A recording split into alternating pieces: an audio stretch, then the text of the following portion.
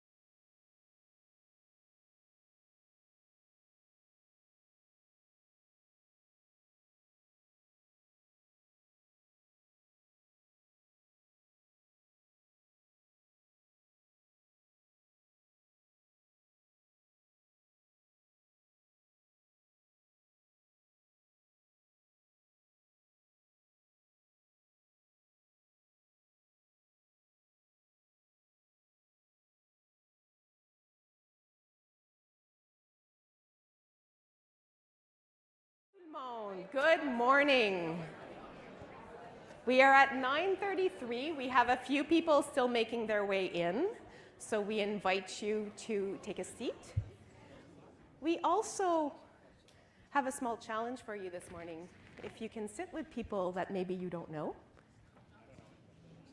so we can get to know some new people today, have different conversations. Good morning. On a day-to-day basis.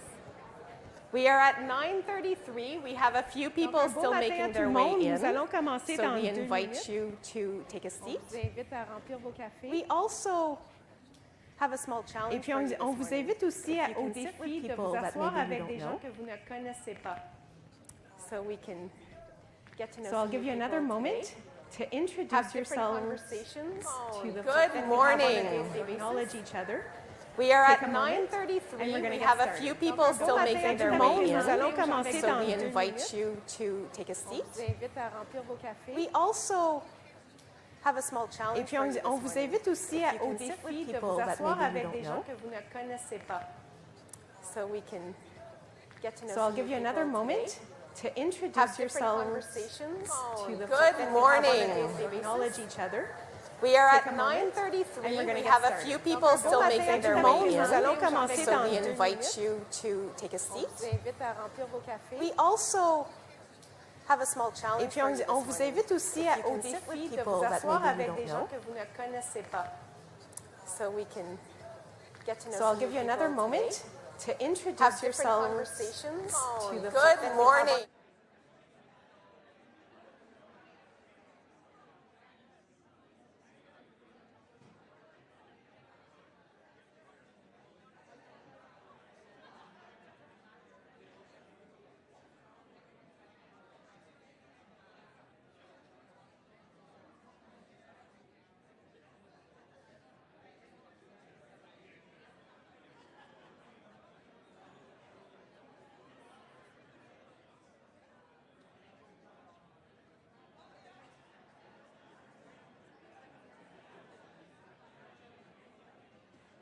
question.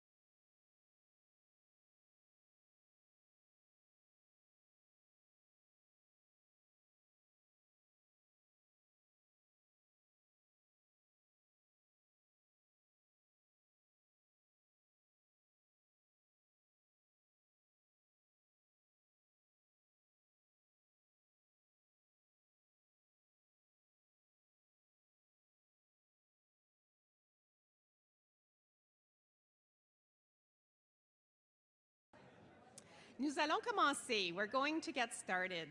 Donc, merci d'être parmi nous ce matin. Thank you for sharing your day with us today. In partnership with the United for All Coalition and the Community Equity Council, the Ottawa Police Service welcomes you to the 7th Annual Human Rights Learning Forum. This forum is on a healing journey and understanding the trauma of hate and bias. On my personal journey to reconciliation, and as a settler on this land, it is with much gratitude that I recognize that the lands on which we are hosting the 7th Annual Human Rights Learning Forum are on the traditional unceded territory of the Algonquin Anishinaabeg people. C'est avec gratitude que je reconnais que les terres sur lesquelles nous accueillons le 7e Forum annuel d'apprentissage sur les droits de la personne sont situées sur le territoire traditionnel non cédé du peuple algonquin Anishinaabe. Pour commencer notre cheminement d'apprentissage, j'aimerais souhaiter la bienvenue à Grand-mère Irene Compton. I offer a warm welcome to Grandmother Irene Compton, who has kindly offered to start us on our learning journey today with a blessing. Grandmother Irene.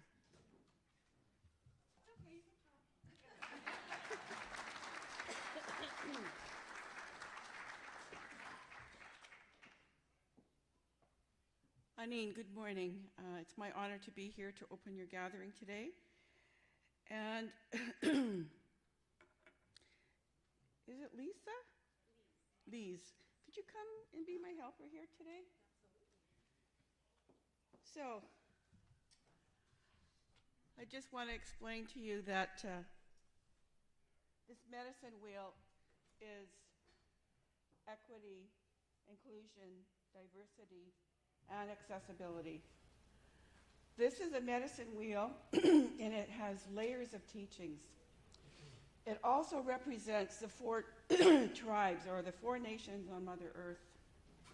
So in that eastern doorway, that's where all the Middle Eastern and Asian nations are.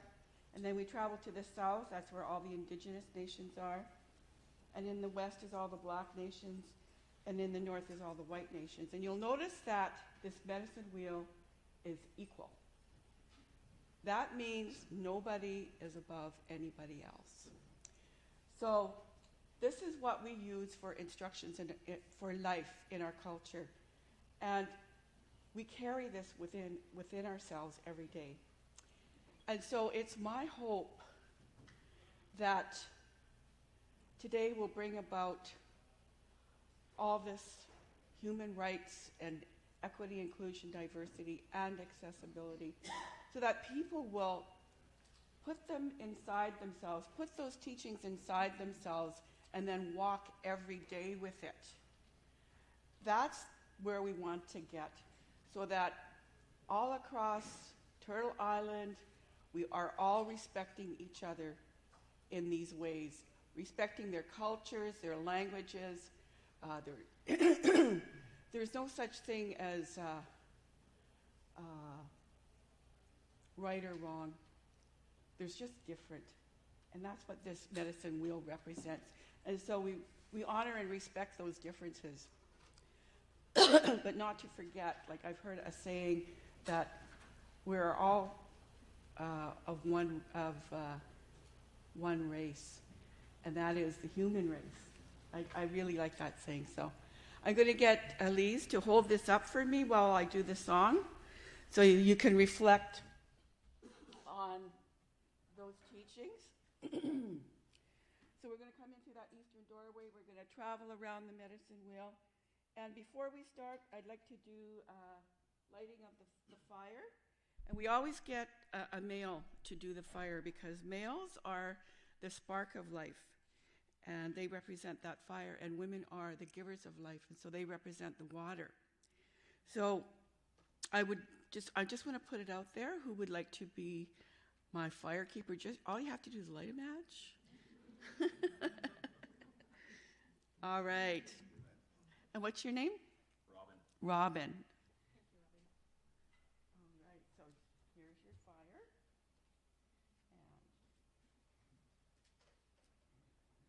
So as soon as we light those medicines, that's when those ancestors start to come in.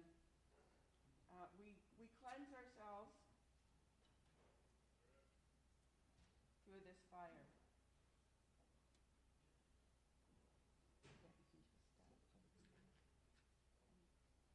Thank you very much, Robin.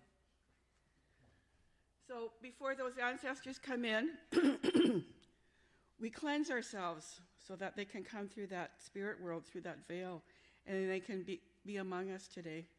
We all have ancestors, so I want you to think about your own ancestors as we cleanse ourselves. We're going to cleanse our minds so that we'll have clarity and understanding. We're going to cleanse our ears so that we will listen with intent. And we're going to cleanse our eyes, especially to see a good pathway, a good way forward. And we're going to cleanse our mouth so that we be respectful to say good things to one another.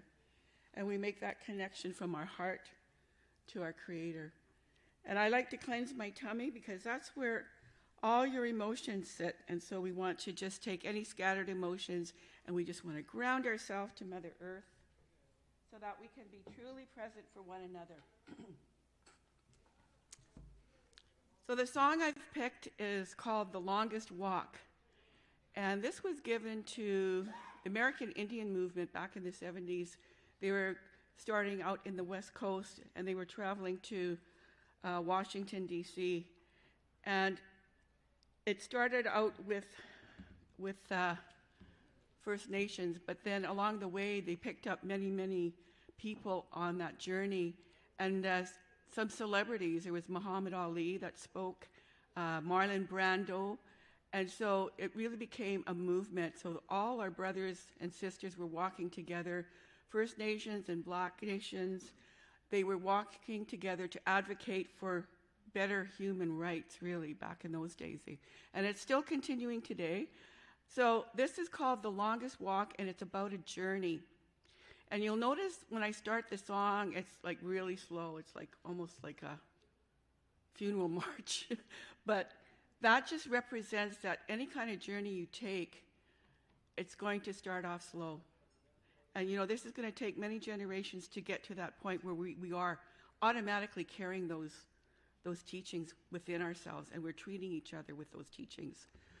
So I'm going to do 4 honor beats, 1 for each direction, and if everybody can rise, we'll start this beautiful Longest Walk song. And I like to get my helpers in the audience to sing with me, so feel free. It's a very simple song. Okay, here we go.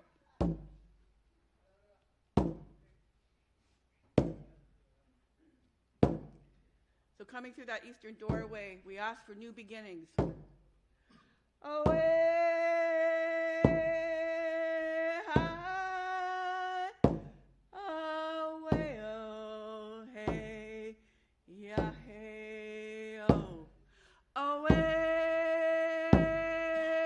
high, away, oh, hey, yeah, hey, oh, away.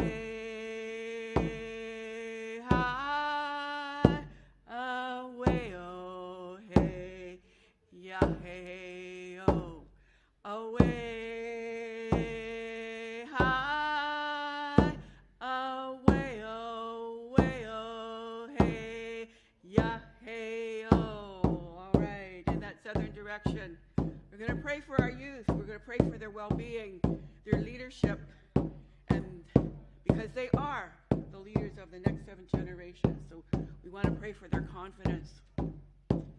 Away.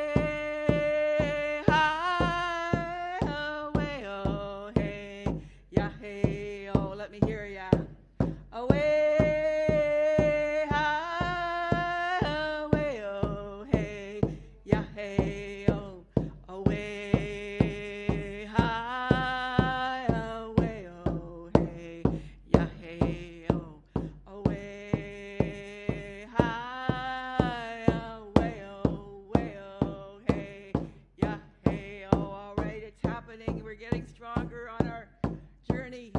And in that western direction, that's where the bear sits. And the bear represents courage. The bear is the protector of the community and stands up for the vulnerable. So let's ask for that bear spirit in our gathering today. So let's hear you sing.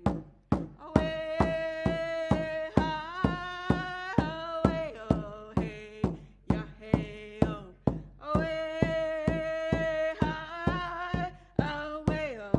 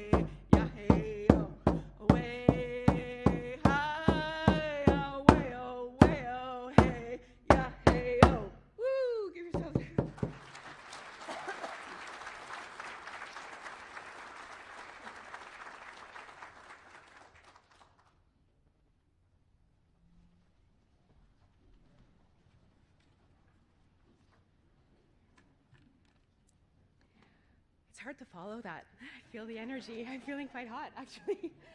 If I can ask our helpers to advance the slides, please.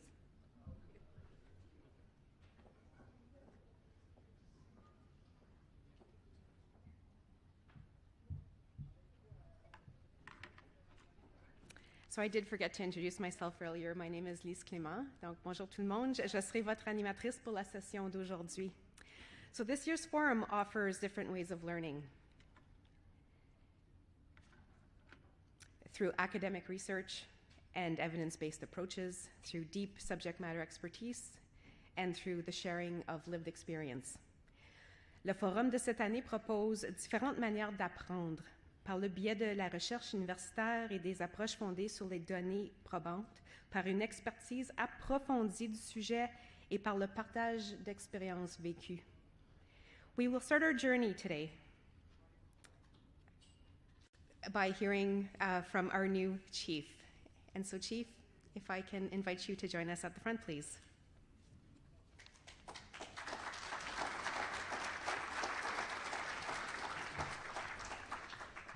Thank you, Lise. I thought I was second. I just had a muffin in my mouth, so you caught me off guard, Lise. Good morning, everybody, and welcome to the 7th Annual Human Rights Learning Forum. It's a pleasure to be here. I think they were aiming, Dave, for 150 people, and I understand we got about 180 here, and unknown people, amount of people watching on YouTube too. So that's a great start to the day to see all these people here. And for those of you that don't know me, I am, I would say, relatively new to Ottawa. Today is 3 weeks that I've been in my role, and it's been an incredible 3 weeks. A lot of learning for me, but I've met so many incredible people during those 3 weeks from different cultures and diversity areas. And this morning, a lot of people introduced themselves to me, and everybody, so positive, so welcoming. I really want to thank everybody for that. I want to, again, we're pleased, the Ottawa Police Service is pleased to host this event with the Community Equity Council, a great group that works very closely with the Ottawa Police Service, and the United for All Coalition. Of course, our guest speakers to host bias. Together today, we will explore the impacts of hate and bias, potential options for addressing these issues, and how we can support healing within our communities. The Ottawa Police Service, we recognize the pain and harm that hate-motivated crimes and incidents have on our Ottawa communities. The impacts of hate-motivated crimes and incidents can extend beyond the immediate victim and to the family and friends. It causes people to fear being targeted again in the future. It fosters community unrest and threatening our sense of security and belonging. Our community, like others across the country, has seen a rise in hate-motivated crimes and incidents in recent years, so this discussion really is needed today. Being new again, to the Ottawa Police Service, I'm real pleased to see that we have a very effective hate crimes unit led by Sergeant Ali Tugrel. Ali and his team have successfully brought Crown-approved hate charges to individuals this year, which is a great accomplishment. So we need to fully support that unit and keep that positive momentum going in the right direction for his work. I do want to thank the members of the Community Equity Council and United for All Coalition for being such value partners to the Ottawa Police Service and what we're trying to achieve together, the changes we're trying to bring forward, and their commitment to continue and work towards a safer and more inclusive Ottawa. A quote from the United for All Coalition, they've stated in the past, hate, bias, and violence should be seen not only as an attack on a targeted individual, but on the community's health and well-being. Hate tears society along racial, ethnic, gender, and religious lines. And I believe that quote underscores the point that hate-motivated crimes and incidents require a community-based approach to healing along with a robust police response. And together we can make sure that communities know what hate-motivated incidents are, how to identify them, the role of police in combating these types of incidents, and the importance of reporting victimization and the availability of victim supports. I can tell you an important challenge for police is relationship building within the community. We have to have proactive police to community and community to police interactions, communication. We have to build that trust. If we build that trust, then we'll get reports into us. We have to know what's going on, and sometimes that's not there in all the different communities. We get that information, it'll also reduce the potential for misinformation and misunderstanding. This is extremely important to us, and certainly we need to learn and do better to ensure that we have that proper communication. So today, we will take the steps in that direction. It's important that everyone feels heard, is respected, and feels safe. Again, thank you all for being here today and for being part of this positive change our community needs and deserves. Thank you very much.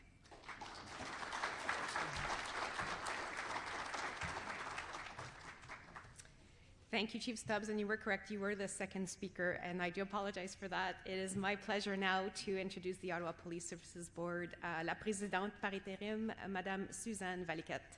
À vous.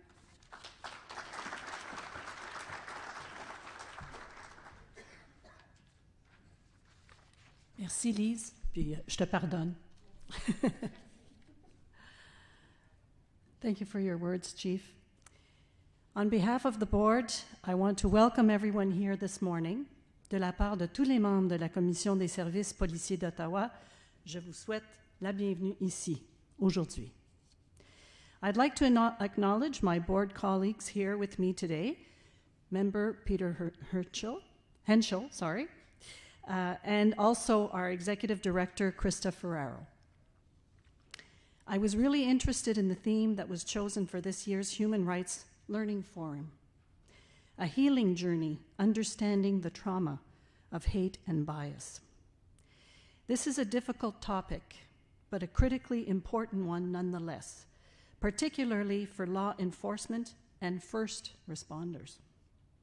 If frontline service providers want to improve how they engage with and assist survivors of hate-based violence, they need to better understand the journey of those survivors.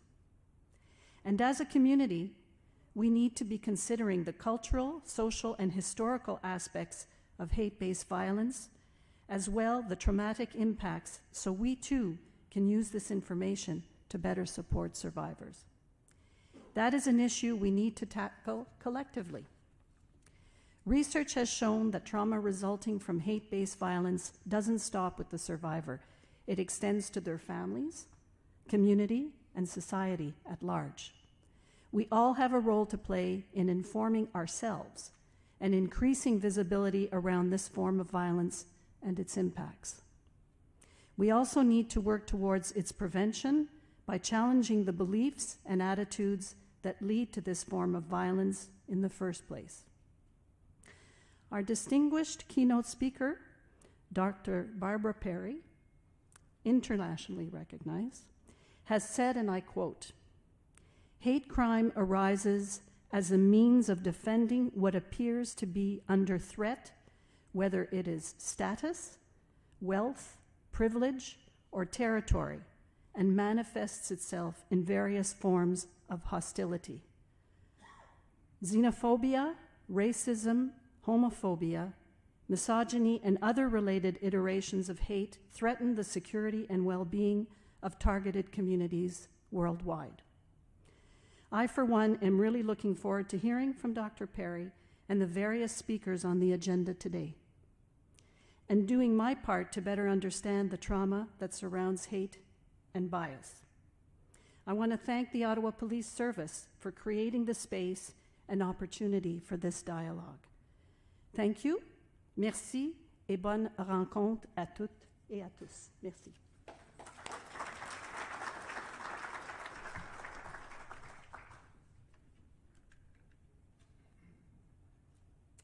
Okay, so I'll get through a little bit of housekeeping before we get into our dialogue and hear from Dr. Perry.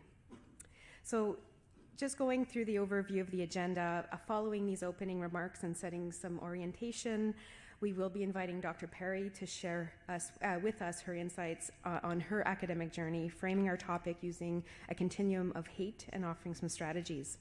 After a short break, we will move to a panel and have a conversation on hate in our community. This segment frames learning through a lens of subject matter expertise and through the lived experience of communities and individuals on our panel. After lunch, we will start with youth leaders in our community who represent the Indigenous community and the Ahmadiyya Muslim community. They will share their lived experience and the great work that they are doing in their respective communities and with the police to make change. This will be followed by sharing ongoing initiatives tied to resources and collaboration between community and the police, and highlighting the work being done within Ottawa Police Services to support its police members. This will be presented with Abidjan from United for All and Sergeant Ali Togrel. Pour caper notre parcours d'apprentissage, nous vous inviterons, membres de la communauté et membres du service de police, à réfléchir aux contributions de la journée et à échanger vos réflexions, votre expérience vécue et exploiter des pistes possibles et positives pour l'avenir. To cap our learning journey today, we will invite you, members of the community and the Ottawa Police Service, to reflect on the day's contributions and exchange your thoughts, your lived experience, and to explore positive paths forward.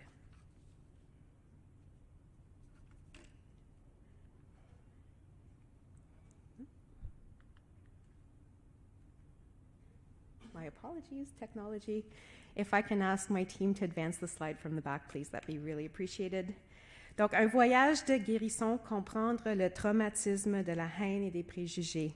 A healing journey, understanding the trauma of hate and bias. Our objectives for today, nos objectifs pour la journée.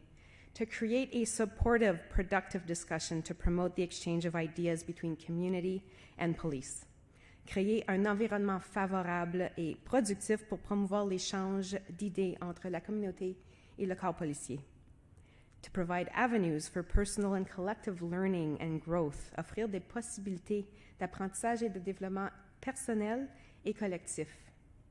To learn through different lenses, academic research, promising practices, lived experience, apprendre par des différentes perspectives, le vécu, la recherche, les pratiques promettantes. And to hold space to support a healing journey. Offrir un espace pour soutenir un personnel de guérison et collectif, ensemble en communauté. To learn through different lenses, academic research, please.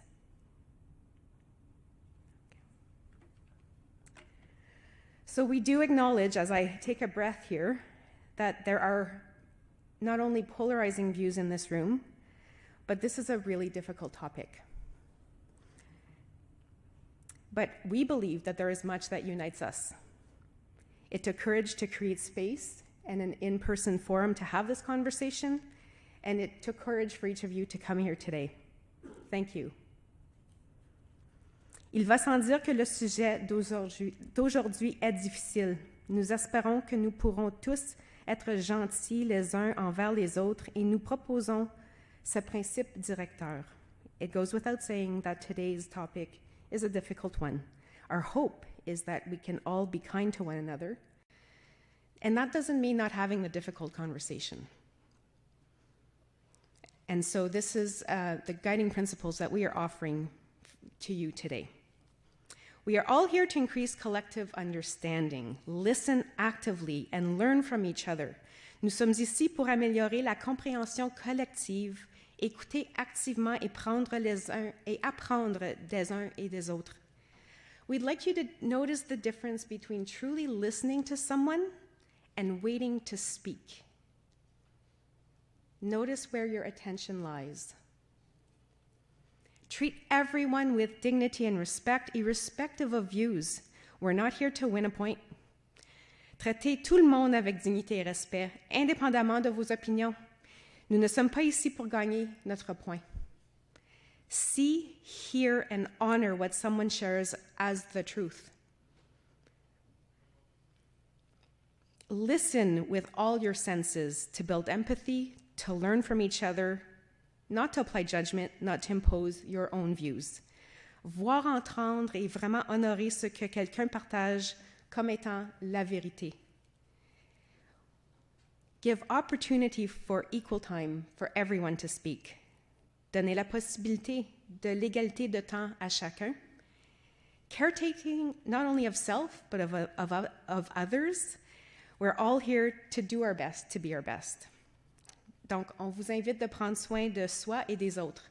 So if at any given time you need to take a break, you need to go outside, by all means do so. We're all here to contribute to a learning environment. This means we will not tolerate inappropriate behavior. Nous contribuons tous à un environnement d'apprentissage et cela signifie que nous ne tolérons aucun comportement approprié.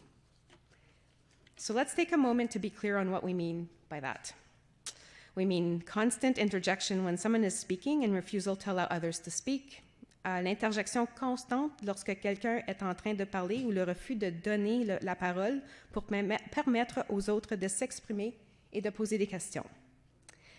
The use of abusive or inflammatory language, unnecessary repetitive questioning, and any aggressive behavior in the space or towards any attendee. Donc, l'utilisation de langage abusif ou incendiaire, les questions répétitives, inutiles et tout comportement agressif dans la salle ou vers les participants. And if demonstrating inappropriate behavior, you will be asked to stop. And if not, to leave the room. So by doing so, we're just refusing to normalize this behavior, and we're respecting everyone here today. Donc, il vous sera demandé d'arrêter de quitter la salle si ces comportements sont démontrés. Et en agissant ainsi, nous refusons de normaliser ce comportement et nous respectons tous ici aujourd'hui. Okay, so there are several ways for you to engage with us today. And the next slide, please. We are giving you permission to use your device today. Yay, right? All right, so this is the moment. If you would like to engage online while you are in the room with us, we will invite you to take a photograph of that QR code. It's also at your tables on the 10 cards. Donc, on vous demande de prendre une photo du code QR qui va vous amener à un Slido. Le code QR est aussi sur vos tables. Folks online are also going to be participating using that link, and you will see all of the comments coming in from the community all day on your device.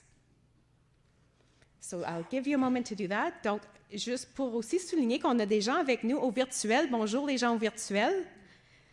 Vous pouvez aussi participer avec nous sur le code QR et les questions seront possibles de revoir sur vos portatifs. So let's take a moment. Those at home as well, you could also decide to open this on your browser, so you have a little bit more real estate to be able to view the screen. Okay, so I see a few of you joining us there now. Perfect. Autre moyen de s'engager aujourd'hui. Sur vos tables, vous avez des post-it avec des marqueurs. On vous invite, si vous avez une question ou un commentaire que vous voulez partager avec nous, et la technologie, c'est un peu moins confortable pour vous, vous pouvez l'écrire. Un lever de la main, quelqu'un de notre équipe va le ramasser. Ou vous pouvez l'amener à Bryn, qui est en arrière. Bryn, bonjour Bryn. Bryn fait partie de notre équipe, donc vous pouvez amener vos questions à Bryn. So, at your tables, you have post-it notes and markers. If you prefer to write down, I'm old school, I like my pens and my paper. By all means, write your question down, or even a comment. All of those questions and comments will form part of the report. And so we'll invite you to raise your hand, we'll pick it up, and it'll be part of the questions and answers period, or you can go bring it to Bryn at the back. Bryn, a quick wave. Thank you, Bryn. And another way to engage, raise your hand. So we will have question periods throughout the day. We invite you to actively raise that hand. We have a couple of our facilitators who will walk around with wireless microphones, and we would be glad to come and see you. Donc, durant les périodes de questions, vous pouvez aussi lever la main. Nous allons venir vous voir et quelqu'un de notre équipe va vous passer un micro. We're good? Thumbs up? Okay. Our keynote speaker for this morning. Donc, c'est avec un grand plaisir que nous vous présentons l'orateur principal de notre 7e forum annuel d'apprentissage des droits de la personne, sur le thème d'un voyage de guérison, de comprendre le traumatisme de la haine et des préjugés. It is with great pleasure that I introduce you to our keynote speaker for our 7th annual Human Rights Learning Forum. Dr. Barbara Perry is a professor in the Faculty of Social Sciences and Humanities at Ontario Tech University and the director of the Center on Hate, Bias, and Extremism. She also holds a UNESCO chair in hate studies. She has written extensively on social justice generally and hate crime and right-wing extremism specifically. La Dr Perry a publié plusieurs ouvrages couvrant chacun de ces domaines, notamment diversité, crime et justice, notamment Diversity, Crime and Justice in Canada, In the Name of Hate, Understanding Hate Crime, and Right-Wing Extremism in Canada. In 2019, she published Right-Wing Extremism in Canada with co-author Ryan Scrivens. Her work has been published in journals representing diverse disciplines, including Theoretical Criminology, Studies in Conflict and Terrorism, Journal of History and Politics, and American Indian Quarterly. Dr. Perry continues to work in the area of hate and has made substantial contributions to the limited scholarship on hate crime in Canada, including work on anti-Muslim violence, anti-Semitic hate crime against 2S LGBTQIA+ communities, the community impacts of hate crime, and right-wing extremism in Canada. She is regularly called upon by policymakers, practitioners, and local, national, and international media as an expert on hate crime and right-wing extremism. Thank you for being with us today. C'est à vous. A warm welcome, please. Thank you. The down clicker is what will control your slides. Okay. Or would you like me to do them for you? No, it's okay. I'll do it. I just hope, because I didn't know what the setup was, so hopefully I forward both sets of slides at the same time. Here you go. We have that coverage for you. Okay.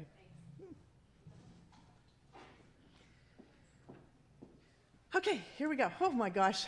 It's been a long time since I've been in a room this large with this many people in person. You know, you get used to that anonymity of being behind the screen. You don't know who's out there. You don't know how many people are out there. So I'll relax into this in no time at all, I'm sure. Really important conversation we're having today, so I appreciate the invitation. I'm really honored by the opportunity to share the day with all of you and to you know, share what I've learned over the years, but also to benefit from the knowledge that you all bring to this day as well. So very much looking forward to the conversations this afternoon in particular. So I'm really talking about a continuum of hate because there are really three areas that I want to focus on, and that is hate crime, online hate, and right-wing extremism. And I do see these as intimately connected. Maybe not so much a continuum as just a, you know, almost like a Venn diagram, that there's considerable overlap in terms of the motivating forces and certainly in terms of the impacts as well. So I'm just kind of hoping that I actually do have time to get through everything I wanted to talk about, because it is a pretty tall agenda, I think. I'm going to try and keep the slides. Oh, is it just, do we just have it on one side? Okay.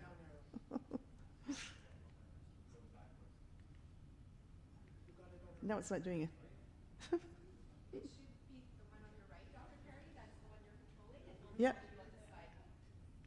Oh, okay, so it's all in one. Sorry. My mistake.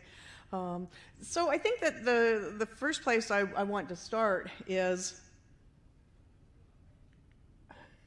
okay, I'm just going, you know what? I'm just going to watch what's over here and forget this, because this is just going to confuse me. Okay, so I want to start by talking about the context for hate, whether we're talking about hate crime or extremism, because it's really important to acknowledge where these come from, because the issues we're talking about are not just individual problems. These are systemic issues. They are grounded in systemic patterns, historical patterns of exclusion, colonization, obviously, and a whole array of other forms of oppression. So important, I think, to put them in the contemporary context. So I think about sort of what are some of the flashpoints? What have been some of the recent flashpoints that have contributed to this really dramatic increase that we've seen over the past few years? And I think that, you know, some of them are pretty self-explanatory in terms of how they've influenced these patterns. And in particular, I think, you know, we like to lay the blame at the feet of Donald Trump because, I mean, he was so horrific in terms of, continues to be, I should say, in terms of not just the narratives, but also the practices and policies he put into place, which were intended very much to stifle, to further oppress, to exclude particular communities. And I think we all know who those are. They were pretty limitless in terms of the scope. And so we had, of course, Trump 1.0 and now Trump 2.0 claims he's going to run for office again. So what are we going to see over the next couple of years in that run up to first, to ensure the leadership of the party, which isn't quite so certain, I think, at this point, but also should he continue as leader of the party, what will that election campaign look like as well? So I think that, he has continued to foment division, polarization, hatred directed towards a whole array of communities. And that has certainly filtered up into the Canadian ecosphere as well in terms of influencing not just everyday, individual and public opinion, but also influencing public narratives, political narratives across the board. I think what's also interesting is that the reactionary violence that we've seen in response to assertions of rights, assertions of place, demands for respect in the context of BLM, in the context of Indigenous claims for land and protection of land, which has resulted, as it often does, in retaliatory violence. Get back in your place. Get back where you belong. So we've seen dramatic increases in anti-Indigenous and anti-Black violence in the past couple of years as well. COVID, what more do we need to say in terms of the impact of COVID on hate? The conspiracy theories around Jewish communities, around Asian communities, around health authorities, around government policy practice rhetoric. So again, incredible violence, online hate directed towards those very communities. The U.S. insurrection and the convoys together, I think, deepened those divisions, deepened that polarization, and really brought to the fore, in particular, not just xenophobic narratives, but also anti-authority narratives, like we have not seen in a very long time in this country. So all of this is to say that we've come to a point where hatred has been normalized. And I provide some examples here of recent narratives over the past 5-6 years that are part of that, not just Trump, but Canadian politicians as well, who have contributed to this ecosystem, who contributed to what I call a climate of hate, an environment that enables hate to flourish, directed, again, towards an array of different communities. So I can't see them. This is why I wanted this up. But I'm going to move over here and hope you can still hear. So what we see here is, I sort of selected them because of the breadth of the communities that are targeted there. There tends to be a focus, I think, on racialized communities, but we also see, and religious communities, but we also see anti-queer narratives. So it really does run the gamut depending on the individual in question. The consequence of that is a sort of a trickle-down effect in terms of, as we see here, starting with public opinion. So we've seen really dramatic shifts in recent public opinion polls that show increasingly negative attitudes towards a number of diverse communities, again, racialized communities, religious communities, queer community, etc. And in fact, what we've found is a recognition of that normalization of hate as well. So we see here where fairly large proportions of respondents to these polls have said it has become more acceptable to express negative sentiments. It has become more acceptable to express prejudice towards, in particular, Jewish communities and Muslim communities in recent years. Negative attitudes around immigration and contemporary immigration patterns. So we see this last one is particularly concerning to me, that where a large proportion says that non-white immigration is a threat to white Canadians, right out of the playbook of right-wing extremists. Very worrying. Okay, so before I come into talking about what are some of the patterns that we're seeing, I just want to highlight one of the things that we're here to talk about, and that is, what are the harms? What is the trauma? What are the effects, short-term and long-term, of hate crime? And some people have already made reference to this notion of hate crime as being, sort of something that affects a whole community. I think that's really important to acknowledge. So what I've suggested here is that there are, sort of an array of harms associated with hate crime from the individual to the collective.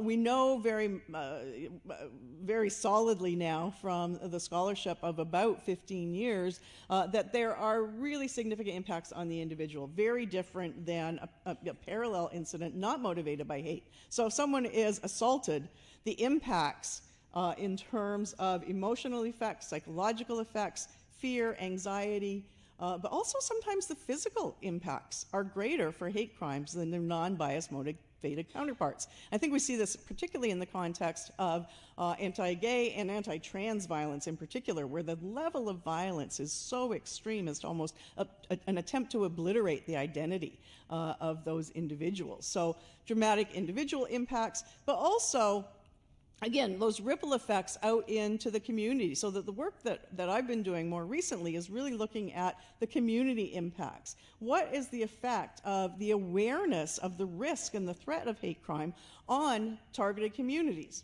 And they're very similar to the effects of direct victims, the fear, the anxiety, often hostility towards perpetrator communities. So a whole array of effects there. So it really is a message crime. People recognize that it is not just something that is a message or a narrative or an action that is meant to constrain the behaviors of that individual who's targeted or that institution that's targeted, but is meant to say to the whole community, you're not valued, you're not welcomed, right? You don't belong here. So that does spill out into the broader community. And the last point here is about sort of the broader social impact.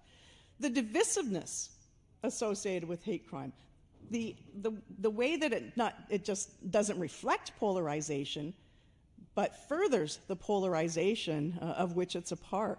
So we look at it as something that sort of lays bare the contradictions, lays bare the historical and contemporary patterns of exclusion, sort of lays bare the myths of our commitment to inclusion and respect for diversity.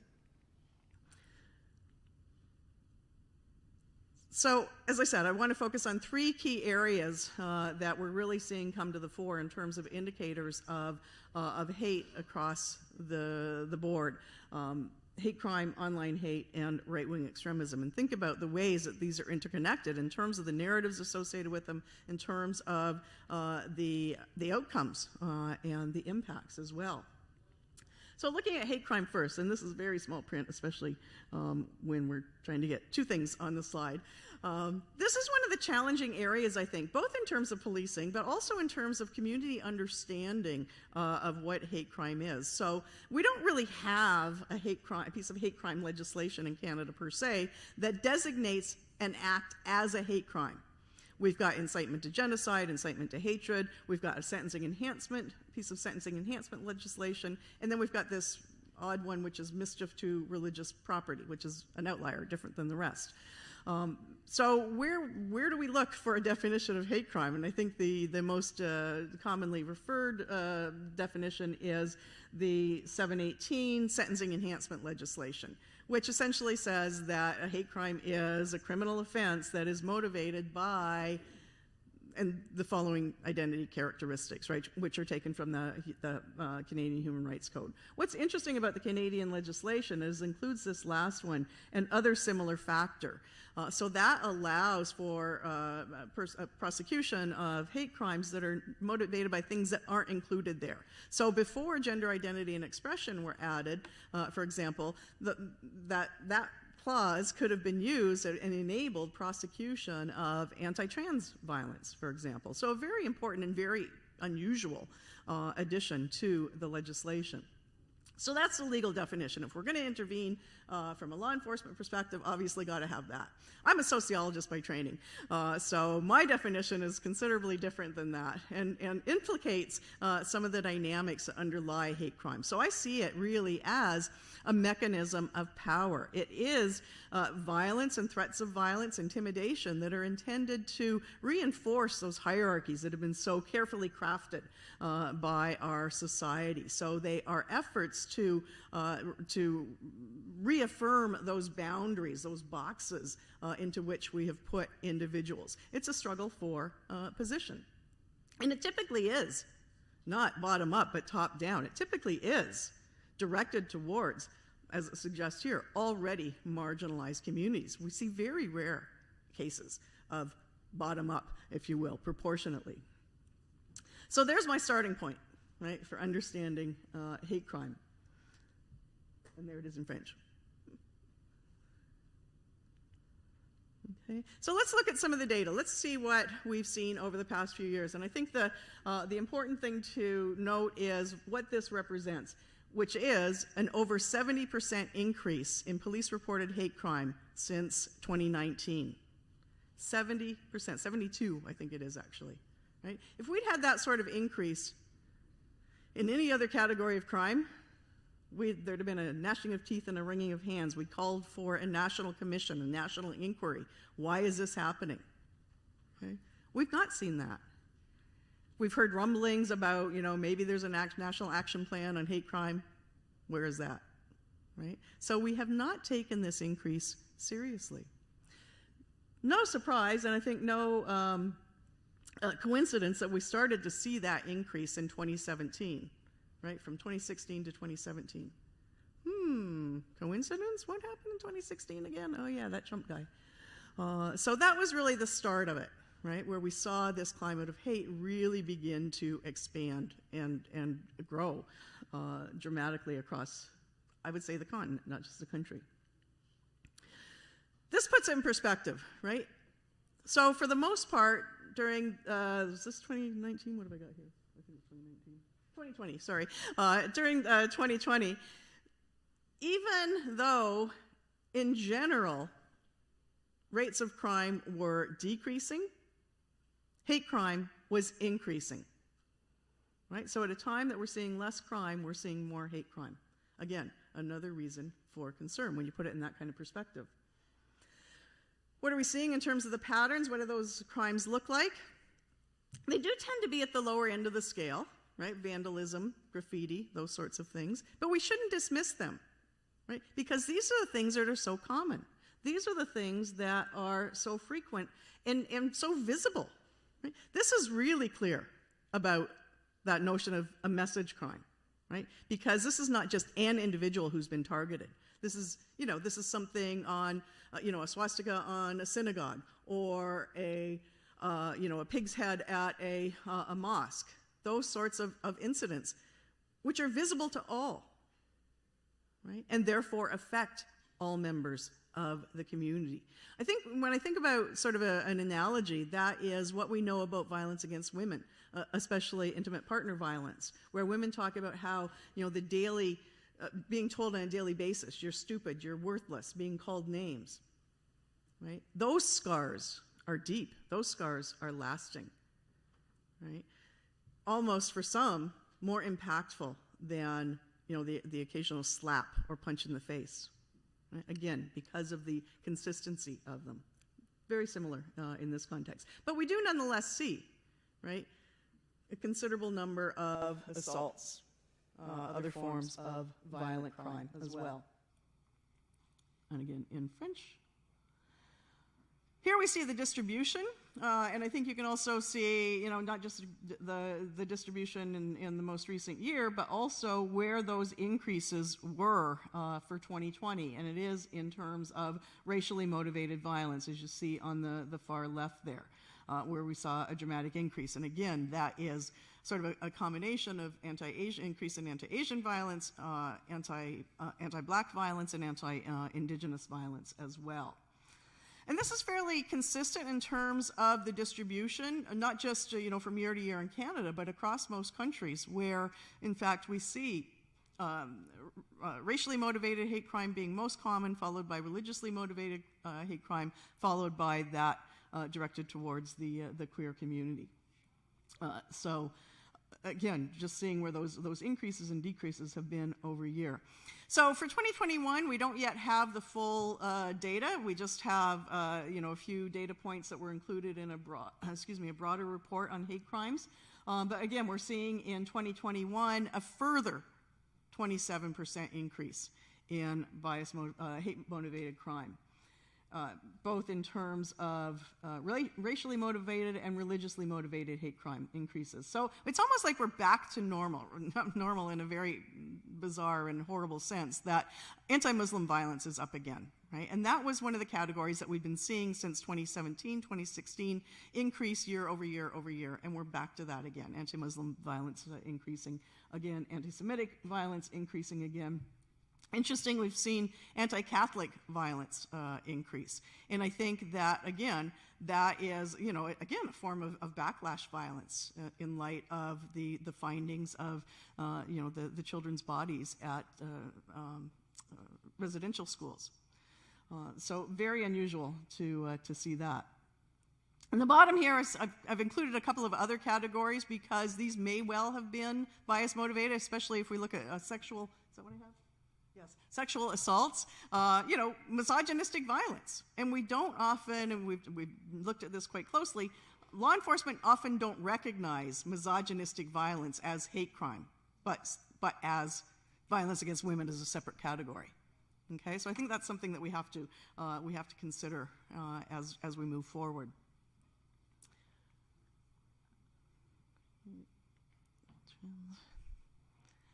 This is the sticking point, right, in terms of reporting. So the data that I've just shared with you was police-reported hate crime, tip of the iceberg. And there's the inverted iceberg in some respects. So any given year we see around, in the last couple of years we've seen somewhere around 2,000, a little under 2,000, a little more than 2,000 a year. In 2019, the General Social Survey, which is a national survey, government-sponsored survey, it asks questions about criminal victimization and then follows that up with questions about, do you think that was motivated by some identity characteristic? And what we see in 2019 is that there were almost 250,000 reports of hate-motivated crime. Okay, where people thought their victimization was motivated by hate.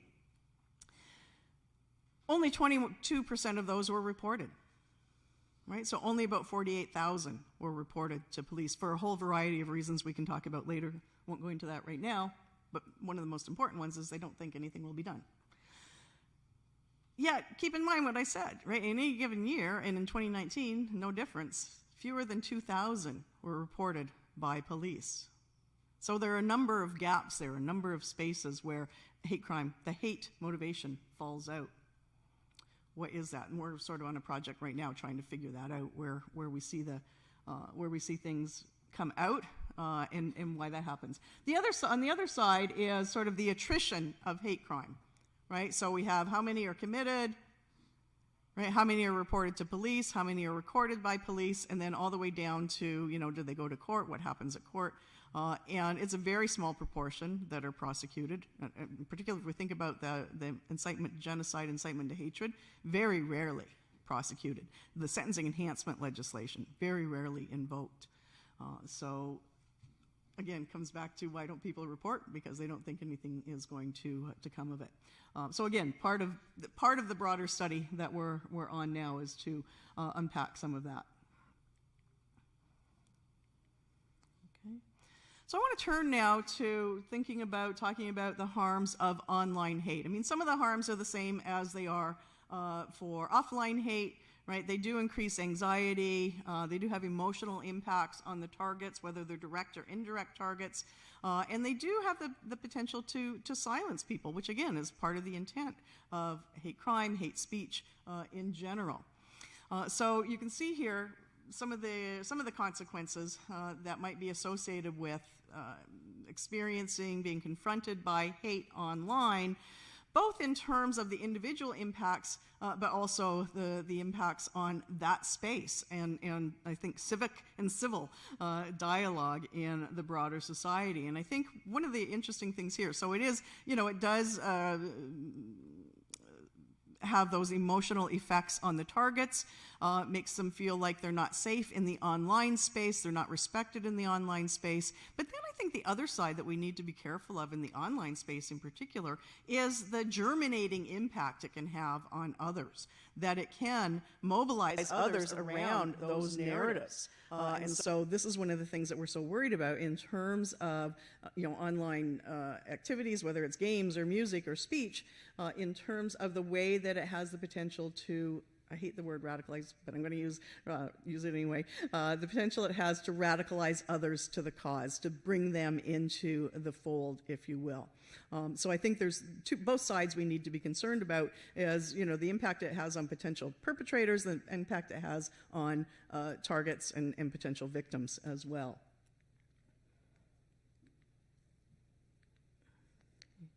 Where do we see the online hate? Everywhere.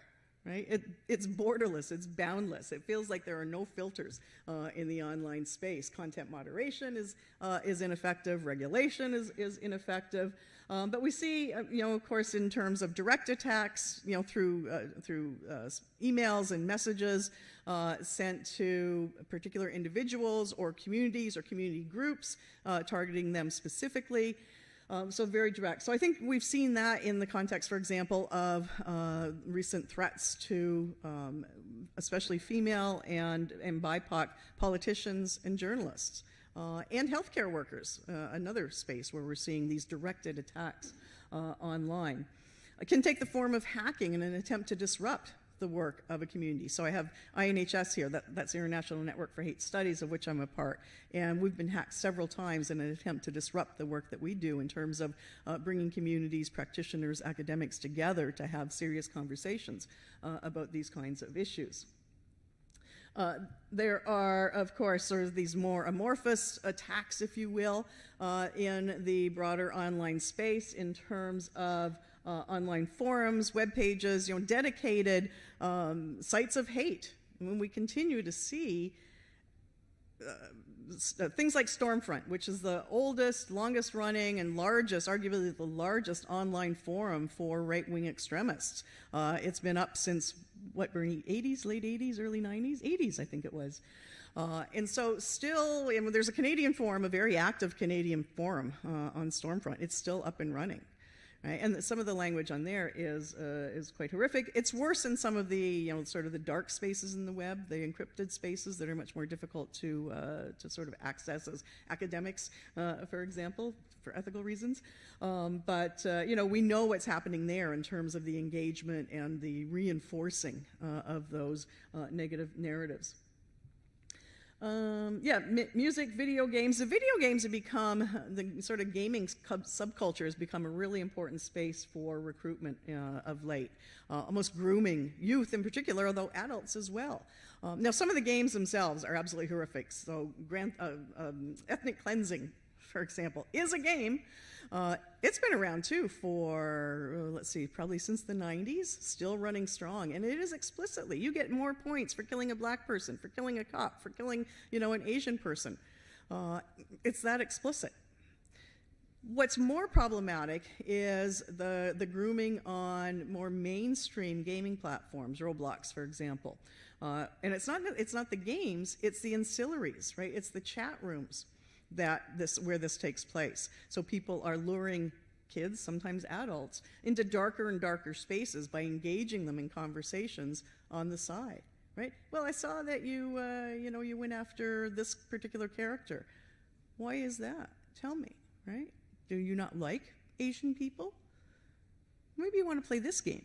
And just leading them in gently. And it's not a linear process, and it's not an immediate overnight process. It is a grooming process that takes some time. A whole array of spaces where you can find this sort of hate prevailing. You can see here the exposure. This is where we live.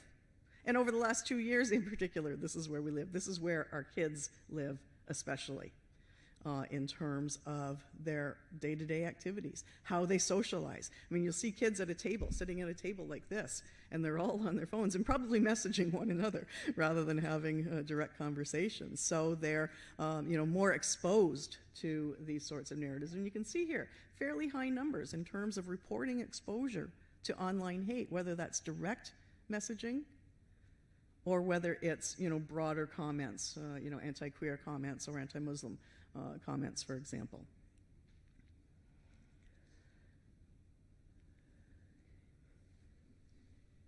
Oh, okay.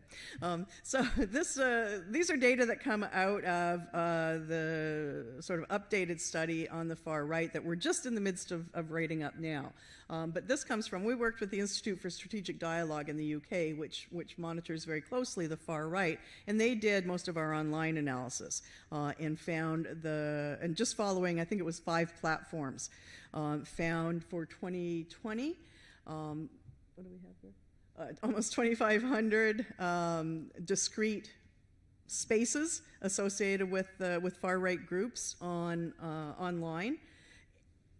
And you can see the number of posts there, but I think the important factor to keep in mind here that they produced over 1 million contacts or kinds of engagement with audiences. So again, now a lot of that is probably me and Bernie. So there are some that are visiting these sites as part of research, but it's also an awful lot of sympathizers who are looking to consume the messages that are available in these online spaces. So looking at the platforms that we addressed, of course 4chan is defunct now, but looking where we looked at the spaces, and these are the sort of directed slurs and use of racist or homophobic or transphobic language, for example, and you can see where the problems lie. Twitter, and God, isn't that going to get worse now that Elon Musk is at the helm? It's already gotten worse. There's no filters there now. So you can see the distribution across platforms in terms of where the most damaging spaces are. Okay, which brings us then to sort of the last piece here, which is looking at right-wing extremism. Now, interesting, when we published our first study in 2015, I think we had like 5 little circles that included skinheads, neo-Nazis, and white supremacists. This is what the movement looks like now. It's much more amorphous. It's much more specialized, refined, dare I say, in this context. In that the idea, so we sort of started to see it not so much in terms of groups, but more in terms of, as we suggest here, the idiosphere, right? What are the narratives that inform the contemporary far-right movement? And they're very extensive. I don't think we have time to sort of talk about all of them here right now. Happy to have that conversation later or offline. But I think the ones that we really need to worry most about, I would say 3 really. Accelerationism, patriots, and then the lone actors. So the accelerationists, that's what after the January 6th insurrection, I think even in the context of the convoy, this is what we were really worried about, were those accelerationist groups. So accelerationism, it is what it says on the tin.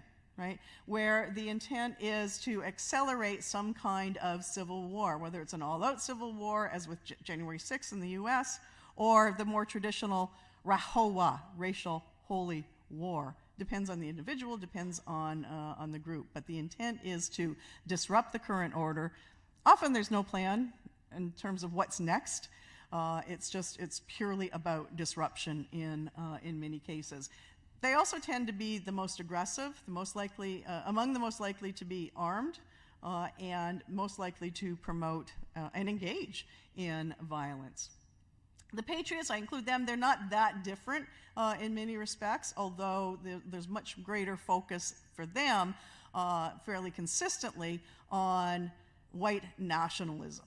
Right, and white supremacy, the need to defend traditional Canadian values and culture from all of these invasions that we're seeing. But again, they tend to be heavily armed. Many of them have law enforcement or a military background, so they're armed, they know how to use those arms, and then they're informed by xenophobia. Very dangerous combination. And I focus on lone actors because of what we've seen in recent years, and I'll come back to this. But I think lone actors is really a misnomer, because these are folks that are acting individually. They're not acting as part of a conspiracy or a group, but they're networked. So I actually am referring to them as networked individuals because they're very much connected to the far-right movement. They consume those narratives online and are informed by those. So they're part of that culture, okay, but not acting with a particular group, not necessarily affiliated with any particular group. I'll come back to that in a moment when I show some concrete examples. Oops. Okay. So again, looking at incidents associated with the far right, we saw a dramatic increase through to 2019, a bit of a decrease in 2020. And this was, these were things that we gathered through open source primarily. And the kinds of incidents that we saw, you see here the distribution, and the bulk of them. So keep in mind, in 2015, we were looking actually at because it was the first study, we looked at the number of incidents, violent incidents, criminal incidents associated with the far right between 1985 and 2015, so a 30-year period. And we identified about 120 incidents. In just this short period of time from 2016 to 2021, we saw, I'm trying to remember what the numbers were, I think it was about 600 incidents. Now, the bulk of them were rallies, most of them peaceful, lawful rallies, protests. This is even, I think, an underestimate. I think we had 360 there or something, a dramatic underestimate because there are still cities where you're seeing these kinds of demonstrations, far-right demonstrations on a daily basis almost. But nonetheless, when we take that out, we still have about 150 acts of violence and about 200 incidents that are in some way criminal, whether it's violent or property crime. So still, again, in that very short period of time, far more than we saw in the 30-year scan in the first study. And here's where it gets real. Right? These are the murders we've seen in the past, 7 years, 8 years, that are motivated by some element of the far right. Now, until last week, I was saying just in terms of the mass murders, there were 24. There are 28 now, at least. If you'll remember the murders, the charges that were laid last week for the murders of 4 Indigenous women. I just found that out while I was at a conference last week, and I couldn't get through this conversation. It was that very day. Just another horrific example. That individual who murdered those 4 women and potentially more was formerly affiliated with a virulently far-right group, white supremacist group called Holy Europe. Okay. Where are the conversations about that? Bernie, are you getting calls on this? No. Generally, our phones are ringing off the hook when there is, far-right violence of this kind. We're not connecting the dots here, right? We've ignored that piece of it. I think in general, there hasn't been a whole lot of conversation about those 4 murders, which are endemic, right, and indicative of a broader, longer pattern. So in terms of those those murders with respect to mass murders, so we're now up to 28 in that period of time. Okay, and in addition, there have been at least 4 other individual homicides motivated by some affiliation with the far right. And again, we can talk about the specifics a little later. How am I for time? 15 minutes. Oh, perfect. Okay, I think that's perfect. Okay, so just looking globally, we're clearly not alone, right? We've seen these sorts of patterns. We've seen these sorts of mass murders, heinous mass murders across the globe with increasing regularity and increasing fatalities associated with them. So just a sampling here that you can see, all of which I'm sure you're familiar with. The most recent one, of course, sadly, being in Colorado Springs at the Club Q, the gay club, on the night of sort of a trans a drag queen show. I think no coincidence there. So it is a global problem. It's not just a Canadian problem. What are some of the trends we're seeing? I think I've alluded to this. We've seen a dramatic increase in the number of groups. I'll come back to this notion of groups in a moment. But so in that first study, we identified about 100 active groups, probably an underestimate at the time. In this current study over the last couple of years, we've identified well over 300 groups in the Canadian context, many of them with international ties as well. And that has been, sort of new groups that have been emerging, but also new chapters of groups that we saw already in 2015. But I think what's especially important, or additionally important, is that this notion of group membership is less significant in some respects, because we're seeing a greater atomization of the movement. And this is something that law enforcement have described to us. That is that there are more individuals, floaters I call them, who are consuming what they're finding online, all of that online hate. So they're engaging in some way with these far-right platforms and websites and chat rooms and all of that, but not necessarily affiliating with any particular group. They're sort of cherry-picking, things that suit their needs or their life experiences. And so, they're very difficult, right, to identify because they are floating. They're not necessarily expressing themselves online, but eating what they're seeing, what they're reading. So again, comes back to the importance of the lone actor. We've seen a dramatic demographic shift, so I think we traditionally tend to think about the far right as a young demographic. And the youth are still there. They're still very much an important part of the movement, but we're seeing an aging, shouldn't use that word, older demographic coming to the movement, especially during COVID. So we're seeing, actually it started with the Yellow Vest movement, 3-4 years ago now, where we were seeing more older people, more people with, that are gainfully employed, middle class, upper class, not just blue collar, but white collar as well. People who are well educated. If you think about the alt-right movement, for example, right, the Gavin McGinnis's and that ilk. They are, typically university educated, well employed. Look at the events of January 6th, where you had, accountants and doctors and lawyers involved in that particular movement. So it is changing quite dramatically, and I think that's problematic in terms of interventions then. Kids, especially if they're in school, it's a captive audience. We can get to them. Much more difficult, I think, to engage adults in these conversations, especially now where we're so polarized. So I think that's where the labor movement has a role to play in the workplace.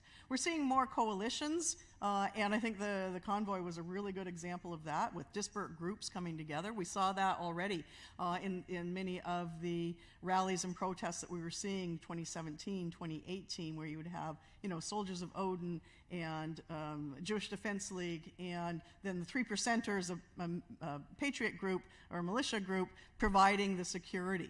And that was something that we hadn't seen to quite that same extent previous to that.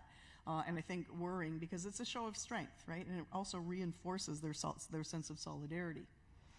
And I think I've referred to this already, that idea of, the fact that increasingly we're seeing attempts to recruit from either former or current military and law enforcement personnel to get that training. There are people who are enlisting, often with the reserves rather than the regular force, to get the training themselves to bring back to the movement as well. So again, that unholy trinity of arms, skill, and xenophobia. So I want to just take a moment to reflect on the convoy and what that told us about the far right and its attempts to mainstream itself.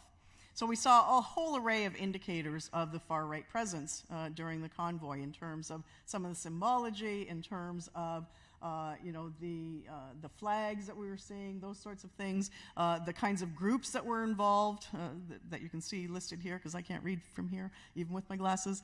But Diagolon, I think, being the one that we all heard so much about, a relatively new group on the horizon.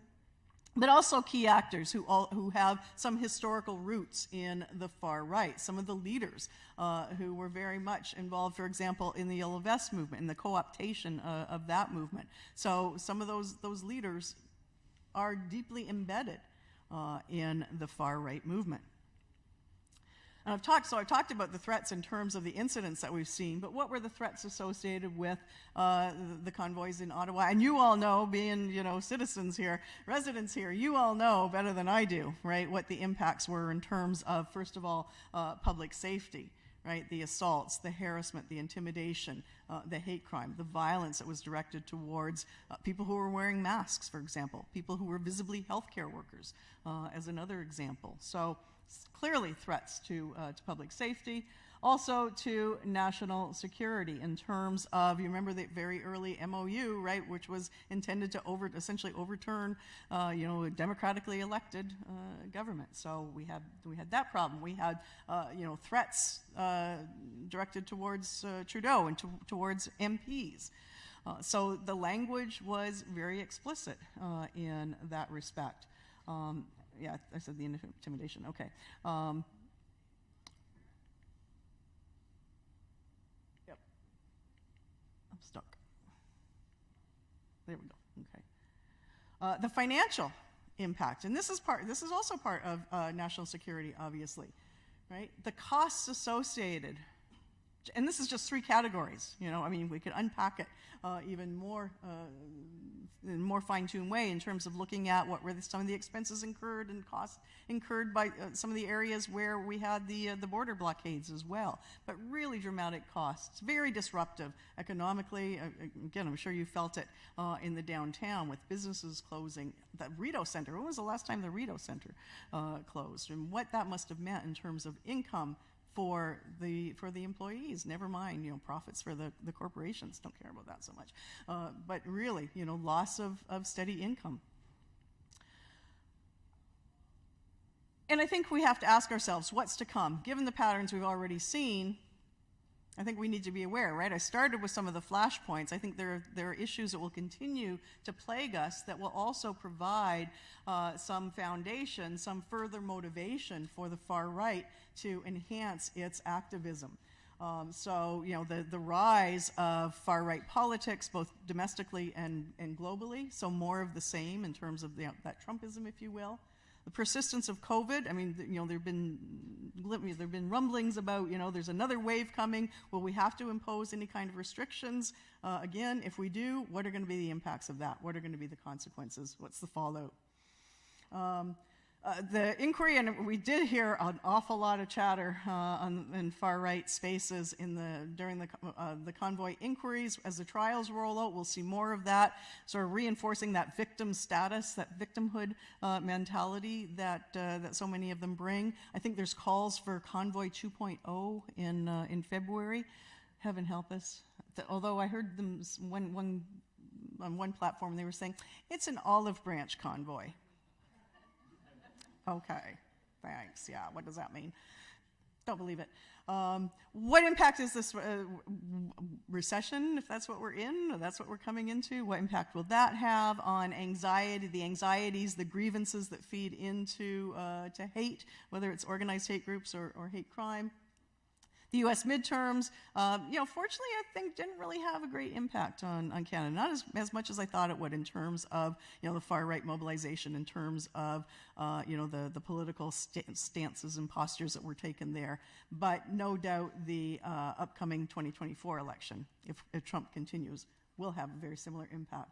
And I think I sort of end with the failure to regulate online hate, given all I've said about the significance of that in this space. And I probably don't have time actually to run through the challenging hate, but these are certainly, if you sort of take a look there, these are all certainly things I think that we'll be talking about as we go along today. And I really, I think, need to highlight this notion of leadership, political leadership. There's been a vacuum in political leadership in this space, and I think we need to demand more. Not just that people don't feed into those narratives, but that they challenge them, and that they challenge the foundations that allow those narratives to take hold. I think that's a very important lesson, especially given where we are today in Ottawa, right? That those messages need to be loud and clear, that we need to demand action in this space. Demand action, as we have for decades on missing and murdered Indigenous women, for example. and hate crime more generally. So I will leave it at that, and thank you for your time and attention.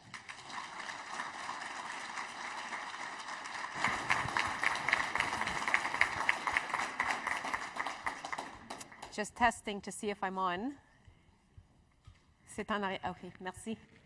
We have time for a couple of questions. We have lots of time for conversation later. And we have a break coming up, and we have lunch. And so Dr. Perry's with us for the day.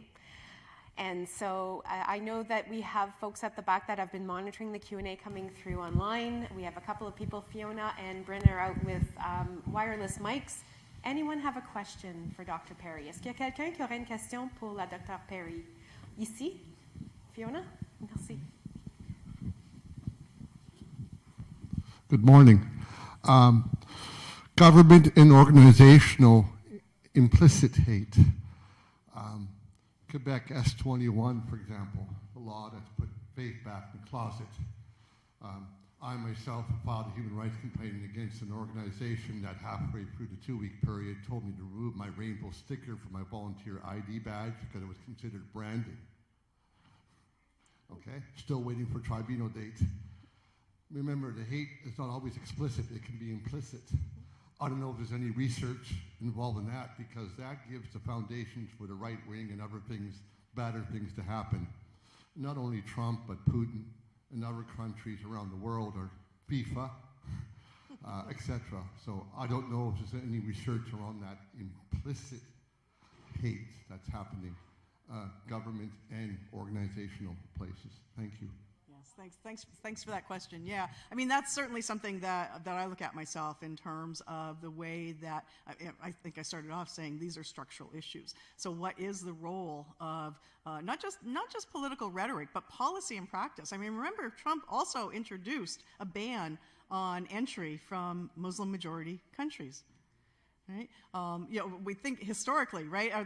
Our drug legislation has typically been used to marginalize and demonize and stigmatize particular communities. So, yeah, it's embedded in government policy and practice, but also you're right in terms of corporate interests as well, right? Which have an interest in furthering, I think, these divisions in many respects, right? Est-ce qu'il y a d'autres questions? Is there anyone else who has a question for Dr. Perry? Over here, and then we'll come over here. Bryn? The lady in pink, please, yes. I'm not sure if you have a direct answer for this, but given what information you've just shared, and understanding that we see elements of this within our governments on different levels, is there research being done on ways of addressing this? Because our court systems are so far behind. Our social structures, our police, for example, are so overwhelmed. They're expected to be parent to everybody and everything to everyone. How do we address that going forward so that we're part of a proactive, lasting solution as opposed to being helpless and feeling lost in this? Yeah. And I thank you for that. I think we need to come at it from multiple directions, and I think that's why I ended with that notion of leadership and how important that is for organizations that are at the front line of this in some respect, whether it's government ministries like Heritage or Diversity, Inclusion, and Housing, or our party leaders. I think that's the challenge, right? Is trying to shift those kinds of narratives, right? They're not going to give up those positions easily. So I think these sorts of venues are very important for that. But I think it is about collective action. Government likes to talk about a whole of government approach. I like to talk about a whole of society approach, because we can't legislate our way out of this problem.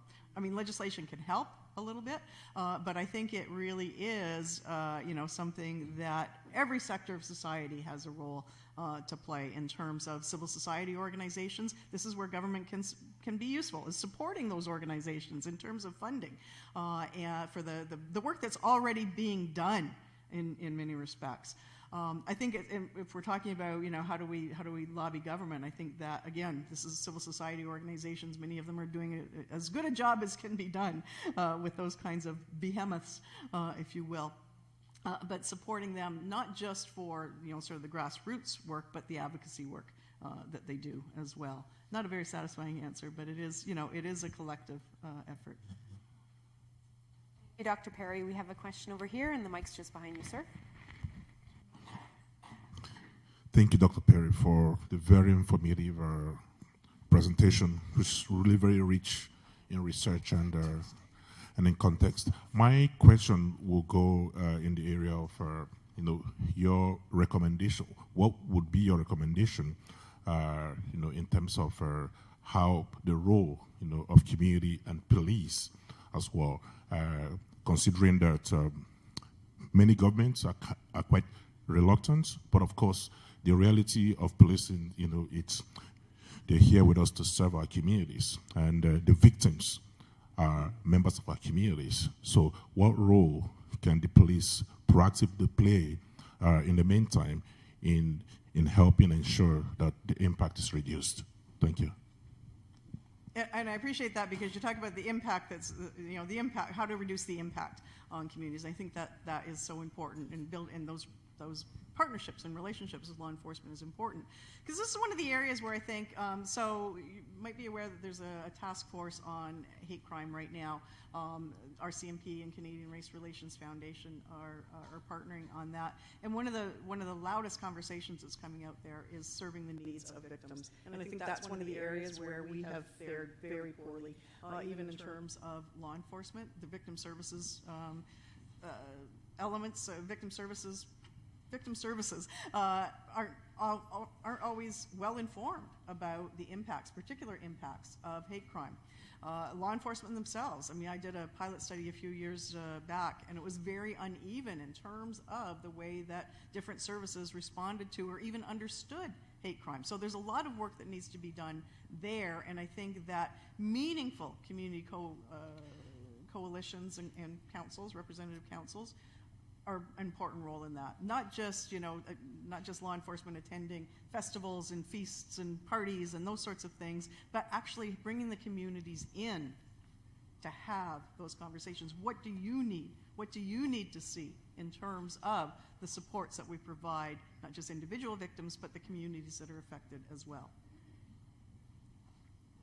Thank you, Dr. Perry. We have someone in the back, and we also have quite a few questions online, and we'll offer one in the room as well before, and then sir here, and then we will break for 15 minutes. So back here, please, and then over here to you, sir. Mm-hmm. Thank you. Good morning, Dr. Perry. My name is Robert Chisholm, Associate Member of the Ontario Society of Professional Engineers.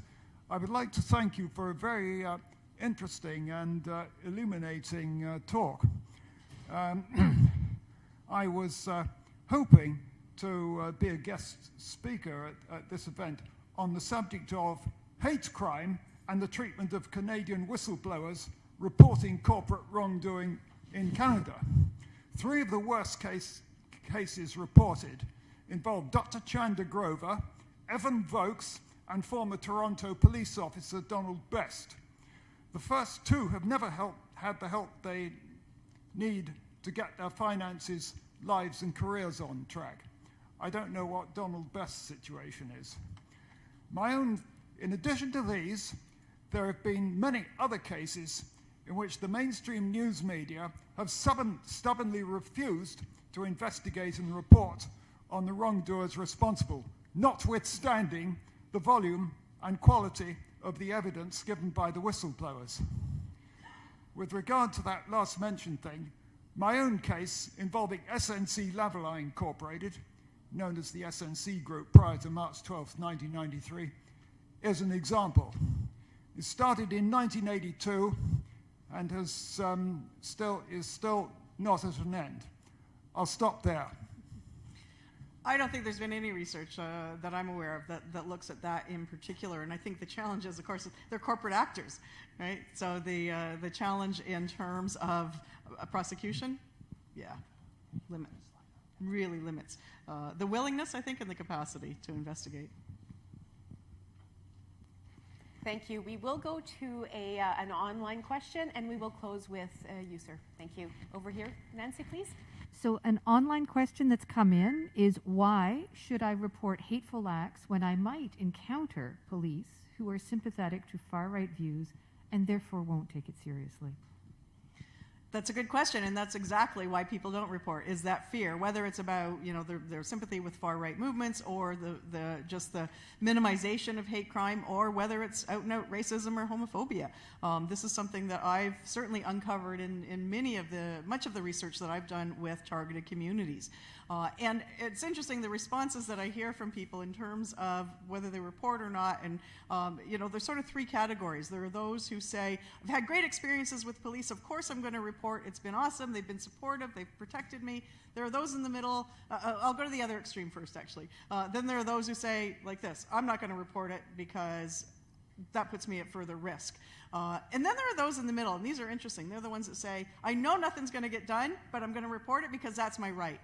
So I think that is really interesting, is sort of, you know, to leverage that to report. But I think it's also, regardless of whether you think anything is going to be done or not, regardless of whether you know, you think that law enforcement are, you know, part of the problem, I think that we have to think about the broader consequences. We have to think about the broader impact of not reporting, right? If data is low, so we've got some say, I mean, think about, let's go to the US example. That's a much clearer one.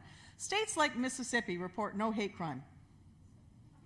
So Mississippi can say, we don't have a problem here. We're good. We don't need to introduce programming. We don't need to introduce any reform. It's all good, right? So if you don't report, if we don't have the data, that gives ammunition then to not intervene and to not try to make a difference in the community. So even if you think nothing's going to happen, even if you think there's bias, please do report, right? Let's get those data on the books. And over here, please. Thank you, Dr. Barbara, for your report this morning about human rights and others. But I didn't hear from you putting that police carding to black people here in Canada. I didn't see in that report. And also, I didn't see also anti-police in the same times. I've been attended many years within a community activities without our police. And the point I come in is to watch out what is exactly in order to find out my rights. So how do you recommend about the according a black community who are police sometimes, not all police are angels. Some police are very nice and some police, they are anti-migrant or black. Thank you. Yeah, and I referred to the earlier report I did on pilot study I did on policing hate crime, and that is certainly one of the issues that came up when in the current project I'm on now as well. And it is that whole part of that whole question about the community trust deficit and what are the foundations of that. They're historical foundations, but in the contemporary era, it is exactly those sorts of patterns. As I said, it's not just the talk, it's not just the rhetoric that leads to that trust deficit, but the practices and the policies that you know, government and agents of government like law enforcement are enacting. So they are part of that challenge in terms of getting people to report, in terms of even a willingness and a capacity to respond as a service. I mean, I have certainly seen services where there's a dismissal, a trivialization of hate crime as not significant, not important. And individual officers as well who say that you're just playing politics here, right? So there's a lot of work that still needs to be done within law enforcement to really encourage them to think about hate crime as impactful. It's not just, again, not just about individual victims, but about the effect it has on communities and community solidarity and safety. Thank you, Dr. Perry. I think that's a good note to conclude our keynote today. If I can invite everyone to give a warm thank you to Dr. Perry.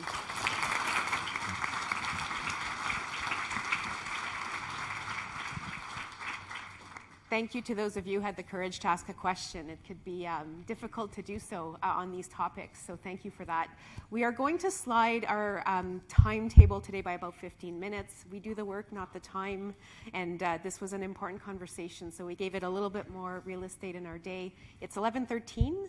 Why don't we take until 11:30, get some air, get something to drink, something to eat, and we'll see you back here at 11:30 for our community panel. Merci à tous. On vous voit à 11h30 pour notre panel de la communauté. Merci.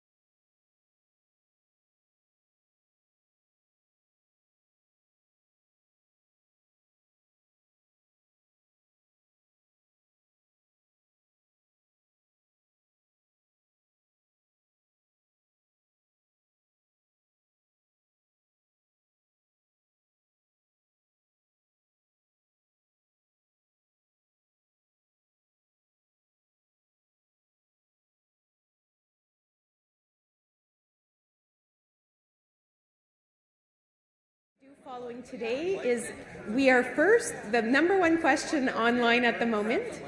If I could get everyone's attention. Est-ce que je peux avoir votre attention, s'il vous plaît? On a reçu plein de très bonnes questions sur Internet, sur le Q&A, et on va les partager avec vous suite à aujourd'hui. So we've received a lot of great questions online today, and we will share them with you following today's session, and to the best of our ability, answer those questions as they are shared with you. The number one question online right now is, will we be sharing the slides? Yes. We have permission from the presenters and from the Ottawa Police to share the full slide package. So everything you see here, as a registered participant, you will receive a copy of that, and it will be posted on the Ottawa Police website. Donc, nous allons partager avec vous toutes les diapos qui sont partagées aujourd'hui. All right, I'm going to take a seat here, join my panelists. Donc, le prochain segment à l'ordre du jour porte sur un dialogue au sujet de la haine dans notre communauté. C'est un sujet difficile pour plusieurs. La prolifération de la haine présente un point de basculement effrayant vers la normalisation de la haine. Nous n'avons pas besoin de chercher loin dans le temps ni loin de chez nous pour le voir encore, et les statistiques de la criminalité seules, sans parler des histoires et des récits d'expériences vécues, indiquent une augmentation et une sévérité alarmante des incidents, et cela fait désormais partie d'une rhétorique de division à tous les niveaux de la politique et de notre société. I tend to move when I speak, sorry. The next segment on the agenda is a panel conversation about hate in our community. We acknowledge that this is a difficult subject, yet an important one, as we continue on our learning journey today. The proliferation of hate presents a scary tipping point to normalizing hate. We don't have to look far in time and far from home to see it again and again. And crime stats alone, not to mention the stories and the stories of lived experience, indicate an alarming rise in the incidents, and it has become part of a divisive rhetoric at all levels of our society and in politics. Our panel will be offering their experience and their expertise on hate in our community, and will approach the subject through their respective lenses. Let's meet them. So Amira El-Gawabi is an expert on issues of media representation, diversity and inclusion, hate crimes, human rights, and civic engagement. Since obtaining an honors degree in journalism and law from Carleton University in 2001, Amira has had an extensive career supporting initiatives to counter hate and to promote inclusion, including as a past founding board member of the Canadian Anti-Hate Network and past board member at the Silk Road Institute. She has served 2 terms as commissioner on the Public Policy Forum's Canadian Commission on Democratic Expression. Last year, Amira joined the Canadian Race Relations Foundation, where she is leading strategic communications and campaigns. And prior to that, she worked in Canada's labor movement in communications and human rights, and spent 5 years promoting the civil liberties of Canadian Muslims at the National Council of Canadian Muslims between 2012 and 2017.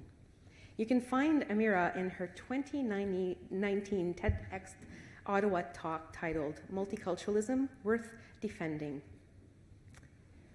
Bernie Farber. Bernie has been acknowledged as one of Canada's most accomplished NGO CEOs with his work at the Canadian Jewish Congress, the Paloma Foundation, and the Mosaic Institute, all focused on creating a better society. Bernie is a published author, newspaper columnist, and appears frequently in the media on issues of hate and extremism. His efforts have been documented in numerous Canadian human rights publications, books, newspapers, and magazines, as well as academic publications. As a popular speaker, we are delighted to have him here today to share his deep experience after a career spanning more than a quarter century focused on human rights, pluralism, confronting racism, and anti-Semitism. Recognized and called upon the courts, media, and law enforcement as an expert in human and civil rights, he is one of the few in the field to be accepted by Canadian courts as an expert in hate crime, white supremacy, and anti-Semitism. Sahara Alolo. So Salada has spent her career working with organizations striving to create meaningful connections between diverse communities after completing a Bachelor of Arts degree from the University of Cape Coast in Ghana, a Master of Arts degree in Human Service specializing in non-profit management, and a doctorate in educational leadership from Creighton University in the US. She's currently the co-director for the Ottawa Guiding Council Secretariat for Mental Health and Addictions, where she is on secondment from Multi-Faith Housing Initiative, where she works with different faith communities to promote affordable housing here in Ottawa. Sahada also serves on several boards, including the Ottawa Muslim Women Organization as the president, an executive member of the African Canadian Association of Ottawa, Canada for Africa group, and with the Ottawa Snowsuit Fund. This month, you will find Sahada on the cover of Ottawa Magazine. Congratulations. In a stunning photo, where she is showcased as a leader who defines the ambition that will shape our city, specifically for her work in affordable housing. Today, she joins us as the co-chair of the Community Equity Council of the Ottawa Police Service and as an advocate for change to build stronger partnerships between police and diverse communities in Ottawa. Welcome, Amira, Bernie, and Sahara. Donc, débutons avec un tour de table de notre panel sur notre thème, un voyage de guérison, comprendre le traumatisme de la haine et des préjugés. This is the 7th Human Rights Forum focused on a healing journey and understanding the trauma of hate and bias. We will invite each of the panelists to take a few moments to share their thoughts on this year's theme and their takeaways from Dr. Perry's keynote presentation today. So let's start with Amira. Thank you so much, Lise. Thanks, everyone. I'm very humbled to be here on Anishinaabe, Algonquin unceded territory. I'm very grateful for the opening that we had this morning. I'm very grateful for Dr. Perry, who I have admired and watched her work grow sadly in prominence, because when we first started having conversations, I think around 2014 or 2013, many people did not know Dr. Perry in this space because she was doing such great work, but it hadn't received the attention that it would eventually lead us to this moment where, sadly, right-wing extremists, where she had seen all the signs that we were heading in this direction, but very many institutions were not paying any attention at all. And actually, that's maybe where I would just start in terms of my reflections. So I grew up in Ottawa. This is my home. I've always taken for granted that I would be safe walking out the door. And when I made a decision to wear the headscarf while I was in university, my father was the one who said, don't do it, because if you do it, you will have many barriers put in your way. And I said to him, as sort of naive perhaps, as some would say, or as I had drank the multiculturalism Kool-Aid that I've talked about previously, I said, no, if I can't do that here, where can I do it in this world? So I wore the headscarf and went on my way. I went to work at the CBC for a few years, and I would say that one of my first experiences with the Ottawa Police Service was where I thought I saw a bit of truth-telling that was really important. And it was when the former Deputy Chief Larry Hill did something that no other senior police official did in this country, and that was admit that racial profiling was real. And when he said that to me at a conference back in 2002, it was front page news, not just in Ottawa, but across the country. Because in Toronto, there had been a reckoning of sorts with data demonstrating that racial profiling was real, despite, of course, what communities have been saying for so long, and particularly Black and Brown communities. And so from that moment, I saw what was possible, and that was a police service that could be truth tellers and serve our communities in a way that is authentic and is about protection, not just for some, but for all. Fast forward to this moment that we're here now, where we're talking about hate. We've been on quite a journey in Ottawa with the Ottawa Police Service to ensure that hate is being taken seriously, and we're not yet there where we can feel fully safe in our communities, and we're not there where we can feel that all police officers know how to respond should there be an incident of hate in the city. But we're on a journey.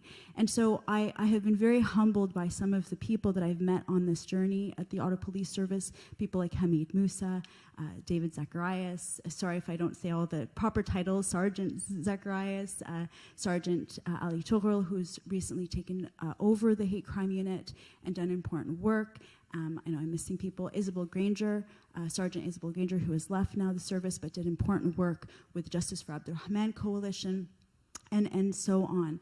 And so it's all these individuals within a system that is very hard to move that have helped to make some change.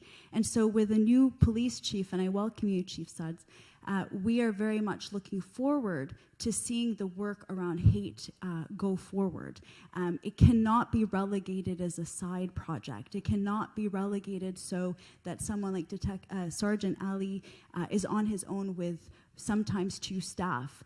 It is a serious threat to our well-being, and as Dr. Perry has said, these are message crimes, and they absolutely impact whether I feel comfortable going out my door in the morning. So I'll leave it there, but just to say how critical and crucial this work is, and I'm very pleased to see officials from the police service and community members who I know will help keep everyone accountable.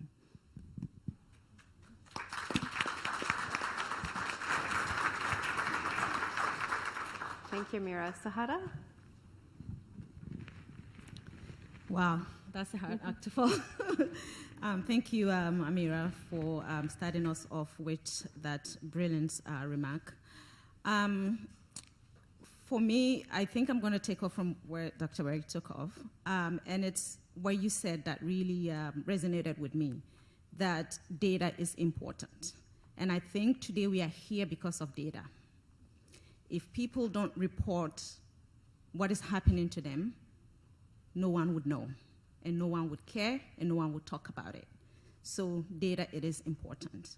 And I'm saying this because I'm thinking back to my young self when I faced hate and just being too ashamed to even acknowledge what I had just faced, or even not even having the words to describe what you have faced.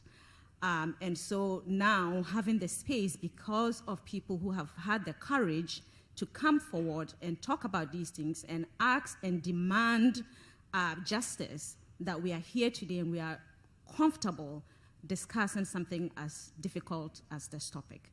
So I really wanted to bring that point home. And just coming from what Amira just talked about in terms of the headscarf and some of the hate that you face just because of who you are and how you look like. And I think that beyond holding institutions accountable and having them be in the space and taking courageous leadership to do something about it through legislation, through just standing up and not being part of the rhetoric and holding leaders accountable who young people look up to, having spaces and promoting hate themselves as leaders of our country.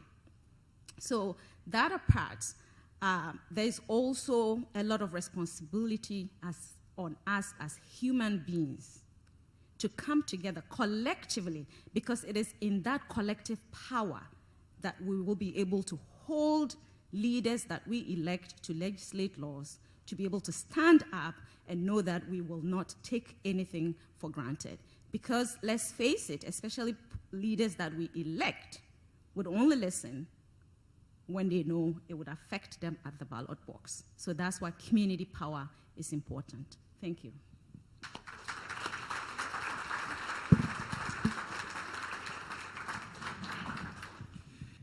Thank you, both of you, for your words. I just want to begin by acknowledging that we are located on the traditional and unceded, unsurrendered territory of the Anishinaabe and the Algonquin people.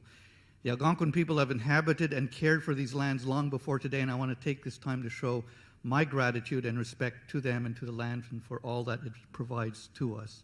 And Irene Compton's introduction today to this seminar just moved me deeply. I also want to tell you that I was brought up in the kingdom of the shadow of death. My father was a Holocaust survivor. He was the sole Jewish survivor of his tiny Polish village of 750 Jews.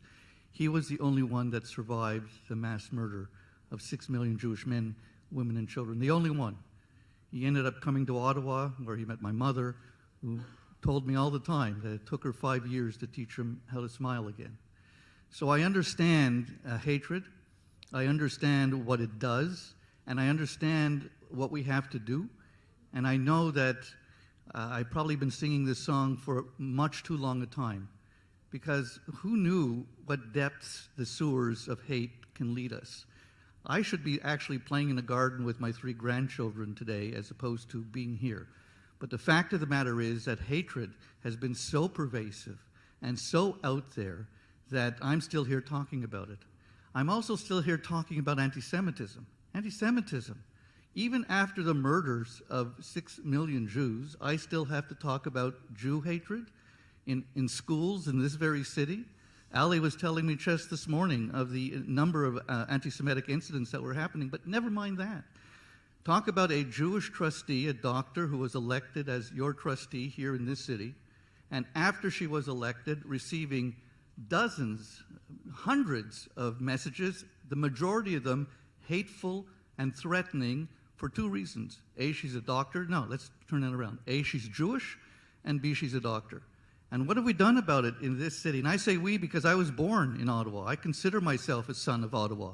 So what have we, I went to Hillcrest High School, folks. I mean, I'm part of this community.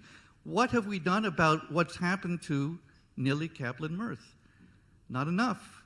There haven't been strong enough statements. Has the Ottawa Carleton District School Board come out and said anything to embrace her and to be part of that? So we have to understand that hatred is a long road. And it doesn't matter if you're a person of color, if you're an Indigenous person, if you're LGBTQ+, if you're perceived to be different by the agents of hate. And let us be clear, the agents of hate, for the most part, are coming from right-wing extremists. People say to me, as the head of the Canadian Anti-Hate Network, well, what about hate on the left? And I say, yeah, what about it? What I'm worried about are those that are walking into our mosques and our temples and our synagogues and our churches and shooting us because they don't like us.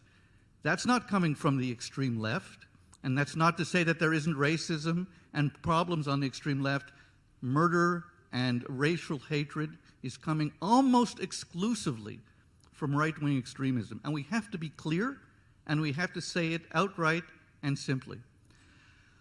I want to leave time for questions. So what I'm going to do is I want to read one little piece of a report that was released yesterday. This is going to shock you because it's not a report that was done in the 1930s or the 1940s. It was a report that was done just yesterday, and it was released by the University of Toronto.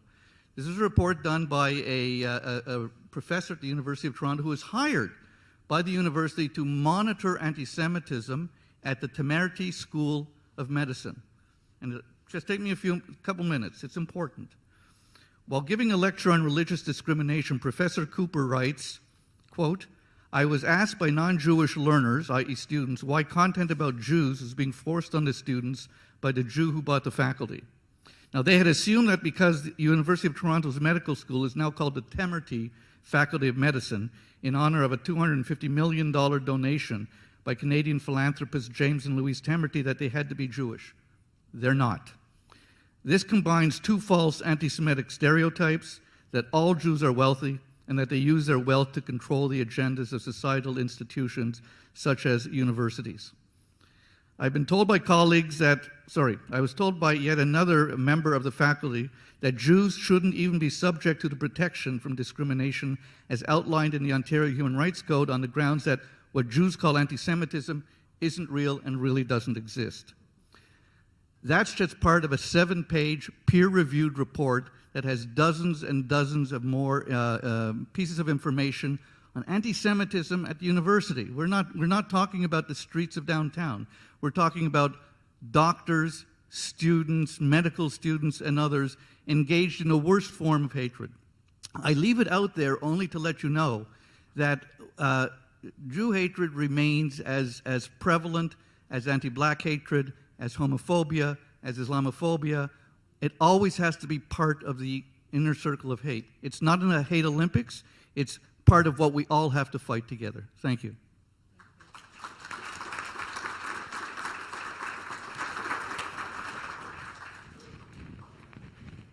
Thank you so much for that, Bernie. So we ended Dr. Perry's conversation with some great questions, and we started to bring back the role of policing in all of this. And so my first question is for you, Amira, and it is, what is that role of police in addressing hate? Donc, quel est vraiment le rôle d'un corps policier dans la lutte contre la haine? If you can share your thoughts on that, please. Okay. So, Dr. Perry pointed out that we saw a 71 or 72% increase in hate crime, just as, and hi Larry, sorry, just as we saw crimes overall going down. So in any other kind of crime where you had that kind of an increase, absolutely, I think there would be real hand-wringing, and I don't think we've seen that. So what can the police do? Well, the first and foremost, it really is important that people who are perpetrating hate crimes are charged and convicted, and that signal is sent. We can do all the outreach we want to do, we can do all the training we want to do, and all of that is important, but at the end of the day, perpetrators have to face the consequences. If there are no consequences, all of this is really for naught, because the signal will be that these institutions are not taking these crimes as seriously as they need to take any other type of crime. And so the Globe and Mail actually did an analysis last year where they looked at the clear rate charges, sorry if I don't have the right terminology, clearance rate for hate crimes, and they found it to be very low right across the country. The clearance charge here in Ottawa was at 8%, where assaults is significantly higher. So the difference, for instance, they took that as a benchmark. Now, I was talking to Sergeant Torrell this morning, and he said for last year, with their unit, they were able to get the highest number of hate crimes charged of any other force in the province. So good to see that that having a hate crime unit is making an impact, and that's good news. Many of us remember where all of a sudden the hate crime unit had disappeared for a bit, and then it reappeared, which was good. And so what we need to see is that type of emphasis placed on providing accurate and enough resources to match the depth of the issue, because there are so many, not just hate crimes, but the hate incidents as well that need to be investigated. Sometimes those can be a clue of what's coming. And so if you miss the sort of the clues, as you all know, the investigators in the room, you will miss what could potentially be a more significant, even deadly attack. So making sure that the resources are there. What we did with people like Sergeant Zacharias and Hamid Musa, and working with past police chiefs, Chief Bordelot and later Chief Slowly, is think about how do we remove the barriers to reporting that exist for victims of hate. And so we had asked for an online, a way for people to report online, rather than, for example, if I'm a victim, I would have to previously call the police to show up and park in front of my house, which is very stigmatizing, or I would have to go into the force, and I may not want to do that. That's very intimidating as well. So having that as an option was something that we looked at. And overall, I would like to say at the Canadian Race Relations Foundation, Dr. Perry mentioned this and has been an advisor, there's actually a look right across the country through the National Association of Chiefs of Police with the Canadian Race Relations Foundation, are now working on setting up national standards around training, around reporting, and around victim support services. And in fact, Sergeant Torrell is on one of the subcommittees looking at training, and Ottawa is being looked at as one of the examples for reassurance protocols. So when a crime is happening in a community, how is the rest of the community, that message that's being sent to those communities, how is the reassurance kicking in? And so Ottawa is one of the top cities for having that type of a protocol that's being looked at. So as I said earlier, this has been a journey that we've been on together. We're not at that final destination where if I am a victim of a hate crime tomorrow, I am assured of a standard of treatment, of a standard of response, that the person who did that to me is going to be held accountable. It's not certain to me in my mind that that is going to be the case as of this moment, but I know that there's many good people who are working on it, and as I said, we're going to continue to push because the police services have to be able to protect us, all of us.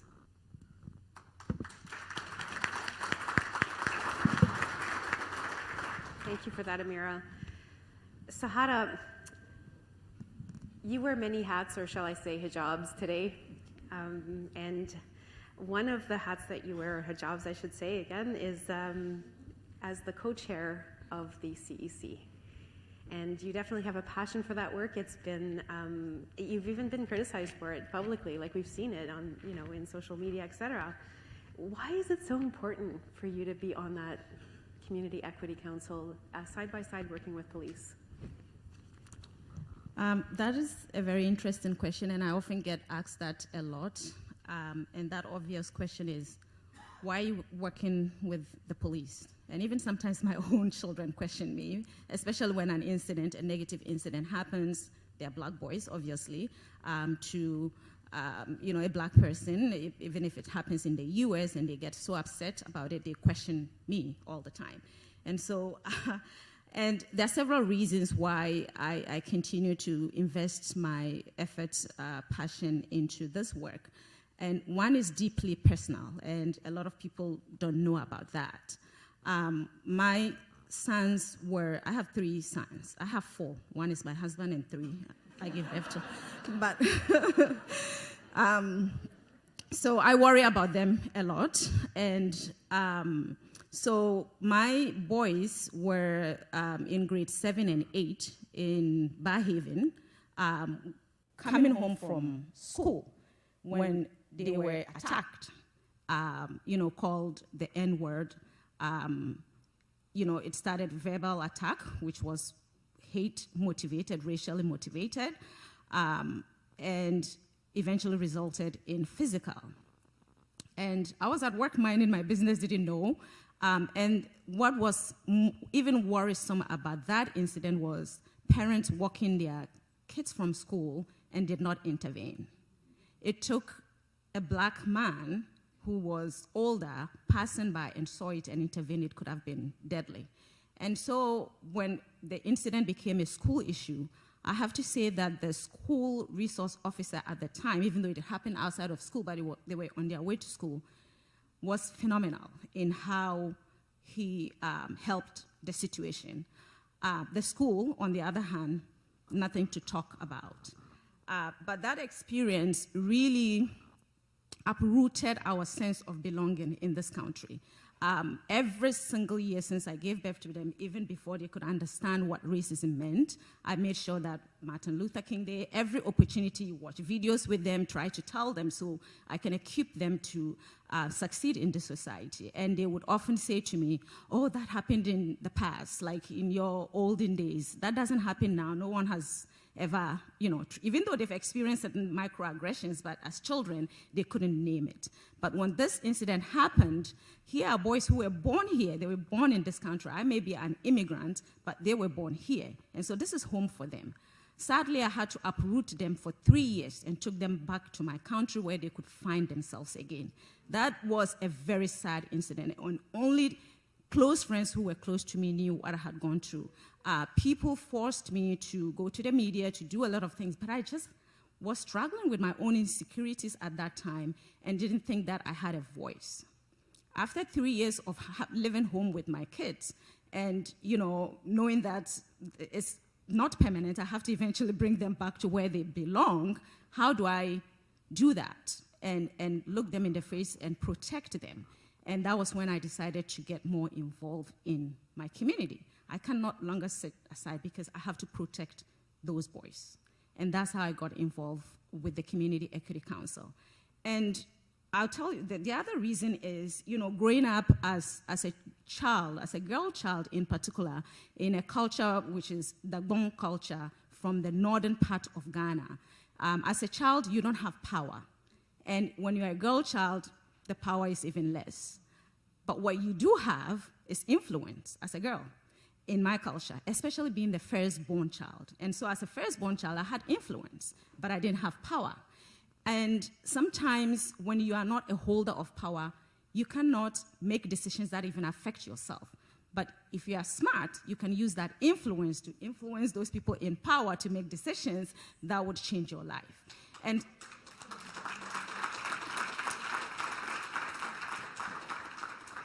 thank you. So as a child and as a firstborn child, I was called the queen, because I am the queen mother. I take care of my siblings. I take care of everybody around me.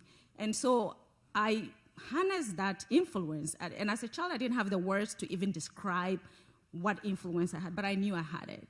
And so I got that insight to be able to use it as the firstborn child to influence in so many ways, where I was the first girl in my family to ever step foot in school. And it was because of that influence. And I used that influence to make sure that every single girl in my family from that day on, even girls who were older than me and didn't get to go to school, had the chance to go to school.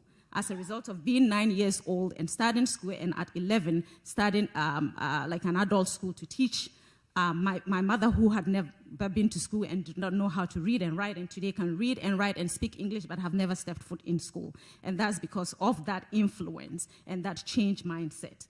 And so as I went back home for 2 years, 3 years, trying to figure out what to do, I went back to that childhood memories. How do I do that in Canada? And I knew the only way I can help is to be influential. How do you do that? Get into spaces where you have the privilege to be part of conversations that help. And so at the Community Equity Council, we are stuck in between, where on one hand you have your own community members questioning you, and rightly so, because of the negative experiences that people have encountered in their interactions with police, right? And so you have people calling you, you are just there as a mouthpiece for the police, you are there as a sellout, because they don't believe that you can actually effect the change. On the other hand, you have, police officers who might not want the change that you are at the table trying to influence, who would also question you and doubt you why you are here and dismiss you, right? And so you have to find the middle ground to be able to use that influence and influence the people in power to make decisions that bring positive change for everybody involved. So I just want to highlight a few of the things that I am particularly proud of, and sometimes when I'm down and questioning myself, am I really making contributions? I look at those things and I'm proud of the work that we are doing. As difficult as it is, and I was saying to someone else earlier, sometimes we make progress and take 10 steps forward, an incident happens. There's never a dull moment when you're working with the police. Incidents happen here and there, and it takes you 10 steps, 100 steps backward. And you have to dust yourself and then pick up and then go again, because there's really no other option. And, Amira mentioned about the hate crime unit, which was there, and all of a sudden, we thought it was there, and it was no longer there.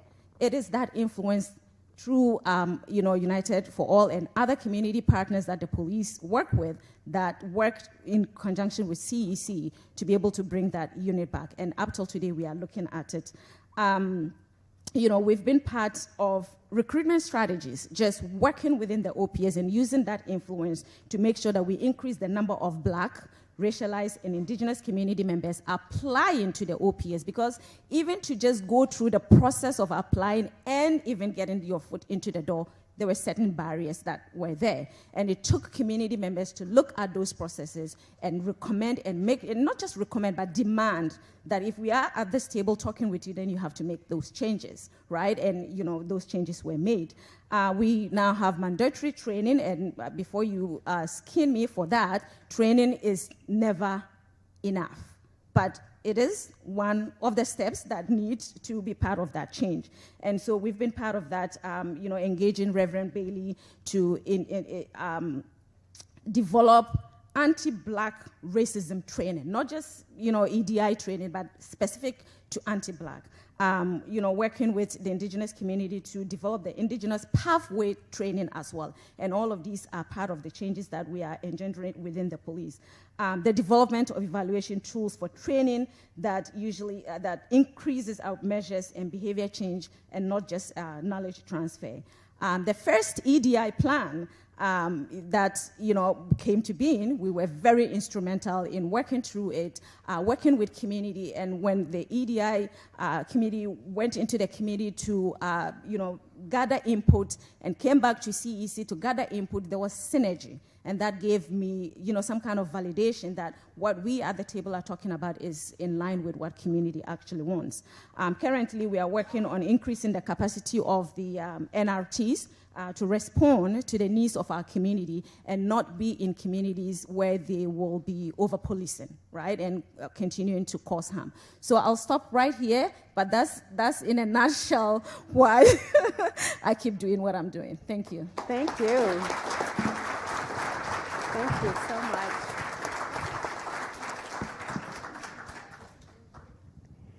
So many of you talked about community and Ottawa being a community, also being a community of communities.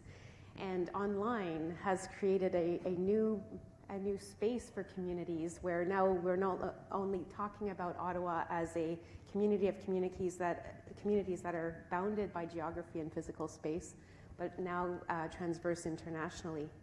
And so on that, Dr. Perry, you did speak of hate and hate crimes online. And on that point, Bernie, we understand that you have been part, and you are part of developing a plan for online hate legislation. Can you tell us a little bit about where that is at? And because I've not heard of this. Sure, it's nowhere. And that's the sad truth.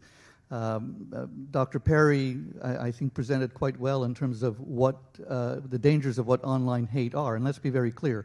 In the past, when we were dealing with hate groups like the Heritage Front and Combat 18 and a whole bunch of others, if they wanted to get their message across, they would stand a corner, Bank and Sparks or Young and Bloor, and they would, in the rain and snow, and they would hand out little leaflets, right?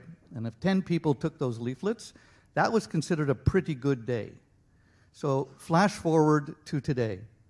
All you need is this thing here, an iPad. I could do it right here if I wanted to. Tap out a message, push a key, and potentially it could reach literally hundreds of thousands, millions of people. Let's understand exactly what that means. These hate mongers have discovered, much better than we have here, the power of being online and the power of social media.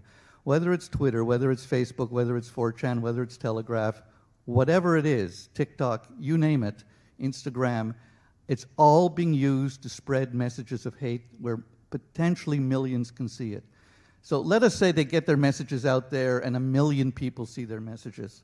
Well, out of that 1 million people, can we say maybe, let's say 5,000 out of the million. 5,000 out of the million look at it and they nod their heads. And out of that 5,000, let us say, what, 800 think, not only am I nodding my head, but yeah, those Jews and those people of color, they're terrible. We've got to do something about them. And out of those couple of hundred people, let us say 20 of them are fervent. And of those 20, how many does it take to be an Alexandre Bissonnette?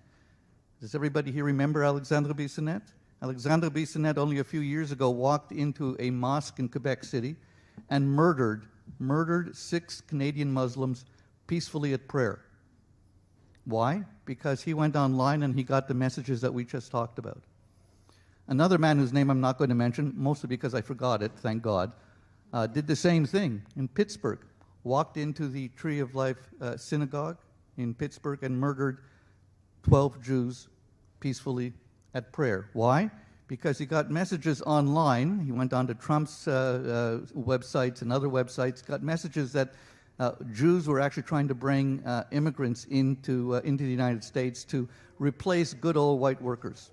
And so he decided he would take this and turn it into hate. I always say, by the way, that violent words turn to violent actions. And this is clearly what happened.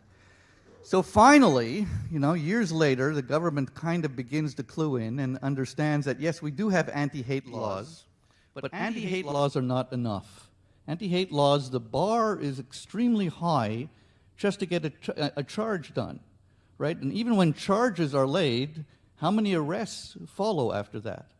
That we needed more of offensive protection, especially in the online world. We had a section, by the way, Section 13 of the Canadian Human Rights Act, that actually did deal with online hatred. But in the Harper era, there was not a move, they actually repealed Section 13. That was one of the tools in our, in our cabinet to deal with online hatred, and it was taken away from us. So now, years later, there is a movement afoot by the present Liberal government to create new legislation for online hatred. And what did they do? Well, they did the right thing. They brought 10 of us together. So there were 9 academics, excuse me, Barbara, very nice people, but they were academics, and me. So I had to learn the language all over again. I thought I was in like second-year stats class all over again, and I didn't understand a word they were saying. But we were all very different, right? We all came from different places. Some of us were more in tune with the concept of unfettered free speech. Others of us wanted ombuds people to be there to help clear the path. I mean, there were a range of opinions from A to Z. And yet we were able to come together and provide concepts and ideas for legislation on online hatred. We finished our work in June of this year. July, August, September, October, November, December, coming into January. 7 months later, and I don't even know what's happening. So that's the problem, my friends. We need 3 pieces of work in order to protect ourselves. Education, which we haven't talked enough about, absolutely essential that schools get together and begin to teach about anti-hate. Then we need law. Yes, we do need law. We need legislation in order to protect from those people out there who mean us harm. I and my 2 Muslim friends here, I think it's kind of interesting, right? A Jewish guy and 2 Muslim women are on this stage talking about hate together and not arguing about anything else. This is what Canada really is all about, right? So we need education, we need law, and we need policing. And we need them all to work together, and then we need society to come and sort of be the cushion for us. Unfortunately, very little of that is happening. And until at least we get that online hate legislation in place. And I would ask each and every one of you here today, I'm giving you some homework to do. You all know who your MP is. Go home, do what the haters do. Learn how to use the internet. Learn how to use social media. Send them an email saying, where is that online hate legislation that Farber talked about at the meeting? When are we going to have? Send them an email and do it today. Thank you.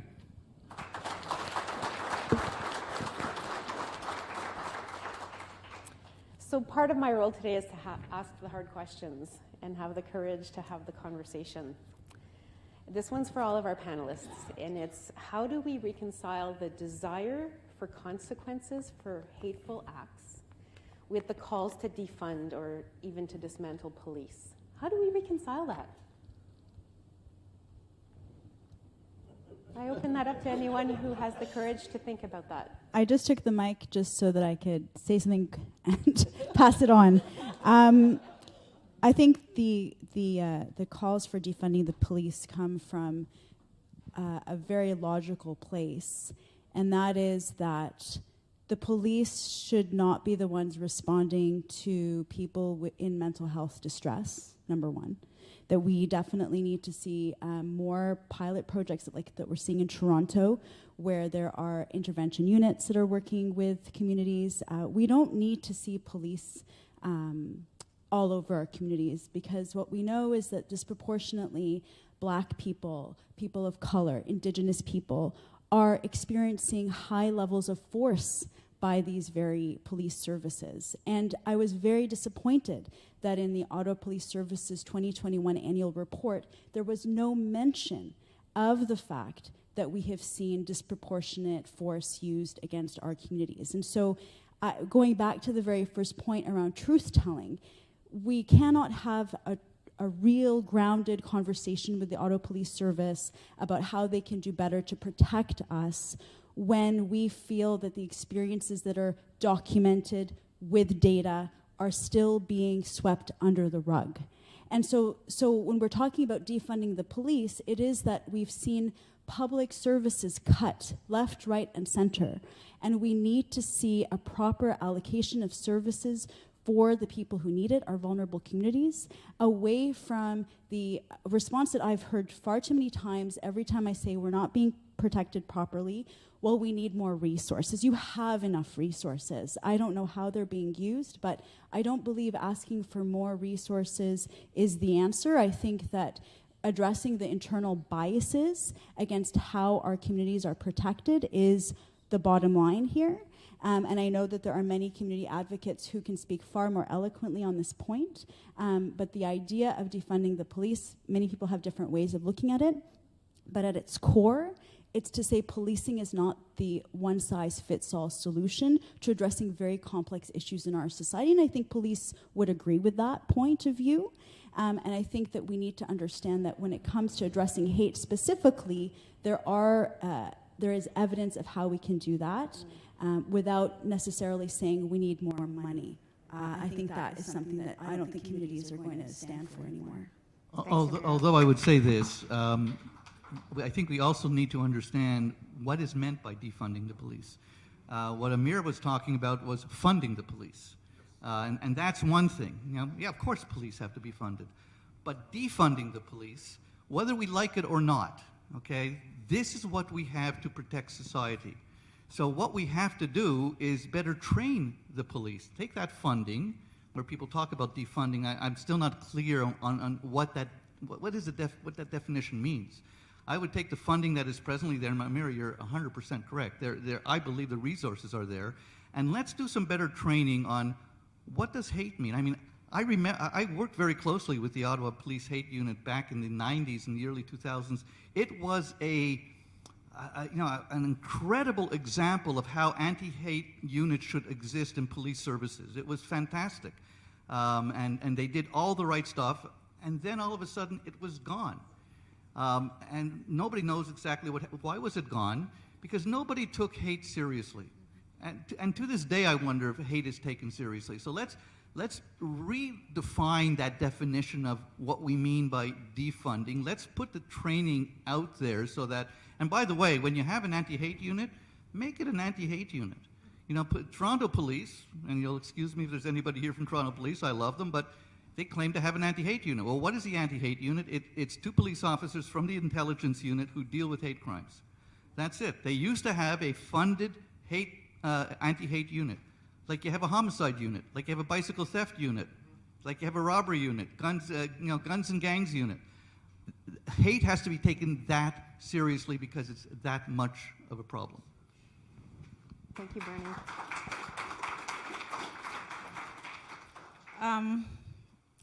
My colleagues couldn't have, said it better. I find the question really simplified to a very complex situation. And like you said, I don't think there's a common definition or understanding of what it means to actually defund the police. Sometimes you hear it means get rid of the police altogether. Sometimes it means take resources out of the police and invest it into other community projects or developments where community members could actually do a better job in creating solutions than the police will. So what does it mean? For me, right now, I am working with the Ottawa Guiding Council for Mental Health and Addictions, and that's exactly what it means. Taking money from the police budget, and looking into community-rooted solutions, in particular to respond to people when they are in mental health and substance use crisis. That, to me, if you say, that's what I mean by defund the police, I am marching along with you. So that is my personal view and my understanding of that. But, coming from what Amira said, which is, I think as a society, I feel personally, and don't kill me for this, but I think as a society, we are failing, and there's failed leadership in all spheres, in the sense that we've become lazy sometimes as leaders. when we are looking for solutions. Where do we dump our anger, or where do we, absolve ourselves from what is happening and point to one place, which now is happening, having the police to be the one-size-fits-all solution. When we talk of hate crime, the police has a significant role to play, but so do all the other levels of leadership and government in our communities, and also community leaders. So I think that two things are true at once, and we fail as a society when we only rely on the police to address hate. I work for an organization called Multi-Faith Housing Initiative, and going back to, when I had to get out of my own insecurities and be motivated by the idea of protecting my sons and getting into spaces where I can have influence. And I'm a student of religion as well, and I've studied religion, and I'm fascinated by how the different religions have so much in common, right? And which is basic definition of humanity. And my own religion teaches me that, our Creator created this world in our differences for a reason, so that we get to know one another, not to despise one another. And so I find it fascinating and very disturbing when people actually use our differences to separate us. But what we have failed as a society to recognize is that those voices don't represent the majority of people. And so the onus is not always on one institution or one community to bring solutions to a global problem.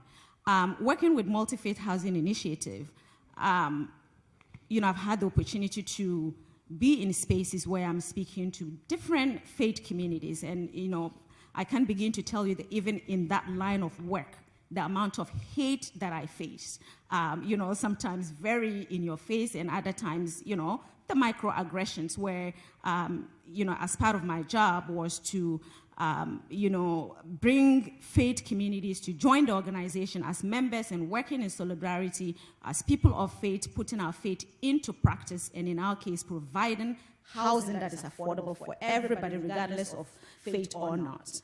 And I find myself in different faith communities trying to pitch the idea of, joining this organization, looking visible Muslim, and someone saying to my face, I really like that concept, but I just hate the Muslims. And I'm sitting right in front there, but you look different. You seem very articulate, and you seem nice, but I just don't trust them, and I hate them. And so that idea could work if the Muslims were not part of that. And then I go back to my boss, and she gets really mad, and I'm laughing at her. Why are you so mad? How can she say that? I'm like, and I'm not mad. I'm not mad because I always want to use those moments as teachable moments.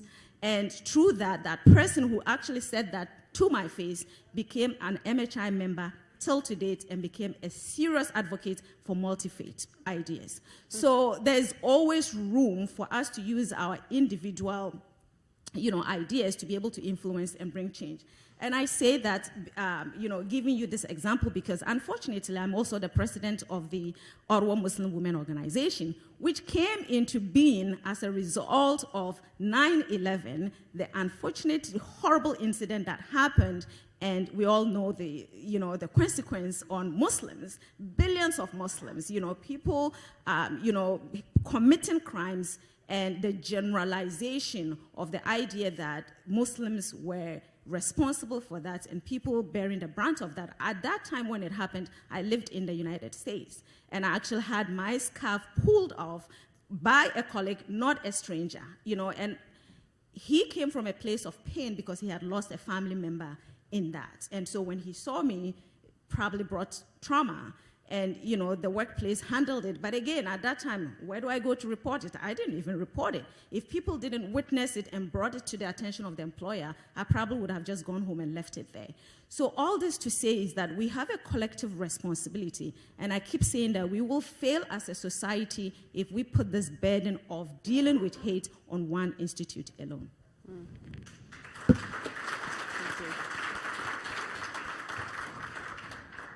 I have to say I'm really humbled and grateful for the leadership on this panel. We have a few minutes for some questions before we have some lunch. And so we have a question over here. We'll have the mic come forward, and I'm sure we're getting a lot of questions online, yes. So if you can be ready, we'd love to be able to bring one of those questions to the room as well to integrate them in our dialogue today.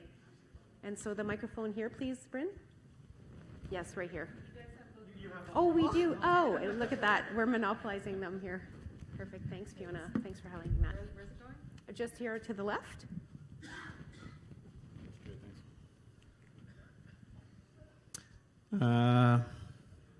So thank you for your presentations. The one thing that we haven't heard so far, and this includes in your bio, was a focus on systemic anti-Black hate.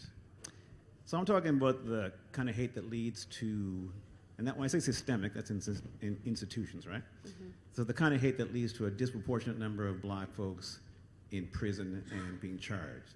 The kind of hate that leads to a disproportionate number of Black students being expelled and streamed into non-academic programs, and the kind of systemic anti-Black hate that leads to the numbers of Black folks we saw dying under COVID. Okay. So, and those impacts are maintained. And sorry, this is a question that's a bit of a long intro, but those impacts are caused by systems, including the police. Okay, and they're maintained. They're helped in doing that by this whole system of organizations that do things that appear like they're causing or leading to change, but in doing good things, but they aren't. Okay, the Community Equity Council is an example of that. Okay. What I'm talking about, I'll give you I went to a United Way conference a couple of days ago. And actually, the United Way is actually part of one of the institutions I'm talking about. There was a woman there from the Tamarack Institute who gave a definition of what she calls collective impact. When I heard that, I thought, collective impact? That doesn't sound like a very radical idea. But anyway, her definition was, collective impact is a network of community members, organizations, and institutions that advance equity by learning together, aligning, and integrating their actions to achieve systems-level change. And when I heard that definition, I was like, oh my God. An altered version of that describes exactly what I'm talking about in terms of the system that helps maintain systemic anti-Black hate. And that is, here's my revised definition. Collective impact is a network of community members, organizations, and institutions that impede movement toward real equity by working together, aligning, and integrating their actions, resulting in resistance to systems-level change. So I'd like all of the panel's comments on that idea, but specifically the CEC.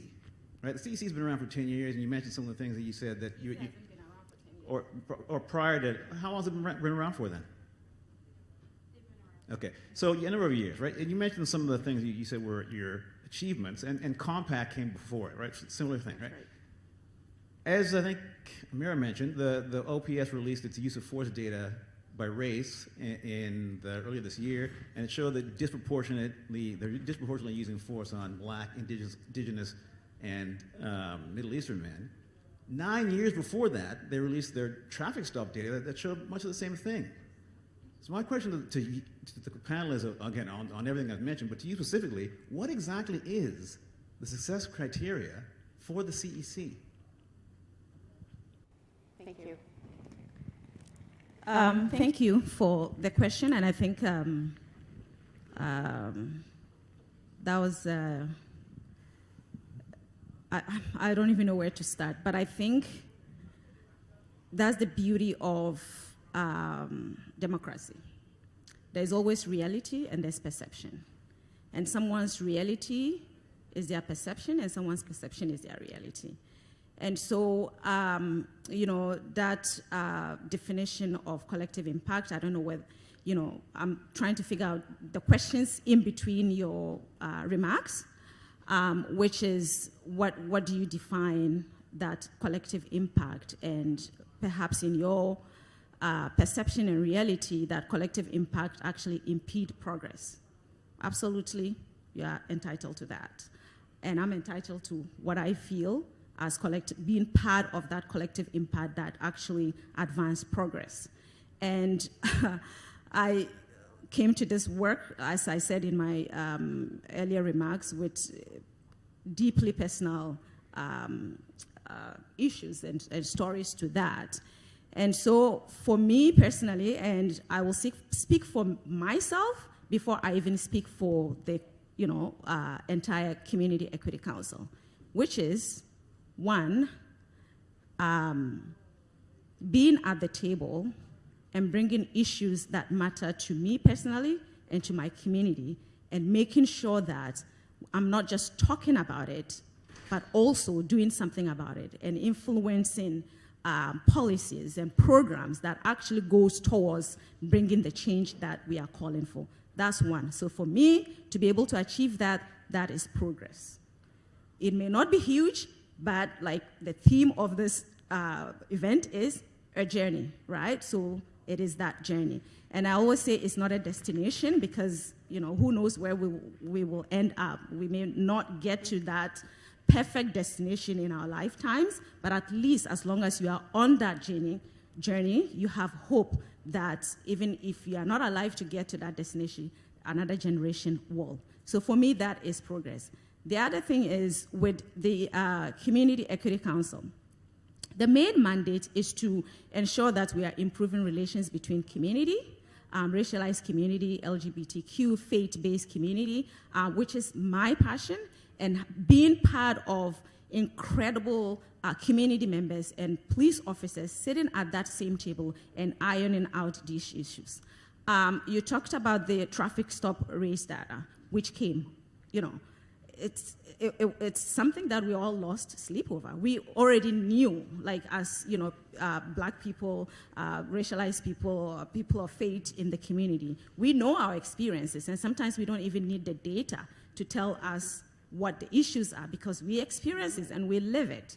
And so when reports like that come, and as painful as it is to read about data that is actually describing your experiences, and to put that pain aside and work with the very people who are seemed to be perpetuating that kind of hate towards you and coming out with programs and policies to work towards changing that for future generations, for me, is what I called progress. Thank you.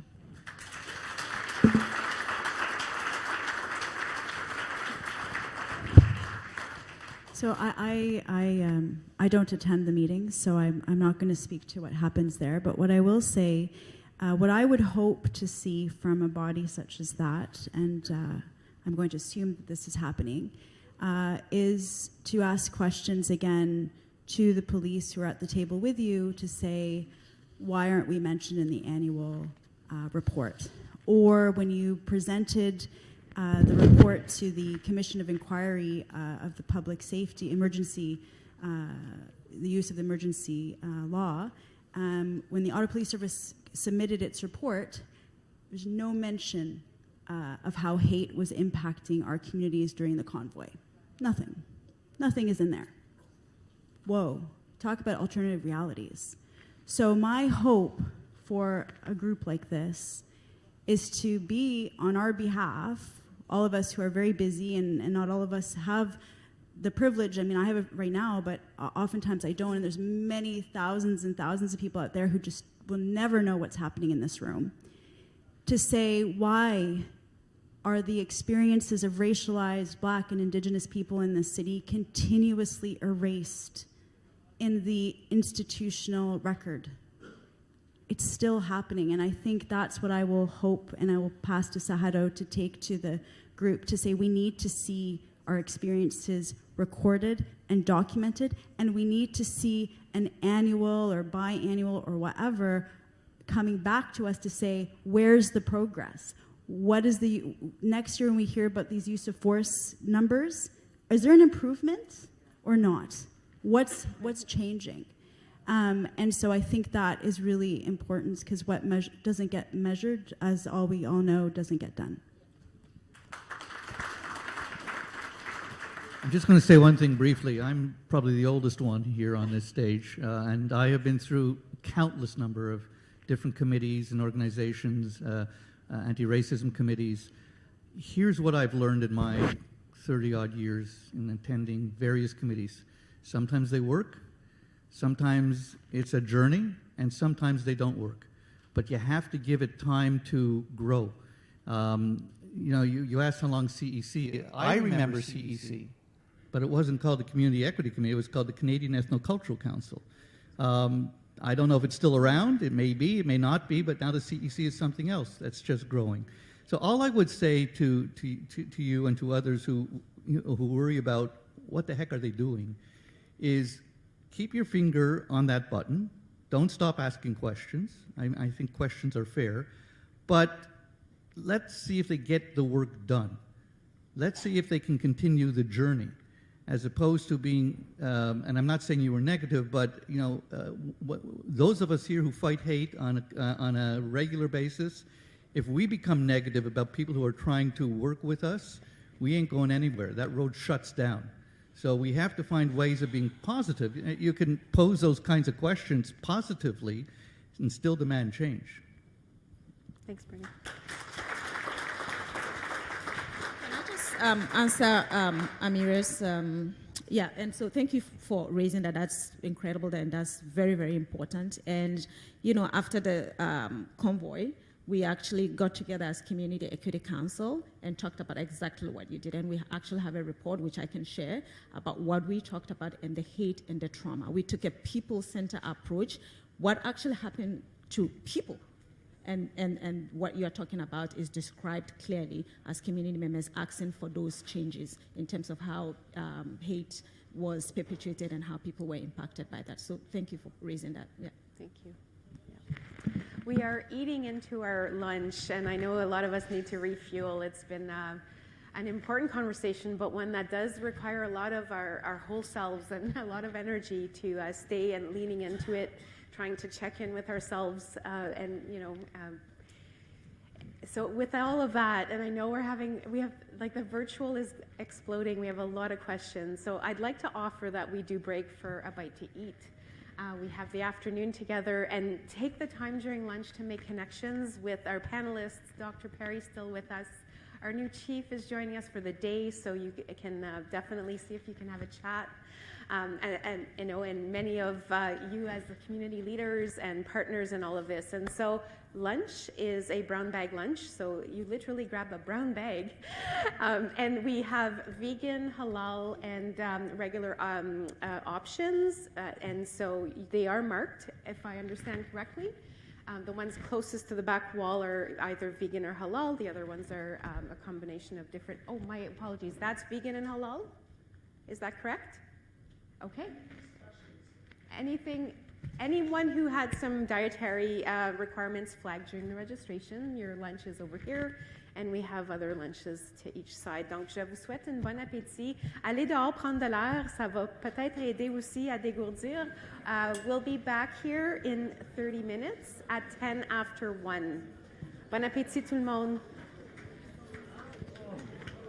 Yes.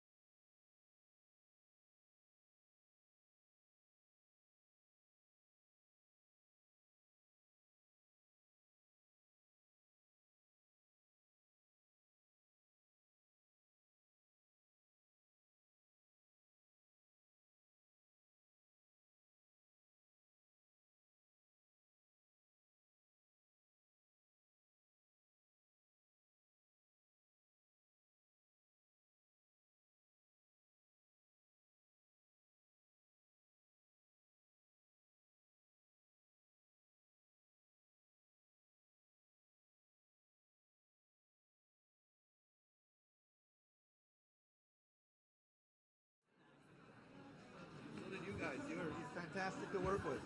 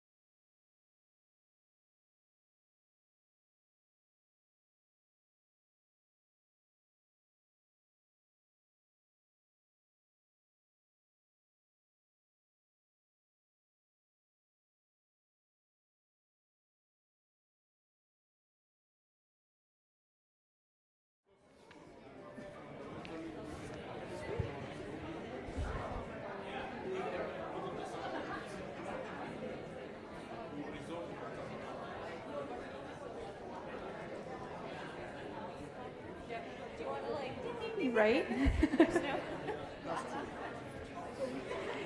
Donc, nous allons commencer. Bryn, is there a lot of people in the hallway still?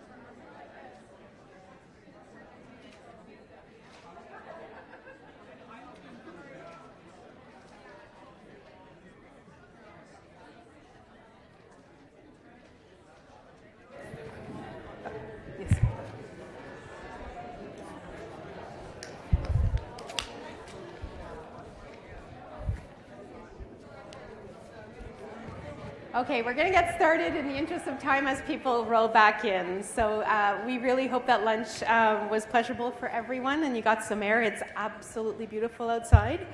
Donc, un rebonjour à tout le monde. On espère que le lunch vous a plu et nous allons commencer. Donc, what a great way to start the afternoon through youth voices, donc la voix des jeunes. As I'm sharing the bios, I'll invite our next group to join me at the front. So you can make your way now if you would like, and while I share with you some pretty impressive bios. And so our next group consists of members of the Ahmadiyya Muslim community. We have Isha Afan, and we also have Amatur Rahman Salam Alada joining us today. Hello, hello. And we also have a representative from Indigenous groups in Ottawa, Kirsten Dumont, who's joining us today as well. So let me share with you a bit about them, and then we'll get started. So Isha Afan is a member of the Ahmadiyya Muslim community and an active volunteer. She is a recent graduate from Carleton University, congratulations, with a degree in journalism and human rights. At the moment, she is working with CBC in Ottawa. Amatur Rahman Salam Alada is a member of that same Muslim community in Ottawa, and she is currently completing her undergraduate degree in journalism at Carleton University. We also have with us Kirsten Dumont, and as I mentioned, she will be speaking on behalf of Indigenous youth groups in Ottawa. Kirsten has won the CBC Trailblazer Award, the June Gervin Award, as well as the Youth Ottawa RBC Spirit of the Capital Take a Stand Award. She has taken part in sacred walks to protect the water and has spoken on Parliament Hill about climate justice and human rights. In addition, she has spoken in the House of Commons about the missing and murdered Indigenous women and girls, genocide within Canada. Kirsten has worked with organizations, churches, schools, such as the Ottawa Catholic and Carleton School Boards, Project of Hearts, the Child Welfare League, UNICEF Canada, the Kitchissippi Church, and the Woodruff Church while pursuing her post-secondary education. So on that, we will hand it over to you, and we're delighted to have you here today. So on that, Isha, Afan, and Amatur Rahman, Salam Alada. Let's start with you, please.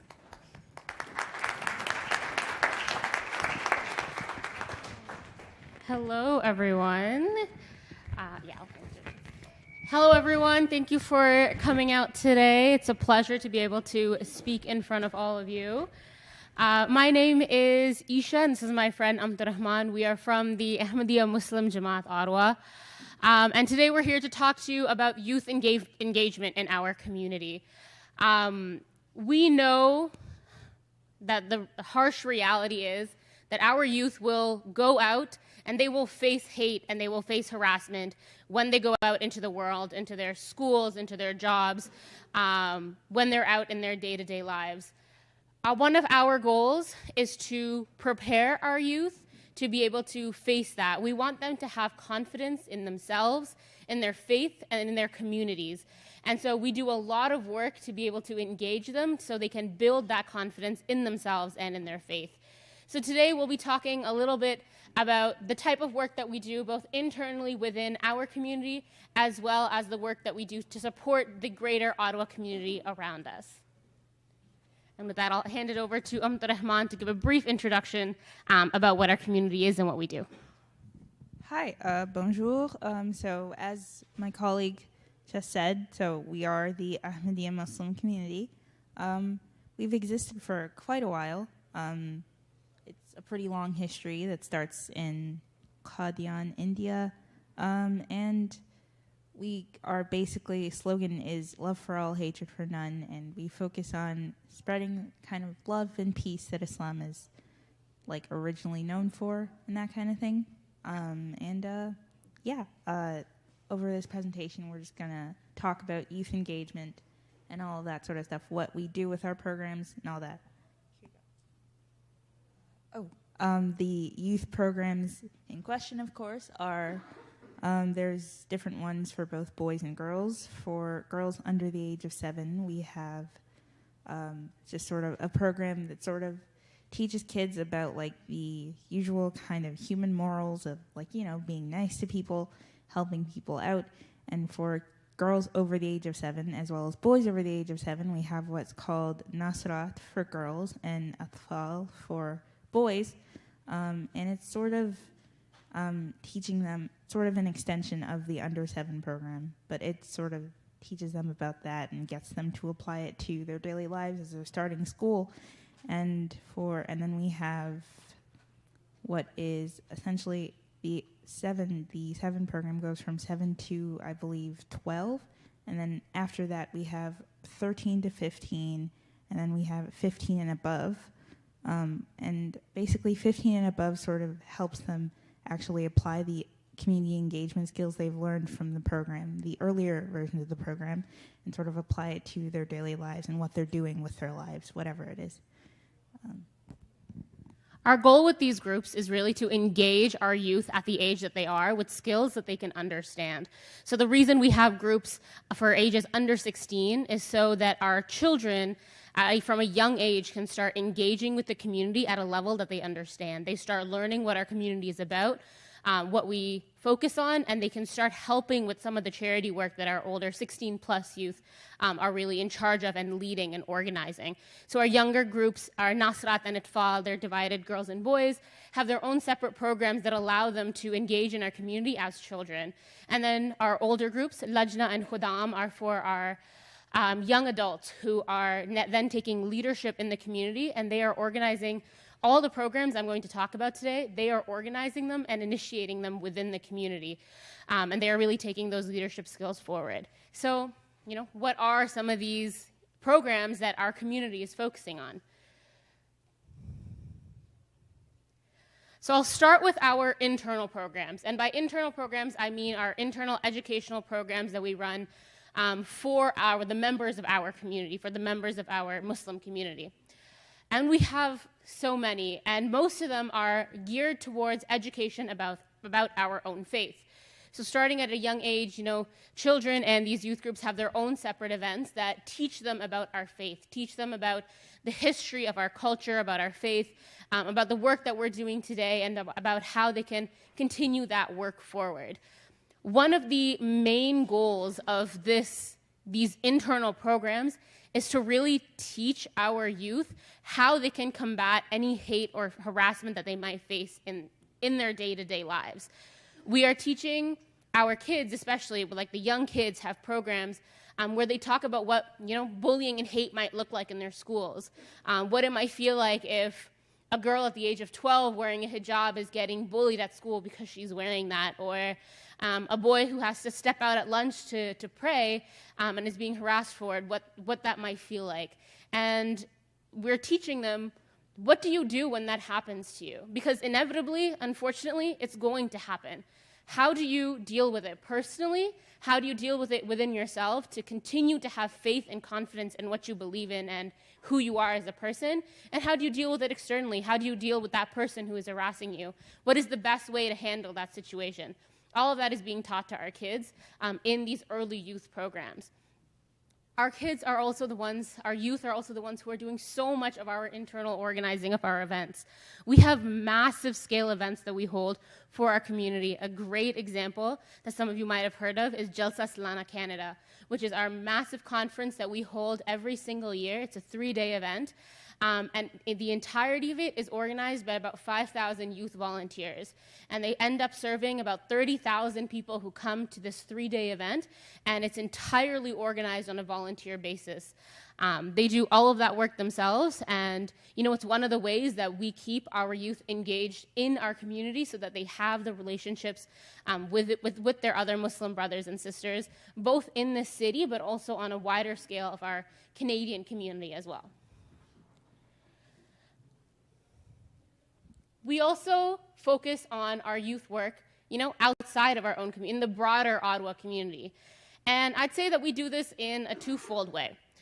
We have, first of all, the charity work that we do within the community. And what you can see on screen is just a few of the examples of the work that our youth do and the organization that we do within the community to do charity work. So a couple of these examples, Canadian food banks, our youth have gathered over 1 million pounds of food throughout the years to donate to local food banks. We do blood drives consistently. Run for Canada is our group of charity runs that we do in cities across Canada that raise money. Neighborhood Helper was a key youth organized event that we held throughout the pandemic, where we actually set up a helpline where people could call in if they needed groceries or medication and couldn't go out and get that themselves. Maybe they were immunocompromised, maybe they had kids and didn't feel safe going out. We would get them their groceries, we would get them their medication, and we would deliver it to their door. And that's a helpline that our youth set up to really engage with our community and help out in any way they could during the pandemic. We have our New Year's cleanup, which engages youth on New Year's Eve to help clean up the city. And this is part of a few different events that we do that keep youth engaged on days where they might go out and get themselves into some sort of trouble, or might go out and do things that they might regret later. So the point of this is really to engage our youth on key days, key moments, keep them engaged in our community, in the broader Ottawa community, so they have an understanding of empathy and compassion for the community, and we'll continue moving that forward as they grow up.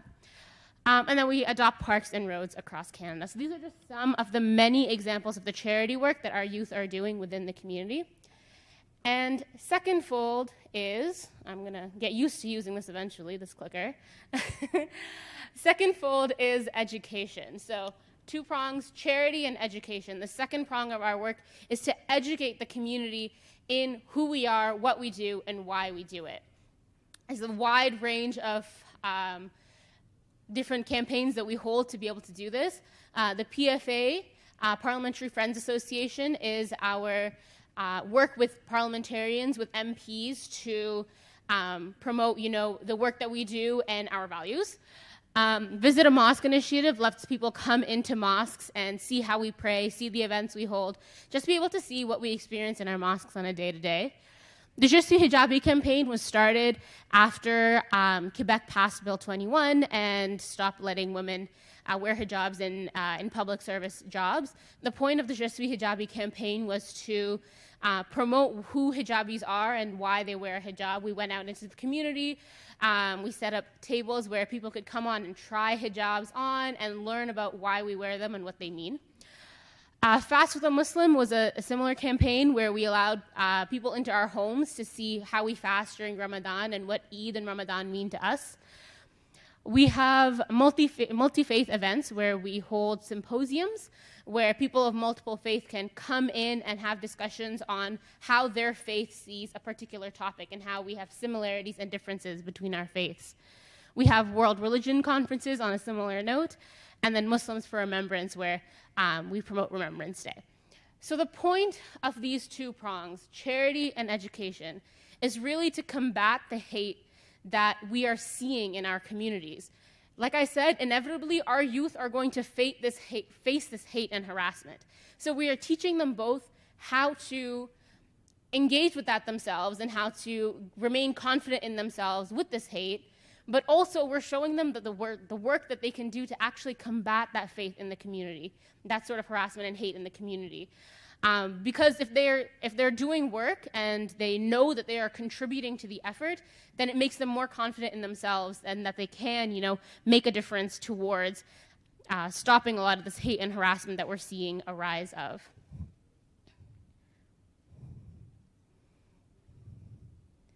So our goals for our youth, we have a few of them.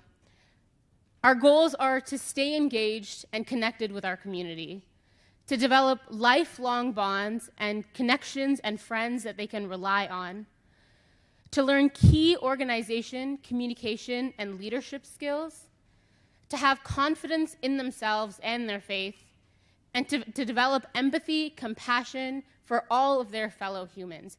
These are our goals for our youth. These are what we are really showing them that they can have through all of our community events.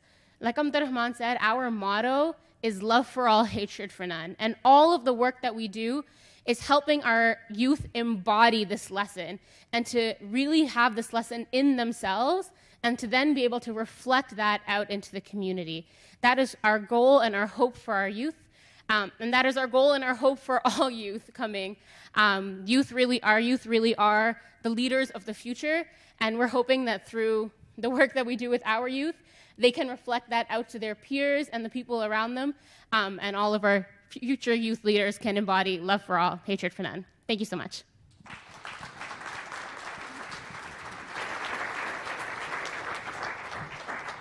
Thank you so much, Isha and Amateur. Really appreciate it, and thank you for also for your great work in our community, your important work in our community.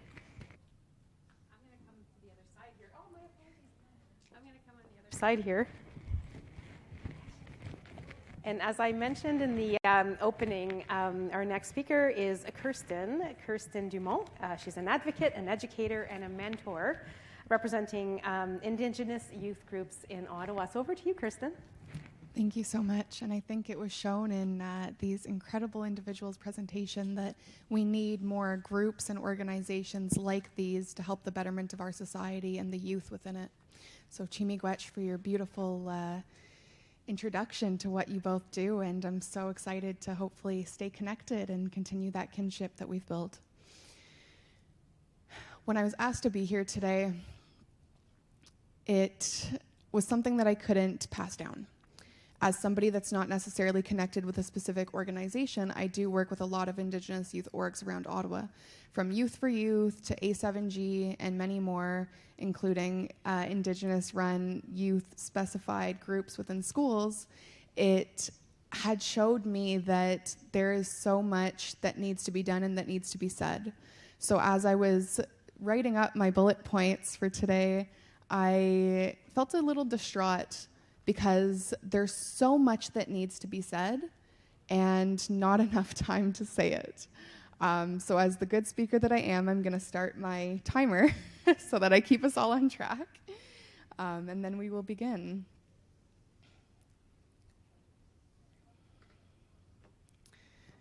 When we dive into the understanding of trauma and hate and bias, we must acknowledge the intergenerational impact this holds for many people within the Indigenous community.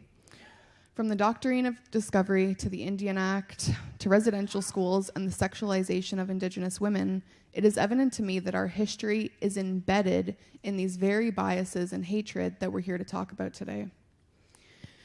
Growing up and learning things like my life expectancy is 5 years less than the average Canadian white woman, to understanding that Indigenous individuals only make up 4% of the Canadian population, yet 17% of murder victims are Indigenous. These are things, statistics created by our very country that were ingrained in my head from as young as I can remember. Ingrained and embedded, just like the hate and bias that a lot of Canadians hold within their minds as well. But the difference is, I looked at these statistics, I looked at these stereotypes, and I looked at these findings created by Canada despite the under-policement that occurs when we do have missing and murdered Indigenous women. It creates such a warped effect for a young person to think about whether or not I'm going to be next, to think about how I can keep myself from becoming a statistic. This is not the lived reality of non-Indigenous Canadians, but it is the lived reality of a lot of minorities within Canada. How do we stay safe? How do we come home? How do we ensure that our sisters, our mothers, our fathers, our siblings can have us there? I remember something very, very specific from when I was a teenager, and I'm only 22. I was about 15 at this time, and I was living in Vanier. Can we get a raise of hands if you know what that area is? Awesome. So for those of you that know what Vanier is, I'm sure you know it's not the happiest and brightest part of the city. Well, for a majority of my childhood, that was the area that I grew up in. That was my reality. That was my community, my society. Understanding how to stay away from certain individuals, understanding how to protect myself and keep myself safe was something that came to me very quickly. I was 15 years old when I was walking down the street in my community, a community where I had felt nothing but safeness despite the harms within it. I could notice a truck following me from a few blocks down. I was walking to my friend's house, which was only about 5 blocks away from my house. And for those of you that know Vanier, you know that it's a very, very small community. It's not hard to get from one place to the other within 10 minutes. I walked from street to street. I'm always very conscious of what's going on around me. I used to tell my friends that I didn't leave my house unless I thought of every single thing that could happen to me, both good and bad. One day, one of my non-Indigenous friends looked at me and she said, "Kirsten, why are you so afraid of the world?" I kind of chuckled, right? What a funny thing to say.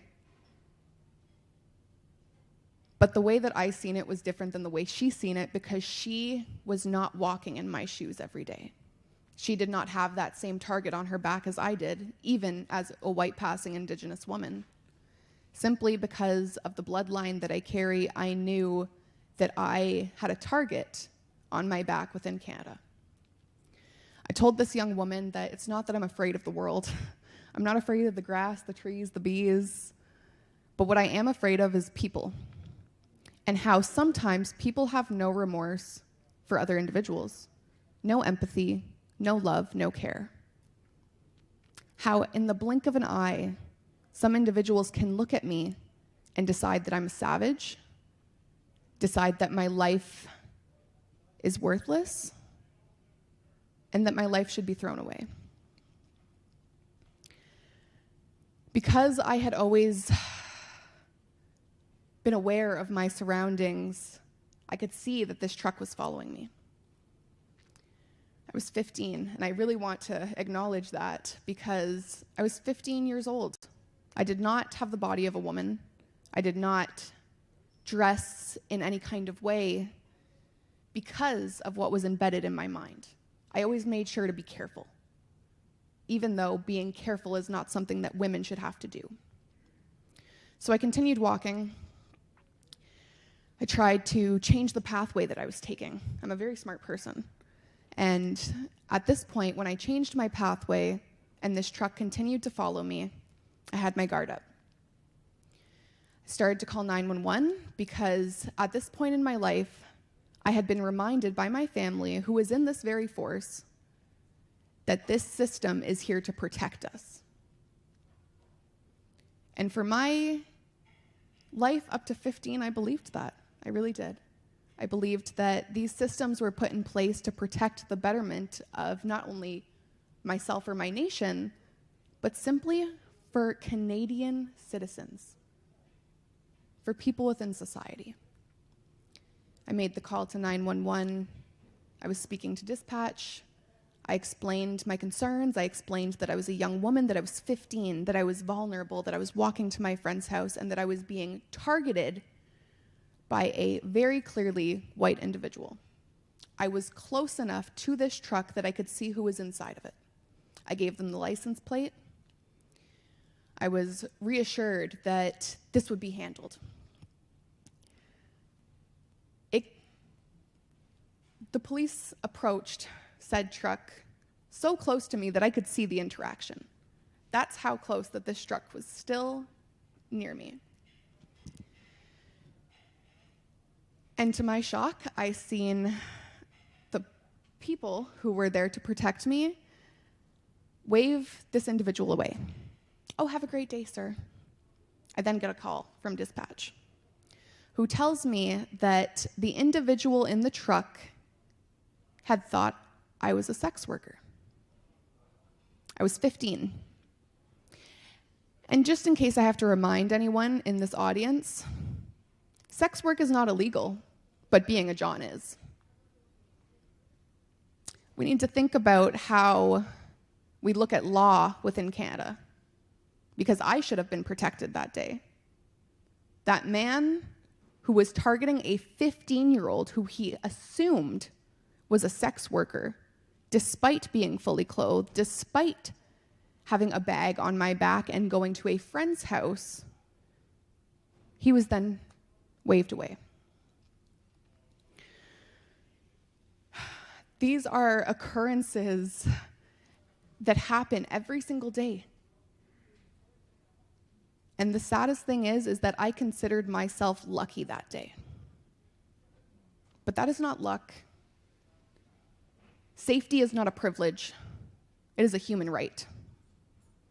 But for some reason, Canadian society deems safety as a privilege for some individuals, deems it as unlawful to others.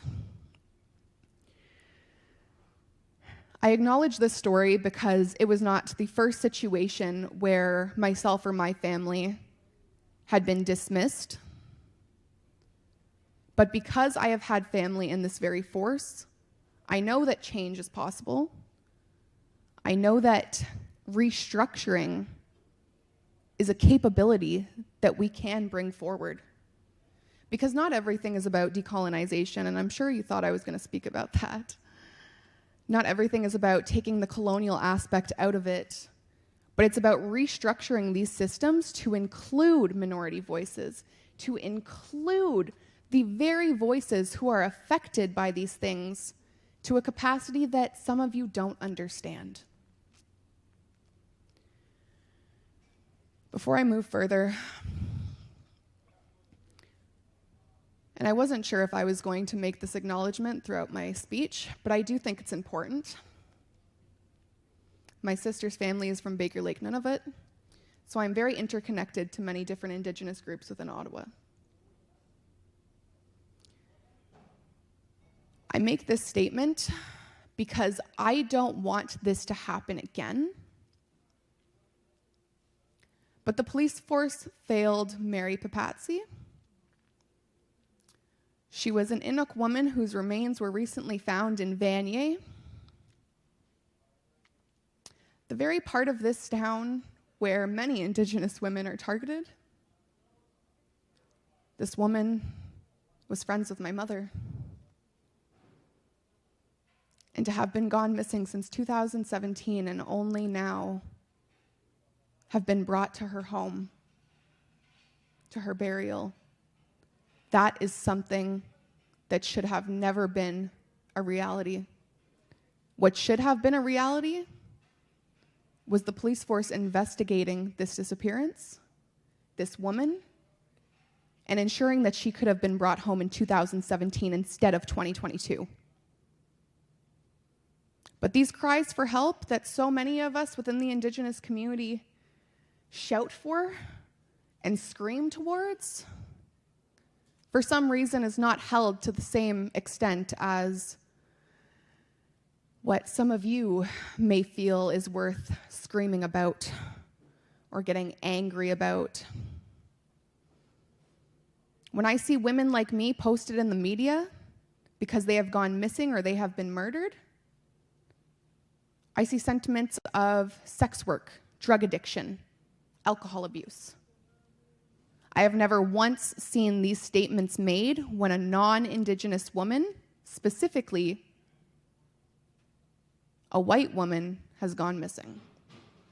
So why is it that the media depiction, the systemic depiction, and the societal depiction of who we are or who we're meant to be is so warped that we are treated less than? Because still, even in 2022, while Canada is trying to perform and advance reconciliation, we are continuously met with hate, cruelty, and inequality due to systemic imbalances within our society. Our lives are discarded at the benefit of privilege and are looked at as if we are less than because of an intergenerational bias that some Canadians hold within them. I use these words very carefully because I've started to understand that the term intergenerational goes so much further than trauma, goes so much further than hardship, but it's about what's embedded in us for generations to come. It was a little boy in my 6th grade class who felt the need to call me a savage. That was an intergenerational bias that was instilled in him by his parents, by his grandparents, and we have these things ongoing. Despite these many experiences of hate and bias, my family and community continue to move forward through resiliency because intergenerational strength is what we have pulled from this pain. It's not all about trauma. It's not all about hate, but it's about learning how to move forward in a strengthening and resiliencing way. It's about ensuring that we can provide a society filled with inclusion and filled with equality despite the hardships that we might have faced. Because the hardships that we have faced have been generational. When do we move past the anger in our hearts so that we can move forward in a progressive and developed society? Well, it starts here. It starts here when a 22-year-old young Anishinaabe woman can put her feelings of anger and frustration aside to speak to you. That is the intergenerational strength that was passed down to me by my grandfather, my mother, and my family. Just as we can pass down trauma, hate, and bias, we can pass down strength, courage, hope, and bravery. And I truly hope that you take in these words with meaning, because I had decided today what I was going to speak about. I had tried to gauge the audience before I stood up here. I've learned in my work that some people take better to statistics versus some people take better to emotion. So I decided to embed both into my speech today. because I don't know the kind of mindsets that you all hold. But my only hope is that even as a young woman, although I have lots to learn, and it looks like I'm doing great with my time, although I have lots to learn, I truly hope that I was able to share something from my journey with all of you today, something that will help you reconstruct your society and reconstruct the bias that you might carry. Chimigwech for listening to me today. Thank you so much.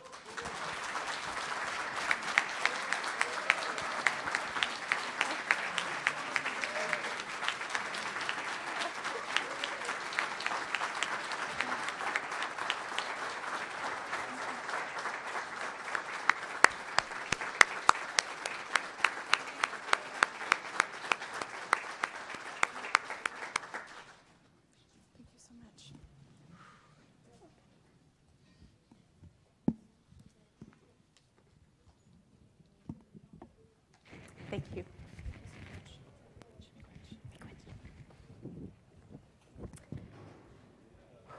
Let's take a breath. I need to feel the feet underneath me right now. Okay. We need to transition to a virtual presentation, so we have a moment to breathe and to, again, catch our breaths and take in what we, the gift, I believe, that we received from these young women. So thank you again. And are we good to go with Abid Jan online?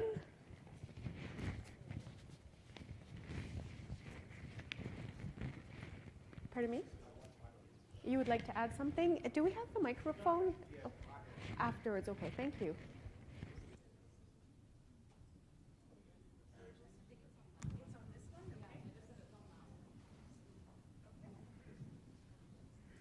Please, you wanted a mic somewhere? Oh, okay. Start by sharing Abid's bio and speaking about also Sergeant Ali, who will be our next speaker. So Abid is the Director of Capacity Building at the United Way East Ontario, where he has been since 2010. He has more than 20 years of experience with developing place-based approaches to community development, collective impact initiatives, and building cross-sector collaborative solutions to make Ottawa a safer place and welcoming city for all. He has convened United for All to address hate and violence in Ottawa. Titulaire d'une maîtrise en gestion de l'environnement de l'Université de Londres, il détient également une maîtrise en chimie appliquée de l'Université de Peshawar. Abid is an advocate of crime prevention through social development and religious faith. He promotes the scientific study of religion, the efficacy of faith-based approaches to preventing hate, violence, and other criminal behavior. And so on that, over to you, Abid. Thank you for joining us. Well, thank you so much. I'm sorry I'm outside. I couldn't get your name, but thank you so much for this video today. I'll give you a high-level overview of this collaborative work that we call United for All. I'll provide you a bit of historical context and then a couple of key factors that why it's important and how did we actually convene this large coalition of partners committed to addressing hate and violence, and then what's the structure and what are the key strategies, what's the role of our police services, and then the progress that we have made to date and the next steps. So I'll begin with the high-level historical context. So it was 2016, there was a rise in hate crimes here in Ottawa. There were a few incidents of hate graffiti on several places of worship. And there was the year when we had the US elections, and there was an apparent increase in populist sentiments that spilled over into Canada as well. And then in early 2017, there was the Quebec City mosque shooting. So keeping that in mind, we were approached, like at United Way, we were approached by the then Chief of Police, Charles Bordelot, Alex Montour, Yasin Naqvi, Mark Sutcliffe, and the then Mayor, Jim Watson. So they wanted to find out if there was any opportunity, if there was any collaborative or any coalition or any partnership in the community that could could support and provide some high-level support to that initiative and address the root causes of hate and violence. So initially, we went out, we tried to look into that kind of collaborative out there in the community. There were several initiatives, but all of them were working in total isolation from each other. There were initiatives around Islamophobia and anti-Semitism and human rights and anti-black racism, but there was no coalition or partnership or alliance as such that we could that we could work with and engage our now that we got them champions to engage those community leaders. So that was the beginning of it, and let me quickly jump to that. Let's share my screen. Just a second. All right. Do you see my screen, Amanda?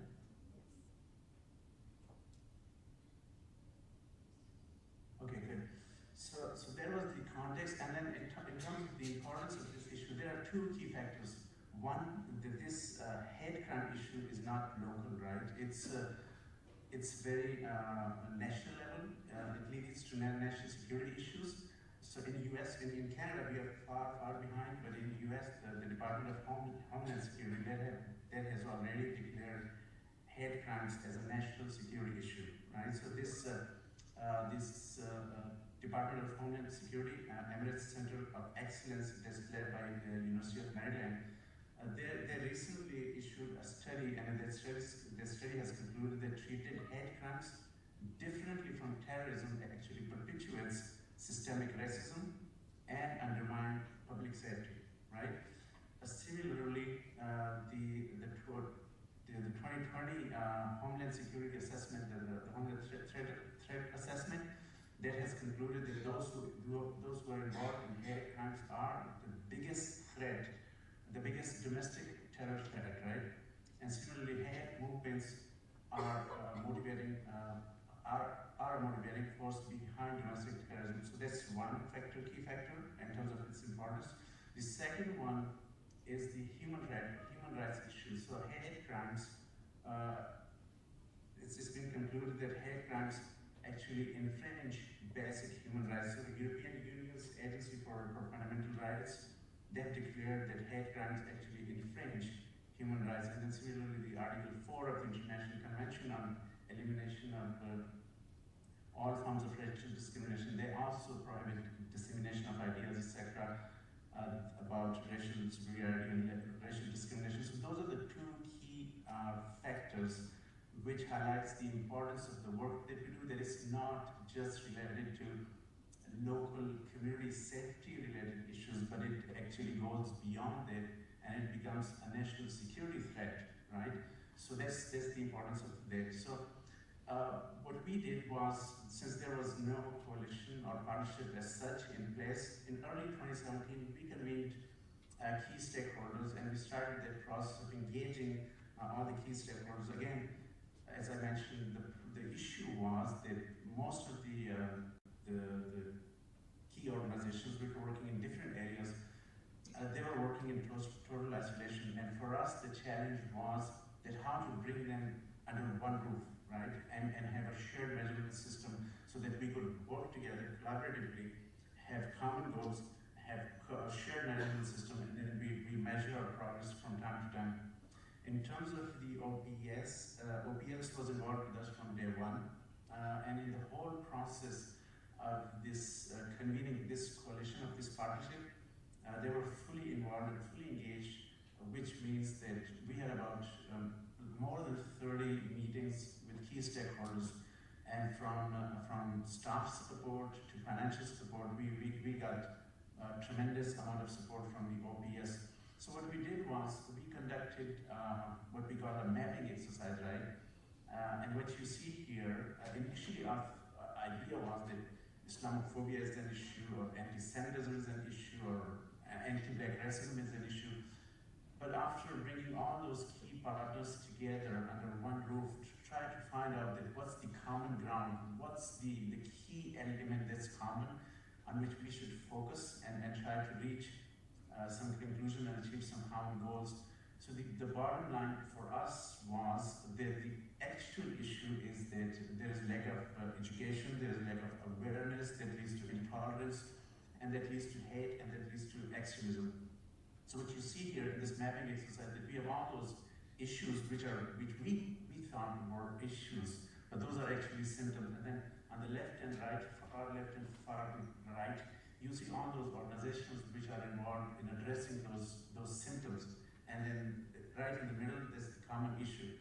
So it was good that at least after going through this mapping exercise, we were able to develop a common vision and a common mission, common goals. And in terms of the issue assessment, if you look into this particular slide, so what you're seeing here at the bottom is the community which is impacted by the hate crimes and hate-related incidents. And on the left-hand side, it shows the stakeholders which are involved, the issue, the factors which contribute to this issue, and then the response opportunities for us. So in terms of stakeholders, we have the faith organizations, social services sector, funders, government, business, law enforcement agencies. In terms of the issue was that the misunderstanding, as I mentioned, misunderstanding and misinformation, that leads to fear, hate, and then that leads to polarization with the community and develop that mindset of us and them. And then that leads to those incidents of hate speech and then developing those extremist tendencies. And that ultimately leads to hate incidents and hate crimes and violence, and then that amounting to not just domestic terrorism, but also cross-border violence as well.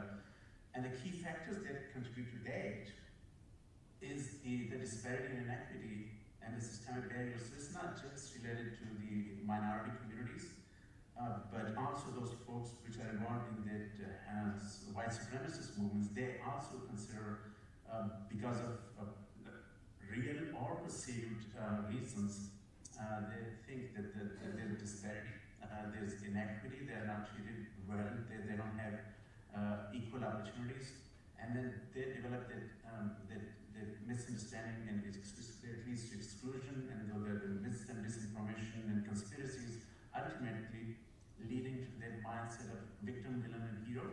So initially they feel victim, and then finally some of them take up arms, resort to violence, as we have seen in many places, and then that could become a national security threat at times as well, right? So in terms of response, we again scanned the whole social service sector canvas, and what we found out that there are several faith-based organizational programs that we can build on and create some collective impact initiatives. We have the Irish Valley Youth Initiative with EDI partners, and then we have those human rights organizations, advocacy groups, civic engagements, convening and engagement, anti-hate violence, and all those. So those are the opportunities for us that we can build on. And fast forward to, as a result, so it took us a while, about 3 years, but finally we landed on a structure that we have a coalition of now more than 100 organizations. And there's a rapid response committee that responds to emerging issues. And then we have a champions table, so the community leaders that I mentioned, like Alex Montrias, Mark Sutcliffe, and the mayor and crime prevention, Arbus chair and executive director, OPS chief, and the OPS board chair. Those are sitting on the leadership table providing guidance in terms of the strategies that you see at the bottom, the two small squares. So prevention and intervention are the key strategies. United Way is taking the lead on being the interface with the community on the prevention side of things, whereas the OPS is taking a lead on the intervention and law enforcement sides of things. But this is not as clear as you can see in two clear boxes. The intervention, the prevention side of things, OPS is heavily involved in both of these strategies, both in the prevention and intervention. So on the prevention side, like almost 60% of the contribution from OPS is on the prevention side of things, which is great. And despite all the changes that have happened over the past few years, and and despite all the ups and downs and the leadership changes, we are really thankful to the OPS leadership for their consistent commitment to working in this and providing support to the United for All initiative. Fast forward to the progress to date, we have completed all the visioning and action planning work. We have identified about 10 key strategy areas for ourselves. We have joined the Strong Cities Network that works out of UK, and the coalition has been formally launched. We have organized a city-wide anti-racism forum in collaboration with the city of Ottawa. And then those learning sessions and responding to hate crimes and issuing news bulletin and expanding the regional scope. Those are the ongoing activities. In terms of the priorities and key actions moving forward, we're going to be focusing on the hate in school, the rise in anti-Semitic incidents here in Ottawa. So early next year, we're going to focus on convening key stakeholders, school boards, youth serving agencies to come up with some tangible actions to address a particular issue. And also to develop a joint initiative with our Child and Youth Initiative to train frontline youth workers and teachers while they interact with youth so that they have a clear understanding of this particular issue. And lastly, we are going to begin working on developing the shared measurement system, which was on the cards for quite some time. So this is about a very high-level overview of this work, and people usually ask me that what's OPS role in this. My response to them is that we want to be here without the OPS support. So there's a short but powerful answer, I believe. So I'll leave it at this and look forward to if there's any question. Thank you. Thank you, Abid.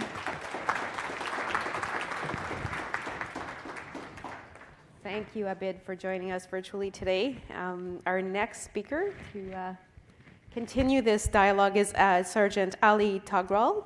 He has served the Ottawa Police Service for 16 years, where he is currently the Sergeant of the Ottawa Police Hate and Bias Crime Unit, which we've heard about this morning. Ali has established the hate crime policies and investigative guidelines for the Ottawa Police. He has provided training to various agencies, including CSIS, City of Ottawa Transit Special Constables, college and university security services, and social service providers. He represents the Ottawa Police in the Provincial Hate Crime and Extremism Investigation Team and is a member of the Chiefs of Police National Roundtable Hate Crime Task Force.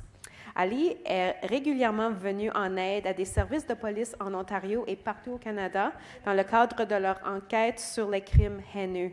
Il est titulaire d'un diplôme en travail social, d'un baccalauréat en maintien de l'ordre et d'une maîtrise en études sur le terrorisme et la sécurité. Et sur ça, Ali.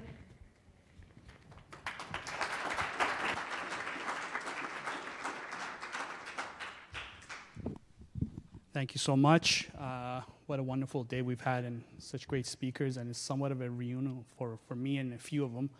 Dr. Perry here in 2019, when we're looking into creating a team, I used most of her recommendations that she had made, and I worked closely with Amira, Bernie, and Sahada, so it's an honor to be here.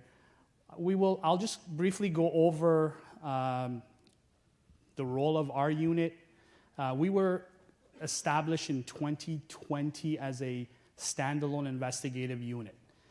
Prior to that, the investigations were being handled by district investigations, but again, because of some of the issues that we had, the CEC was pivotal in requesting and demanding that there be a standalone unit, and our unit was established in 2020.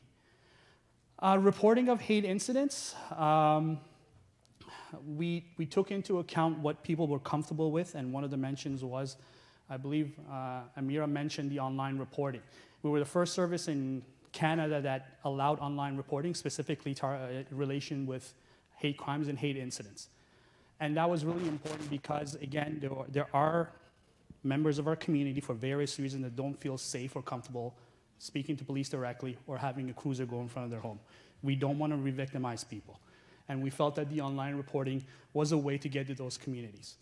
and it's been very successful. About 30 to 40% of the reports that I get on a daily basis are from the online component. We still have the in-person reporting. We do have the OPS reporting center, which people can call in and make reports over the phone.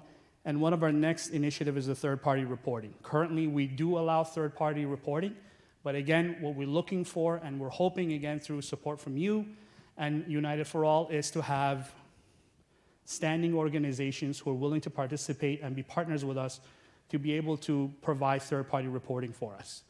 And lastly, we have the patrol response, but that's usually when there is an imminent risk to someone. That's not one of the means that we use very often. The online reporting actually has been so successful that the RCMP 2 years ago started as a pilot project, and I believe Toronto Police contacted us this year. They're looking to also develop the online capabilities because we're seeing a lot of success in terms of that specific reporting tool. I review all the cases. Anytime there's a hate crime or a hate incident that is reported, it comes to our queue. I review all the files, and we deem them based on what the criminal code dictates. We deem them either to be a hate incident or a hate crime, and you'll see, I believe, in the next slide what the definitions are. But the process is the same. Even if we identify something as a hate incident, it gets still assigned to an investigator. The investigator will follow up with the victim, with the complainant within 72 hours.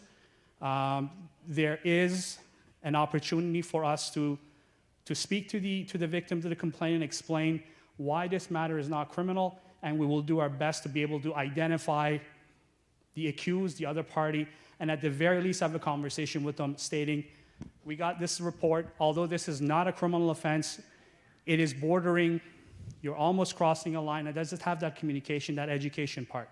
Because a lot of this stuff stems from free speech, that there's this misconception that we're the United States and free speech is absolute, which clearly isn't in Canada. There's limitations to that freedom of speech. And that's one of the parts that we've really looked into is not only the enforcement side, but also the education part, which is really important. So those are your definition. And sadly, these two really were adopted about 3 years ago in Ontario. Prior to that, each police service had really their own definition of what a hate crime was, what a hate incident was. So when we submit our stats to Stats Canada, which we're mandated to do, there's this lack of similarity in types of reports. So you would get, for example, we would have 100 reports with a population of, I'm just giving you a hypothetical, of 1 million. Then you have, for example, Toronto Police that's serving around 4 million people. They come up with 80 reports, which makes absolutely no sense. And one of those reasons was not having a universal definition of what a hate crime and what a hate incident is. So stats. Those are, I put up the last 3 years. The 2020 stats, we will release them for the year end, hopefully the first week of February. We released the semi-annual report in August, and again, that was a recommendation that was done through the CEC, and Amira also was part of that as well in terms of transparency. For us to be able to show what types of numbers we have in Ottawa, who's being impacted, and what we're doing about it. So again, 2019, 116 criminal files. 4 individuals were charged with 9 counts of, these are hate-motivated criminal offenses. So again, when Dr. Barbara Perry spoke about this, our laws right now are not up to date. The three offenses that are in the criminal code, willful promotion of hatred, public incitement of hatred, and advocation of genocide, were created in the 70s. This was as a result of fear of what happened after World War II, with the growth of fascism, so they're outdated. They're extremely outdated. So what we really depend on is hate-motivated criminal offenses under Section 718, which separates a regular crime from a hate-motivated crime. So we will lay a regular assault charge, but then in the file we would include any sort of hate bias motivation. And that helps us when it comes to sentencing. So these charges that you see, these are all hate-motivated criminal offenses, with the exception of 2022 that we had an actual 3 hate crime charges. So as you see, 2020 was the first year that we had our unit. We went from 116 to 180 criminal files. We charged 24 people, 58 counts. 2021, you see a huge jump, 340 files. And then at that year, what we also decided to do was to include in our statistics not only hate crimes, but also hate-motivated incidents, because again, that's what the community also wanted to see. So in 2020, 260 of the 340, we labeled them as criminal files. 26 individuals were charged last year, 92 counts. Those are, again, the highest numbers in Ontario in terms of number of criminal charges. This year, we're up 7%. And what you see here is the rise in number is, again, it can be multiple reasons. Some of it is what happens down south with the polarization of what's going on in the United States, the Donald Trump factor, that moves up here, but also internally in 2019, we began to train all of our members on what hate crimes and what hate incidences were and how to properly take these reports. Because we felt that we can't expect the members of the public to report these incidents if we're not capable of taking the proper report, properly coding it, and then sending it to an investigative body to investigate it. So that year, I spent, we did training for everybody who was on front line. We trained all of our call takers. We trained the dispatchers. Pretty much anybody within our organization who was in a position to take a report had the training. We've done that going forward. Anytime we have a recruit class, we do the same hate crime training for them as well. So some of that increases are based on the fact that we're more knowledgeable of what hate crimes and hate incidents are. Again, you see the rise in 2021, and when you see the numbers in 2022, they'll be slightly higher than that. And that 300, if you look, again, looking at 2021, the 340 files probably represent 30% of actual number of incidents that are happening in Ottawa. They're grossly underreported, and that's Statistics Canada will say that across the board, across Canada. They're very, very underreported. But again, those are the stats that we have. In 2022, I'll just give you a little bit of the, so we were able to get approval to charge one individual with 2 counts of willful promotion of hatred, which is a complex thing to get through because we can't, as a police, lay that charge on our own. We have to request from the Attorney General of Ontario to approve that charge. It's one of 2 charges in the 3 in the criminal code that requires the Attorney General's consent. So we're the only service in Ontario up to, I believe, August that had got that approval. We also laid 1 count of public incitement of hatred. That was for, I'm not sure if you're aware of the gentleman who was, I use that word loosely, who was carrying the swastika flag, the Nazi flag, on Parliament Hill about 2 weeks after the occupation was over. So again, some of our stats, in terms of victim support. So from the time that the file comes in, we're continuously following up with the victim, even to the point where the file goes to the Crown's office. One of the things we do is instantly when a charge is laid, I immediately notify my counterpart in the Crown's office, Moise Karimji, and he puts notes on it that it's a hate-motivated incident, it's a hate crime for it to be flagged. Then we meet with the individual before the trial to discuss what their options are, what the court process is going to be, and we follow through with it all the way through the trial. And I kind of giggled when Amira, Sahada, and Bernie were sitting here and said, Jew and 2 Muslims are talking about hate crimes in Canada. And the funny thing is Moise and I. So Moise is a Shiite Muslim and I'm a Baha'i. So only in Canada will you get your 2 top people theoretically in the law enforcement that are enforcing hate crimes who are from a group that historically have never gotten along. And one of the reasons why I had to leave my country to come over here to this wonderful country is one of those, but it's just funny to kind of giggle at. And like I said, that only happens in a great country like ours here.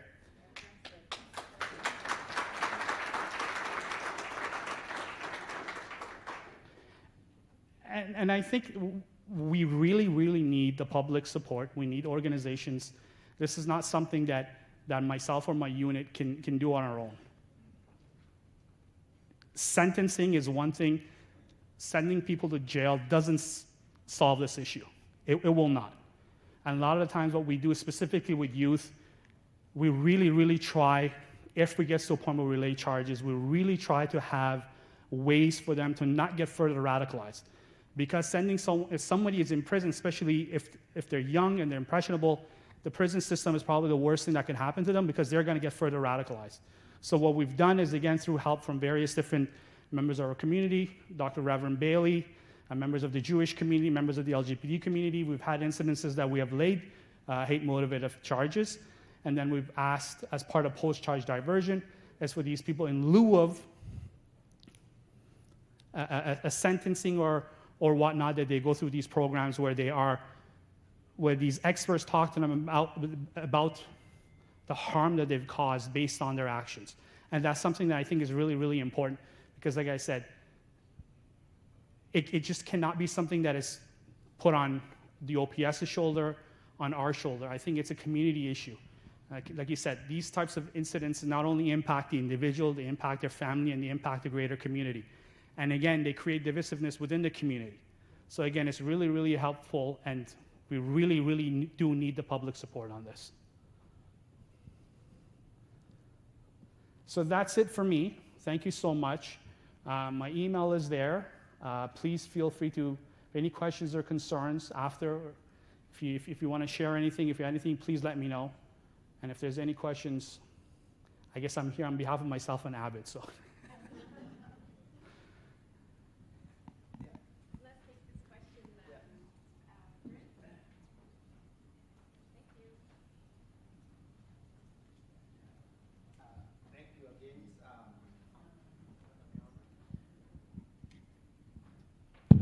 Yeah.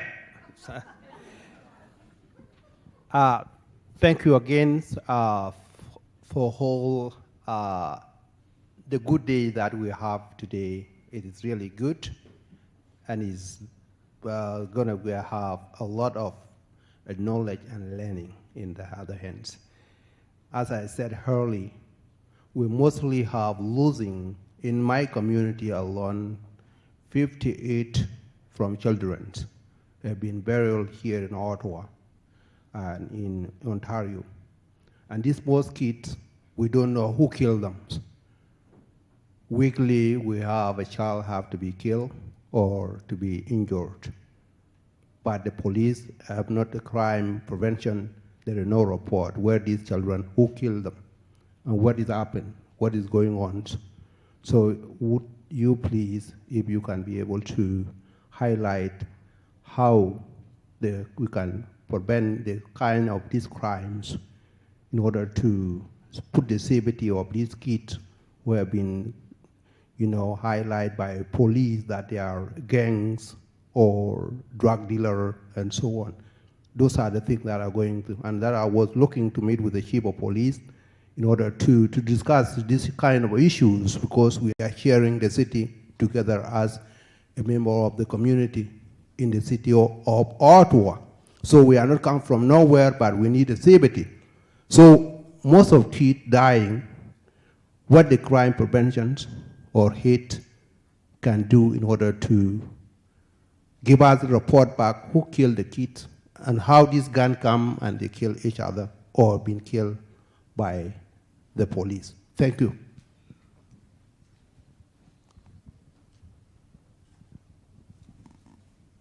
I believe one more question before we go to our last segment, but I know, Peter, you've had your hand up for some time, so let's share the mic back here. Oh, over here, and then. Sorry, I think I see that hand first and then you.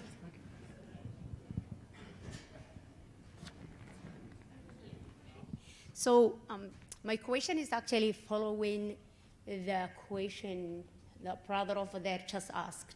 I just want to expand that a little bit, if you don't mind. So, like he mentioned, there has been, over the years, number of young people from minority community, especially the Black community, that have been killed in our city.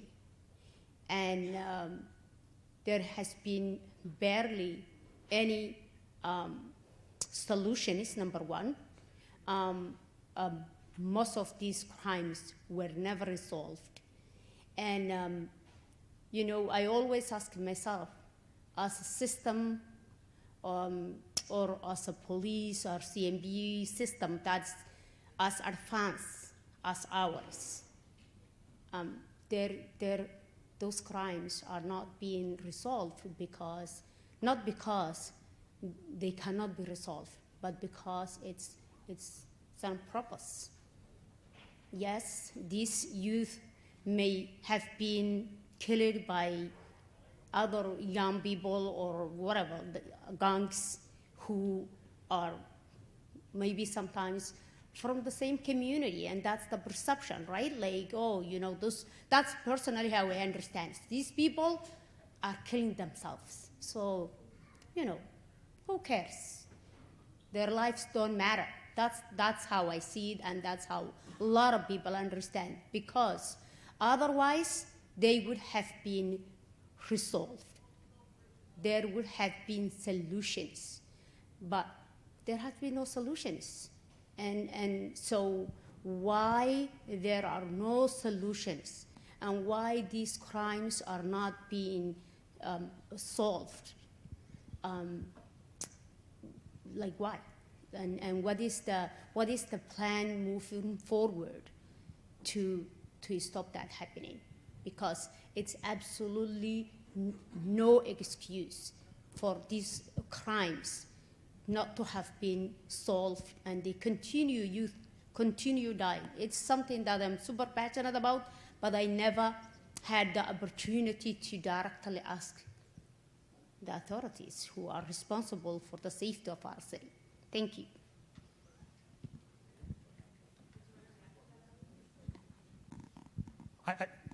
In terms of, I don't, and I hope that's not the case. I don't think it's the aim or the goal of the values of the Ottawa Police are not to investigate certain things that are only impacting a certain group. I hear your frustration, and I'm with you. There are issues that need to be resolved, but again, I don't believe that certain crimes are not being solved because they're happening to a certain group. I wish I had a better answer for you. Thank you. Peter has been waiting to speak. I'd like to pass him the mic first, please. Thank you.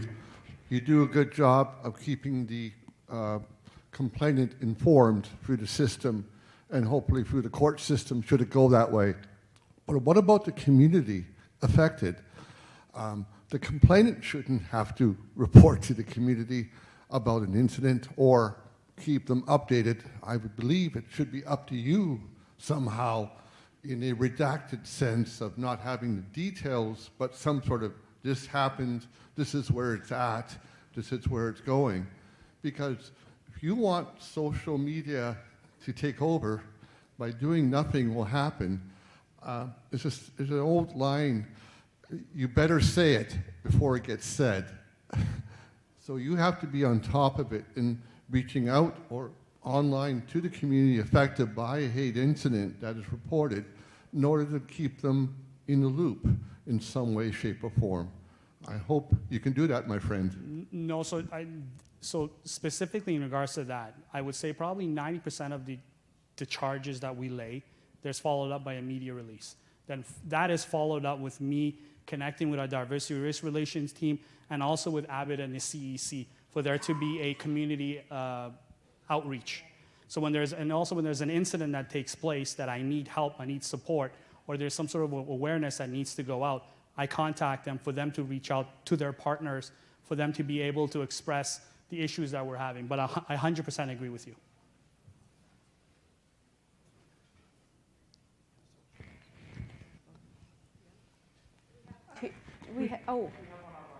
We have one online, and then we have two hands that came up, and then we will. I believe this. Okay, thank you. Yes, thank you. Online, please. The question is, are hate crime data sex or gender or race segregated. Intersectional lens is important to understand hate dynamics. Yes. So it's a Stats Canada. So we report all of our. Have a microphone. Okay. All the reports that I get. There's a separate report that I submit that it goes to Stats Canada, and they are separate. So we do look at the group that was impacted. Actually, Stat Canada updated their categories because they were extremely outdated. So now we can have multiple groups. So example, if someone happens to be, for example, we'll look at like a black Muslim female that is targeted before you really are limited to one. Now we're able to pick two things, their ethnicity and their religion. So yes, they are broken down into categories.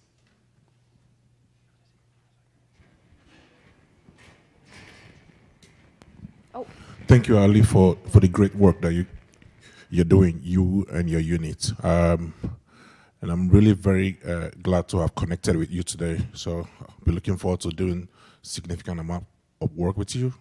I work in education myself, and I'm really very concerned about the amount of hate, that's to a large extent trivialized among youth. And taking a look at your means, of reporting it, and I'm wondering if you've considered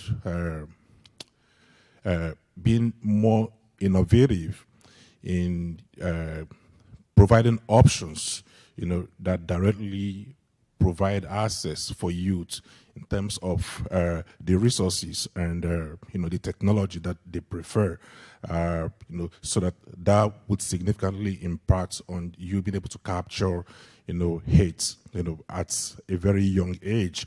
And I will tell you, the language that's being used, even in elementary schools, you'll be surprised. And if it's breeding from the elementary schools into high schools, then you have a whole lot of work, to do. So getting right to the source would, to a large extent, make a whole lot more impact in the work that you're doing within the community. So I would like to see tools being put in the hands of youth so they can actually report them. Because to a large extent, they look quite disconnected and they're suffering significantly. Thank you.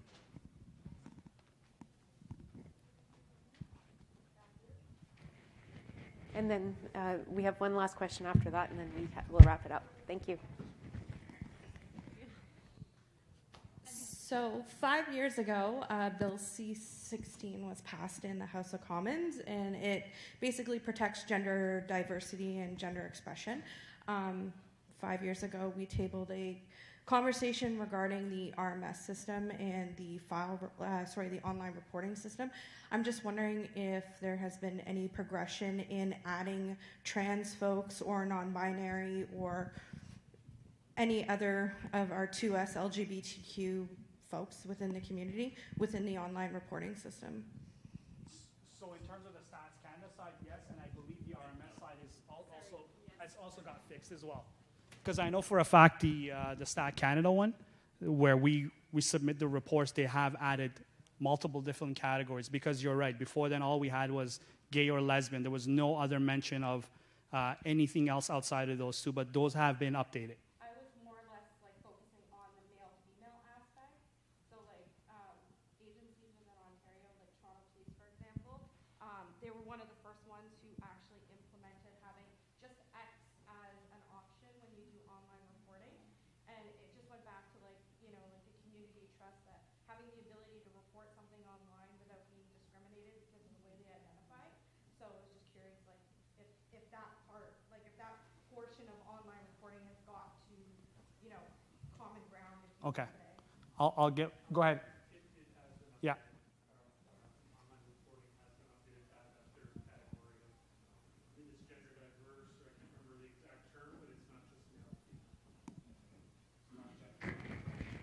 Thank you. And a last question before we do a wrap up. Thank you.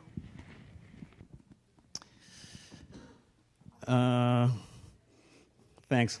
Ali, for your presentation. I've got actually three quick questions at the end, but a little some comments before. And again, just going back to focusing on the systemic issue. So, just in terms of the police, right? Let's remember that police. The history of policing is that they were created to control marginalized people, right? The RCMP were created by Sir John A. Macdonald. They were the Northwest Mounted Police, and their goal was to move indigenous folks off their land, right? Police forces in the U.S. started as slave catchers, right? So, and nobody's given me a history lesson of when they stopped, doing that. When they stopped, when they stopped having their main activity being controlling marginalized folks. So, the other thing is a lot of people have mentioned. Okay, so people have been mentioning a couple of key reforms. The idea of hiring more black officers and having more training. So obviously, the United States gives us lots of evidence of the fact that having more black officers doesn't stop the police from killing black people. What's interesting is that it's not the black officers doing it, but their presence there isn't stopping their white colleagues from shooting black guys. And what people don't mention when they mention that idea of more black officers is where they are in the hierarchy, right? And this is an issue that the other hat I wear is that I founded the Federal Black Employees Caucus inside the federal government, and we were looking at the fact that all the black employees are crowded at the bottom, right? Same thing as with the OPS, although you did have a black police chief, although let's look at what happened to him, right? So, so the questions I have for you, actually one other thing, and then other people mentioned education, right? The idea that education is a solution to any of this stuff, and one of the things from the work in the hub that we learned early on is that we're talking about, again, systemic discrimination, right, where it privileges certain groups over others. So therefore, when you raise awareness, all it does is it makes people more aware that what they're doing is wrong, but it doesn't stop them from doing it because they benefit from it, right? That's how the system works. So anyway, the three quick questions, though, for you, Ali, are, and actually also for, where's Nancy? What's wrong? Oh, yeah. Nancy of CPO, wherever you are. How exactly do the OPS and CPO prevent hate crimes? That's one question. What's the third-party reporting thing? I've never heard of that, so you can describe what is this third-party reporting? And the other question is, right, the OPS is the fact that they disproportionately use force on black, indigenous, and Middle Eastern people. How are those not hate incidents?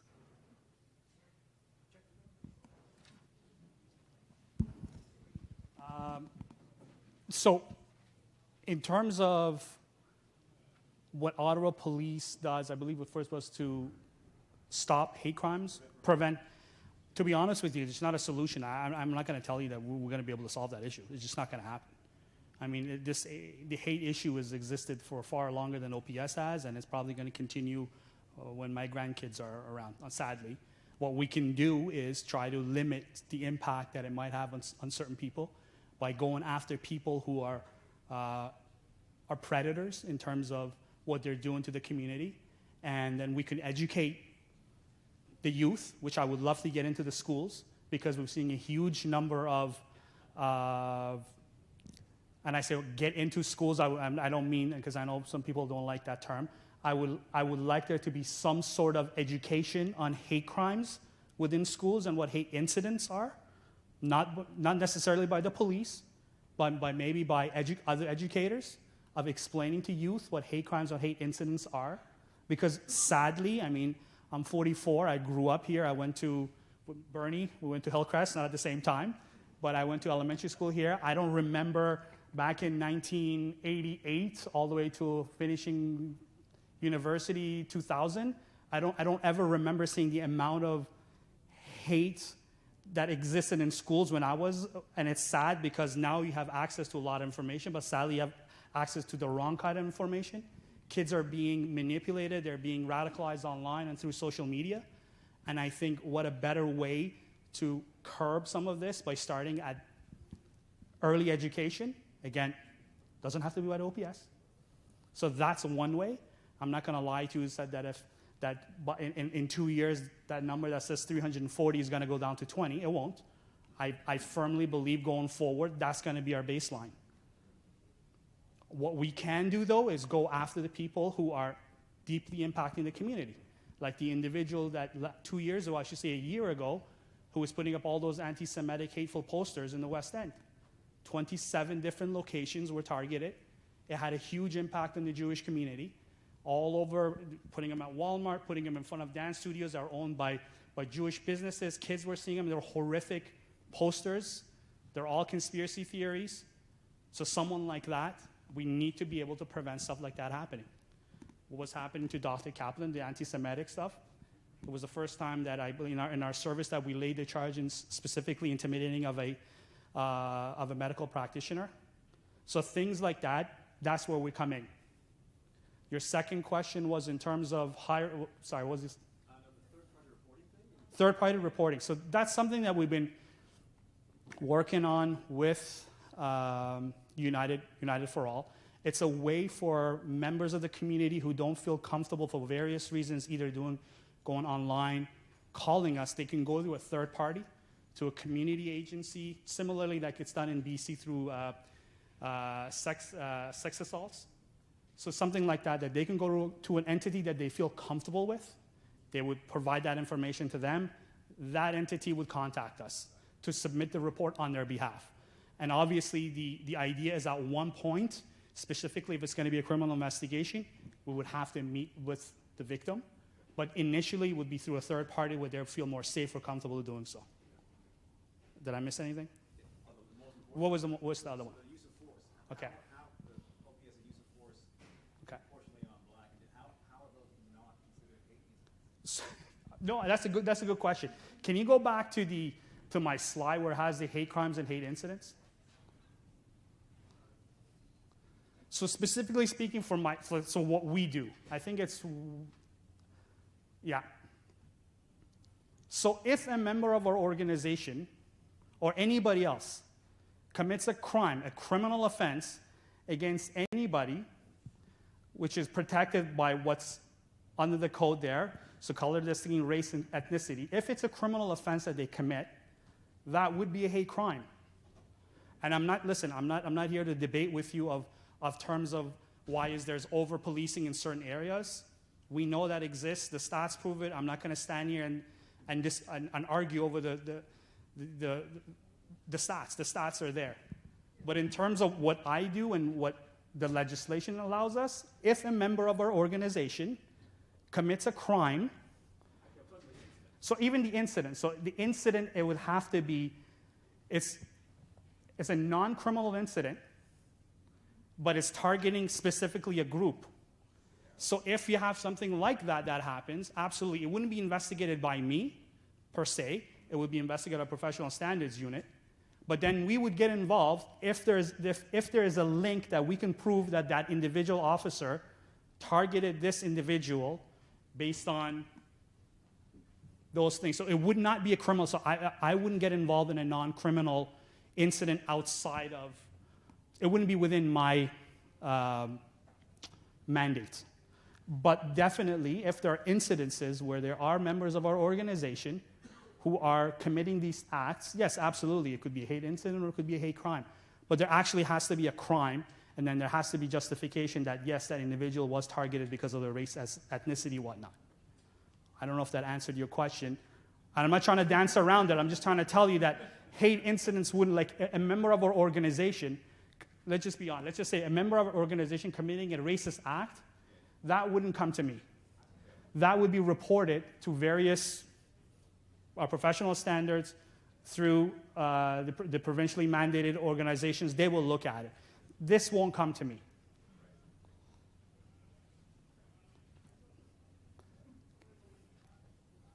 Thank you so much. And again, what a wonderful day. Thank you.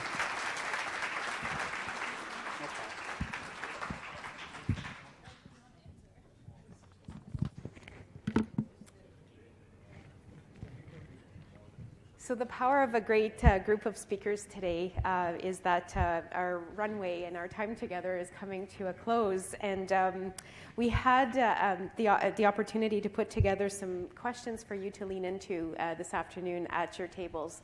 And given that we're at about 10 minutes before the end of today's journey, today's learning journey, what we will do with the questions is they will be posted on the Ottawa Police Collaborative site, and so you will be able to weigh into these questions.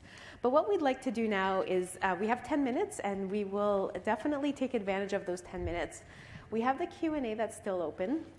We'll welcome your questions. A few things before I transition is that you will get the slides from today.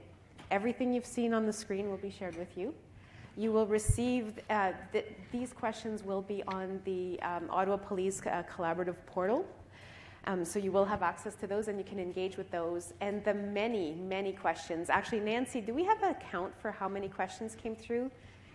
And I'll come back to you if you don't have it right now. But we did receive a lot of really, really thoughtful questions. We will answer those questions and make them part of the report. So what I didn't mention is that Anita's with us today, and she is actually writing a summary of today's dialogue.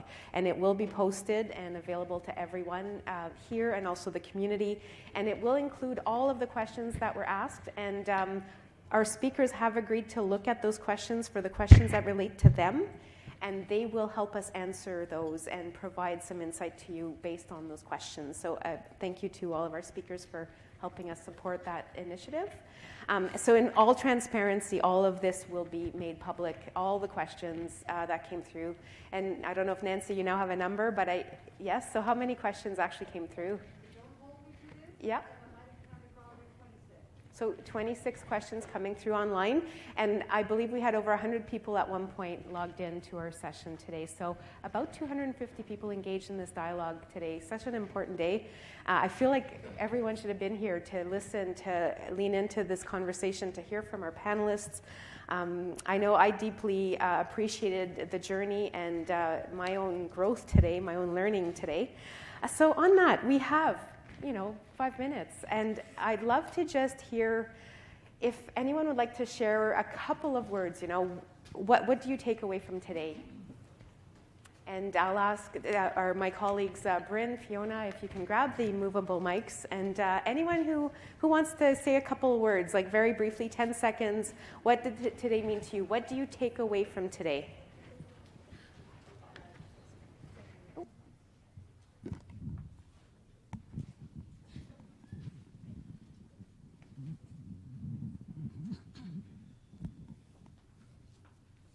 Hi, everyone. My name is Kudirat. I'm a nurse with the Ottawa Hospital. I've attended similar events talking about AIDS, bullying, racism. With due respect to the professor here, I think the age of data collection should be over because we can tell it, we experience it. So for how long are we going to be collecting data? We see it, we sleep it, we breathe it. This is the time for action. So what I take from here is that we cannot leave everything to the police. Mothers, sisters, fathers, teachers, we all have a role in this. Our children are picking this very fast, right from kindergarten. We must have told them something. So we need to start from the grassroots. Wherever we work, wherever we live, it doesn't have to be big.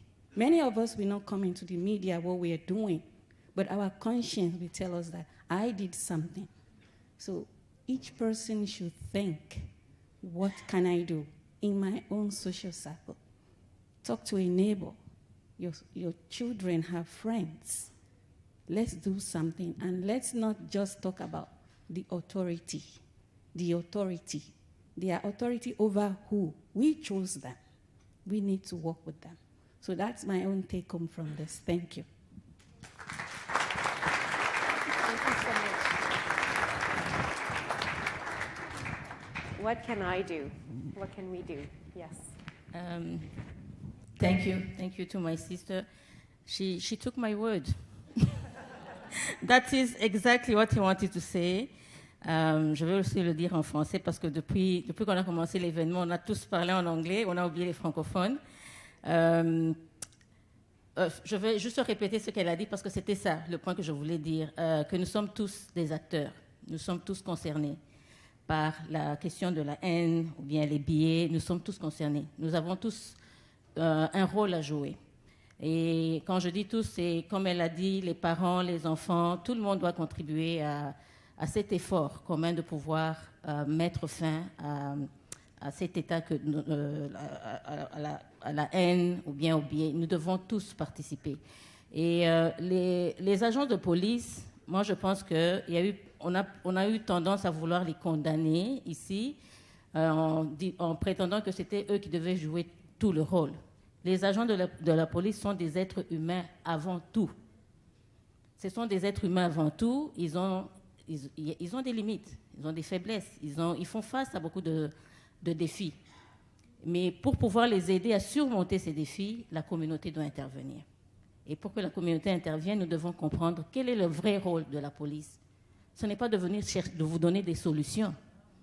Parce que les difficultés, les problèmes qu'il y a dans vos familles, l'agent de la police ne les connaît pas. Nous devons apporter notre soutien à la police en identifiant déjà au sein de nos familles, quels sont les différents problèmes que nous avons, de nos enfants, de nos communautés, et ainsi de suite, pour pouvoir soutenir le travail de la police. Merci, c'est ce que je voulais dire.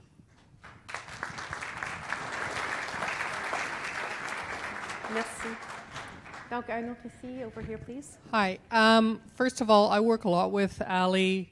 I'm in very regular contact with him. We have a lot of hate crimes that happen. I'm the security manager for the Jewish Federation. I work with synagogues also and other Jewish organizations in the city. One thing, I mean, we've had great discussions. I've participated in these things before. Great discussions, great questions, great this, great that. No action items. We need a list of action items and follow-up meetings to follow through on those action items.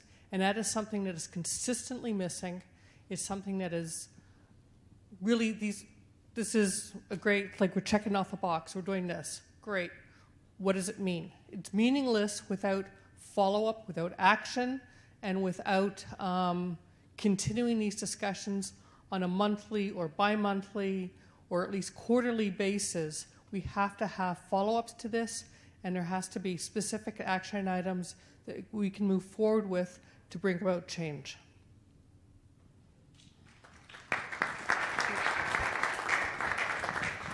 One more here, please. Un autre ici.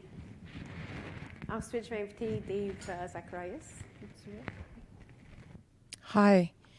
I just wanted to acknowledge, sadly, the group that has not been mentioned, and that's the homeless community, who are often targeted with hate incidences and crimes. And while they are invisible, they are often blamed for a lot of societal problems. And so I wanted to acknowledge them. But I would like to also say thank you to all of the speakers for the youth that spoke. It was very powerful messages. And just to say that I put a lot of faith in the humanity that exists in here. And I'm going to choose hope, which is our motto.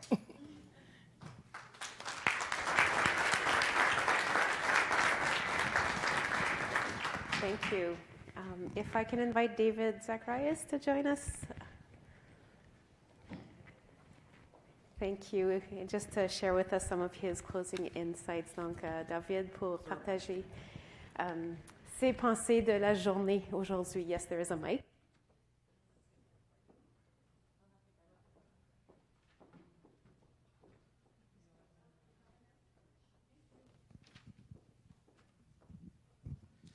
All right, let's take a deep breath. How was your day? There's lots to unpack, right? Right? Again, I'm going to take you back. We started this back in 2015, the Human Rights Learning Forum. As you all know, December 10th is International Day for Human Rights. It's proclaimed by the United Nations. So with that being in mind, to recognize that day, that's the genesis behind why we, Ottawa Police Service, started this Human Rights Learning Forum back in 2015. How many of you recall the first inaugural event? Oh, wow. We had about 350 people in that room. We've had about, following year, the first year was about human rights, intersectionality with police and human rights. And then the second year we went to the science and theory behind human biases. And that was a very powerful story. A lot of great speakers. And then the third year, we moved to reconciliation, the path to reconciliation. That's where we had the TRC report with 94 recommendations, calls for action. People recall that here? Yes? I want to share that. We need to know where we come from in order to go where we want to go. This is a journey, it's not a destination. Many of you, the speakers, colleagues here, shared that. So, this year's theme for 2022, the Human Rights Day, which is December 10th, the theme is dignity, freedom, and justice for all. Let's reflect on that.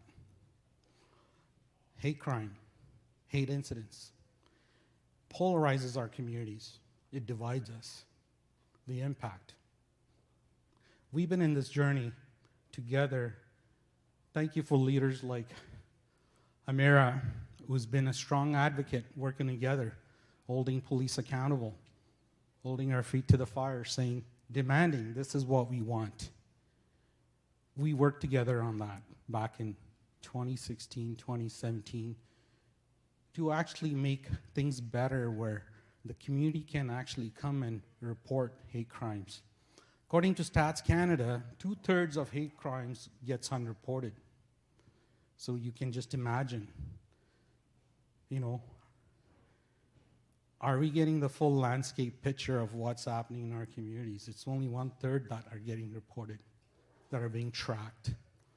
But since we, as a community partnership with the community, advocacy through the National Council for Canadian Muslims, back then Amira was the director of communications. She strongly advocated for this along with other community partners. Ottawa Police was one of the first police services to add that online option for reporting hate crime. Since then, our numbers, we made it much easier. Our numbers are rising.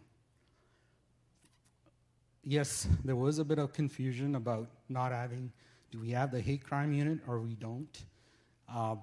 There was that debate that went on. But through CEC's advocacy, thank you, Sahara, for your leadership, we were able to get back a designated hate crime unit back into the Ottawa Police Service. So we've evolved. And Dr. Perry, we've done a lot of work together in the past relating to this topic. And Bernie, it was so great to see you here again today and talk about these issues. But we've been having these conversations for over 10 years now. There's been ups and downs. I can tell you, back in 2015, one of the biggest issue that we were facing with the spike in hate incidents in the city of Ottawa targeting women wearing a hijab. There was a lot of political discourse happening during that time in our city. That had a huge impact on number of hate incidents. And I spoke about that in different forums as well in the city of Ottawa. We've come a long ways. It's a journey. Again, we have work to do. It was quite clear today that two things that was loud and clear. Data is important. Data is what is going to drive us, our actions and responses. It's very important for the community to report these incidents. We need to capture that. When we capture data, we have a clear picture so we can put appropriate preventive measures in place, timely intervention, pre-prevention strategies together. And those things don't happen in isolation by the police alone. We need the community to support us, help us. Like Bernie Faber said, Robin, you said we need to work in that positive space to address some of these issues, contentious issues. I take that to my heart. It's easy for us to point finger and say, why is this happening? Why is something not being done about this? You are responsible. But you know what? I always said, Amira, what is that famous quote? Can you state?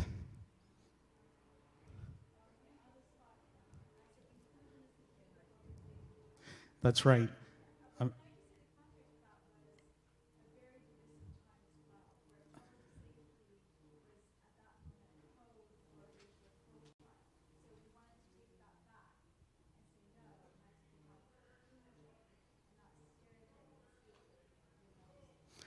That's right. So the famous quote back then when we were working together that was coined was, inclusion is key to public safety.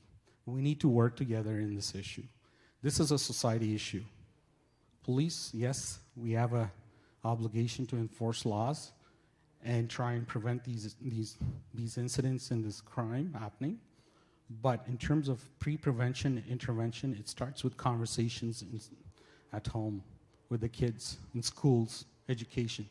There's different social determinants that play a part in this.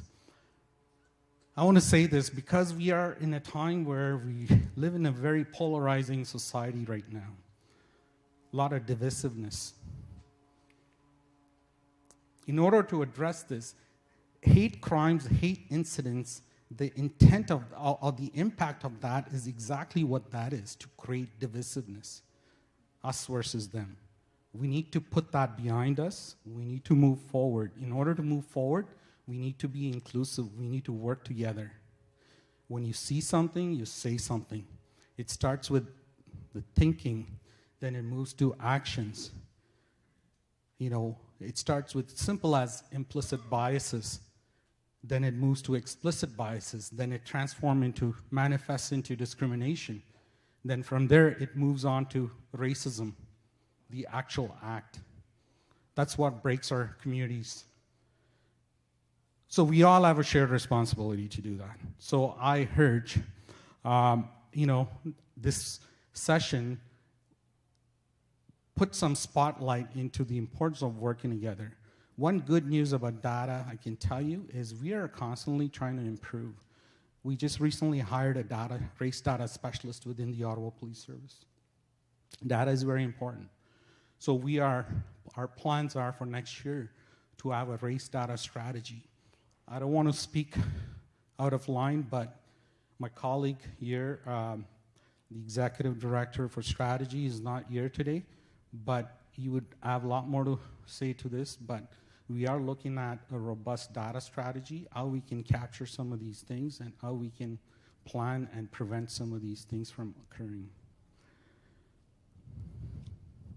That's a lot. So what's going to happen here today, folks, is all the good information, the dialogue, the comments, everything that was discussed and shared will be captured into a report. This is not like, okay, we had a great meeting, we talked about this, now we go home and forget about it. It's not like that. There's something we're going to be following up with this. Everybody, all the participants will get a copy of the report, and some of the recommendations or suggestions that was put forward will be taken into consideration as part of our strategy on how to address. So we will work very closely with Hallie Togro's team, in terms of building more from a prevention, awareness, education piece. So all your efforts and your contribution is very appreciated. Every year I see there's a really strong, need for this type of dialogue to be had. And I want to thank each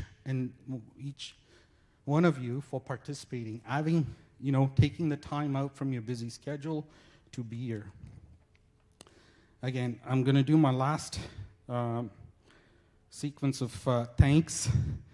Would be remiss if I didn't recognize the amazing panel, our keynote speaker, Dr. Barbara Perry.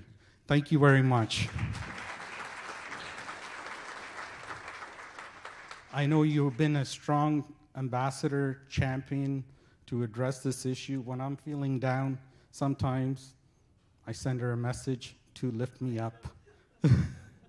Thank you, Barbara, for taking your time and being here today. Amira, what can I say? Thank you. You've been such a great partner, for many years with the Ottawa Police, and you hold our feet to the fire, but also you're very fair in your assessment. When there's something good being done, you point that out. But when we're not doing something right, you point that out too. I really appreciate that. Thank you. And Bernie, what can I say? You're a legend. No, thank you, sir, from the bottom of my heart. And you know what? You taking the time to be here, to share your wisdom with us, and you've been doing this work for decades. Much appreciation. And Sahada, oh my God. The last time I was, actually a couple of weeks ago, I was at the Multi-Faith Housing Initiative Gala, and Sahada was the MC. And she recoined the term MC.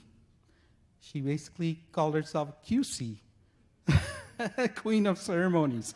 Thank you. Thank you for all those hours that you work with the Ottawa Police Service. That's your own personal time away from your 3 beautiful boys. You and I have a lot we share because I have 3 boys, and we're all here for the same purpose, to make it better for that next generation. Thank you.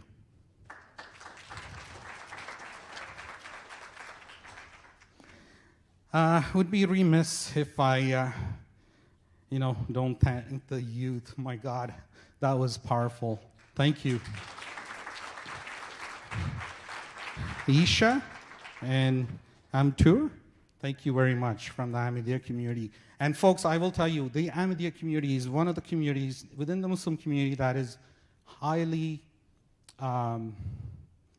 what's the proper word? I don't want to use a wrong word, but within the community that is highly scrutinized and is a victim to a lot of these hate incidents and atrocities, and that comes right from back in Pakistan. There's a bit of a history, and their motto is is beautiful, isn't it? Like, can we all as human beings adopt to that? Is love for all, hate for none. Thank you. And, oh my God, where's Kristen? She's gone, right? Kristen, oh my God. I got former Deputy Chief Larry Hill, and I'm looking at Kristen Dumont. So I'm thinking, is there a relationship here, sir? Yes. That's my investigative hat. I kind of put this together. So yes, that was so powerful, so impactful. Just out, like it was moving. My table was moved. I literally had tears in my eyes, listening to this young lady. And that's the future. That's our future. It is very promising. And please, sir, thank Kristen for that.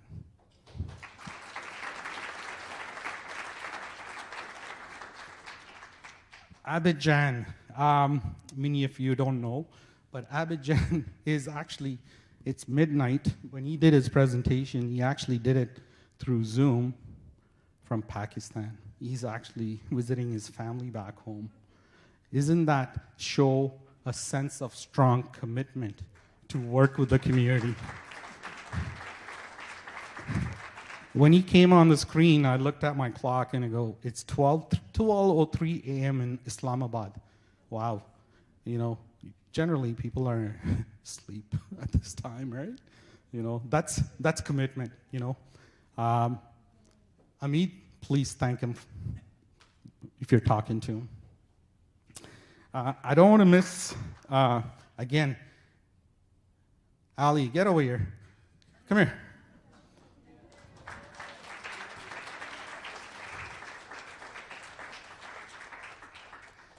Ali Toguro, Sergeant Toguro, has been in the space.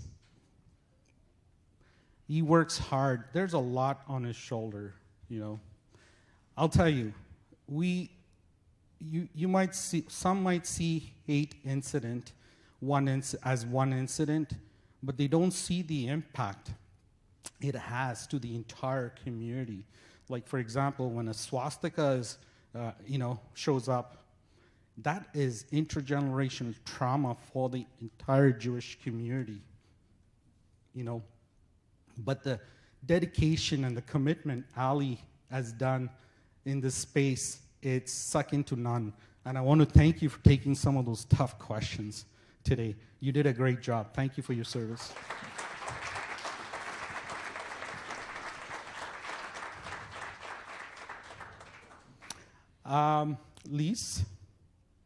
Lise Clement. Amazing, just amazing facilitator. This is the 7th one, and you raised the bar, right? Thank you so much. So I want to thank our partners, United for All, and the CEC committee. This was a co-designed, co-produced agenda. So this is not something that Ottawa Police just picked it off, and this is a lot of work that goes. There's a planning committee. It takes months of preparation to plan an event like this, to make it special, make it impactful, make it meaningful. I want to thank both the organizations, the CEC and United for All.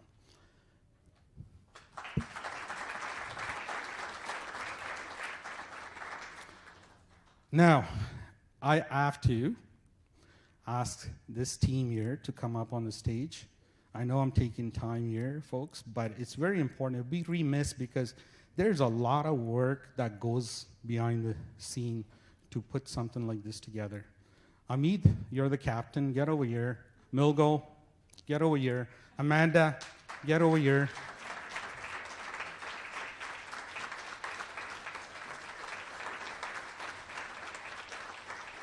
And I'm missing Michaela. Michaela, Kelly, get over here, please.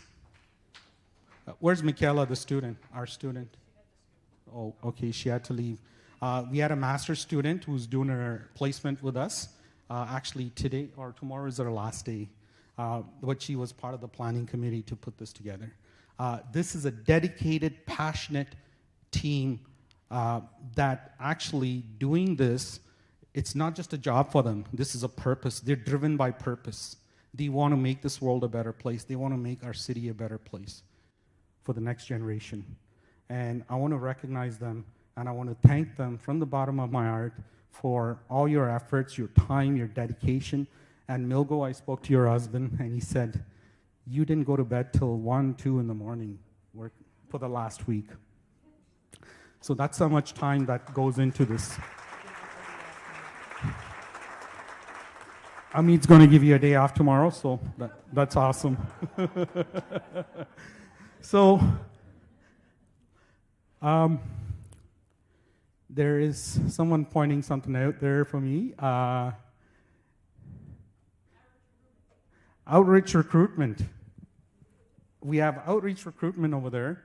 So one of our priorities within in the recruiting is for the Ottawa Police Service to reflect the community we serve.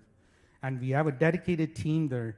So there's some information about the recruiting process. If you want to share that within your community, you can grab some. But I want to thank the team for being here for the full day and, being here and listening, and at the same time, trying to find some potential candidates, right? Awesome. Thank you, Lila. And you know what, folks? Thank you so much. I want to thank everybody for being here. This is, we need to work together. At the end of the day, we can't do this on our own.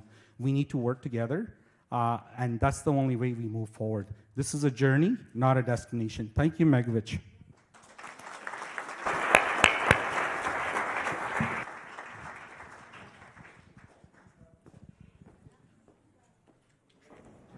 Et juste très rapidement, mais très important, nous avons aussi des soins personnels si les gens ont besoin après la session d'aujourd'hui. Donc, if you do require self-care after today's session, we have some resources that are available on the slide for you here, and it will be in the email that we will share with you. Avant de quitter, before you leave, Amira had a wonderful idea. I'll give her the credit because it's a good one. Anyone who wants to come and join in a group photo so that we have kind of this memory of today, of all of us together. So what we're thinking is if everyone can take the corner here, come join us. We have a photographer here with us, and let's take a group photo together before we go. Donc, on vous invite à prendre une photo en communauté avec nous sur le coin ici. Donc, s'il vous plaît, nous joindre.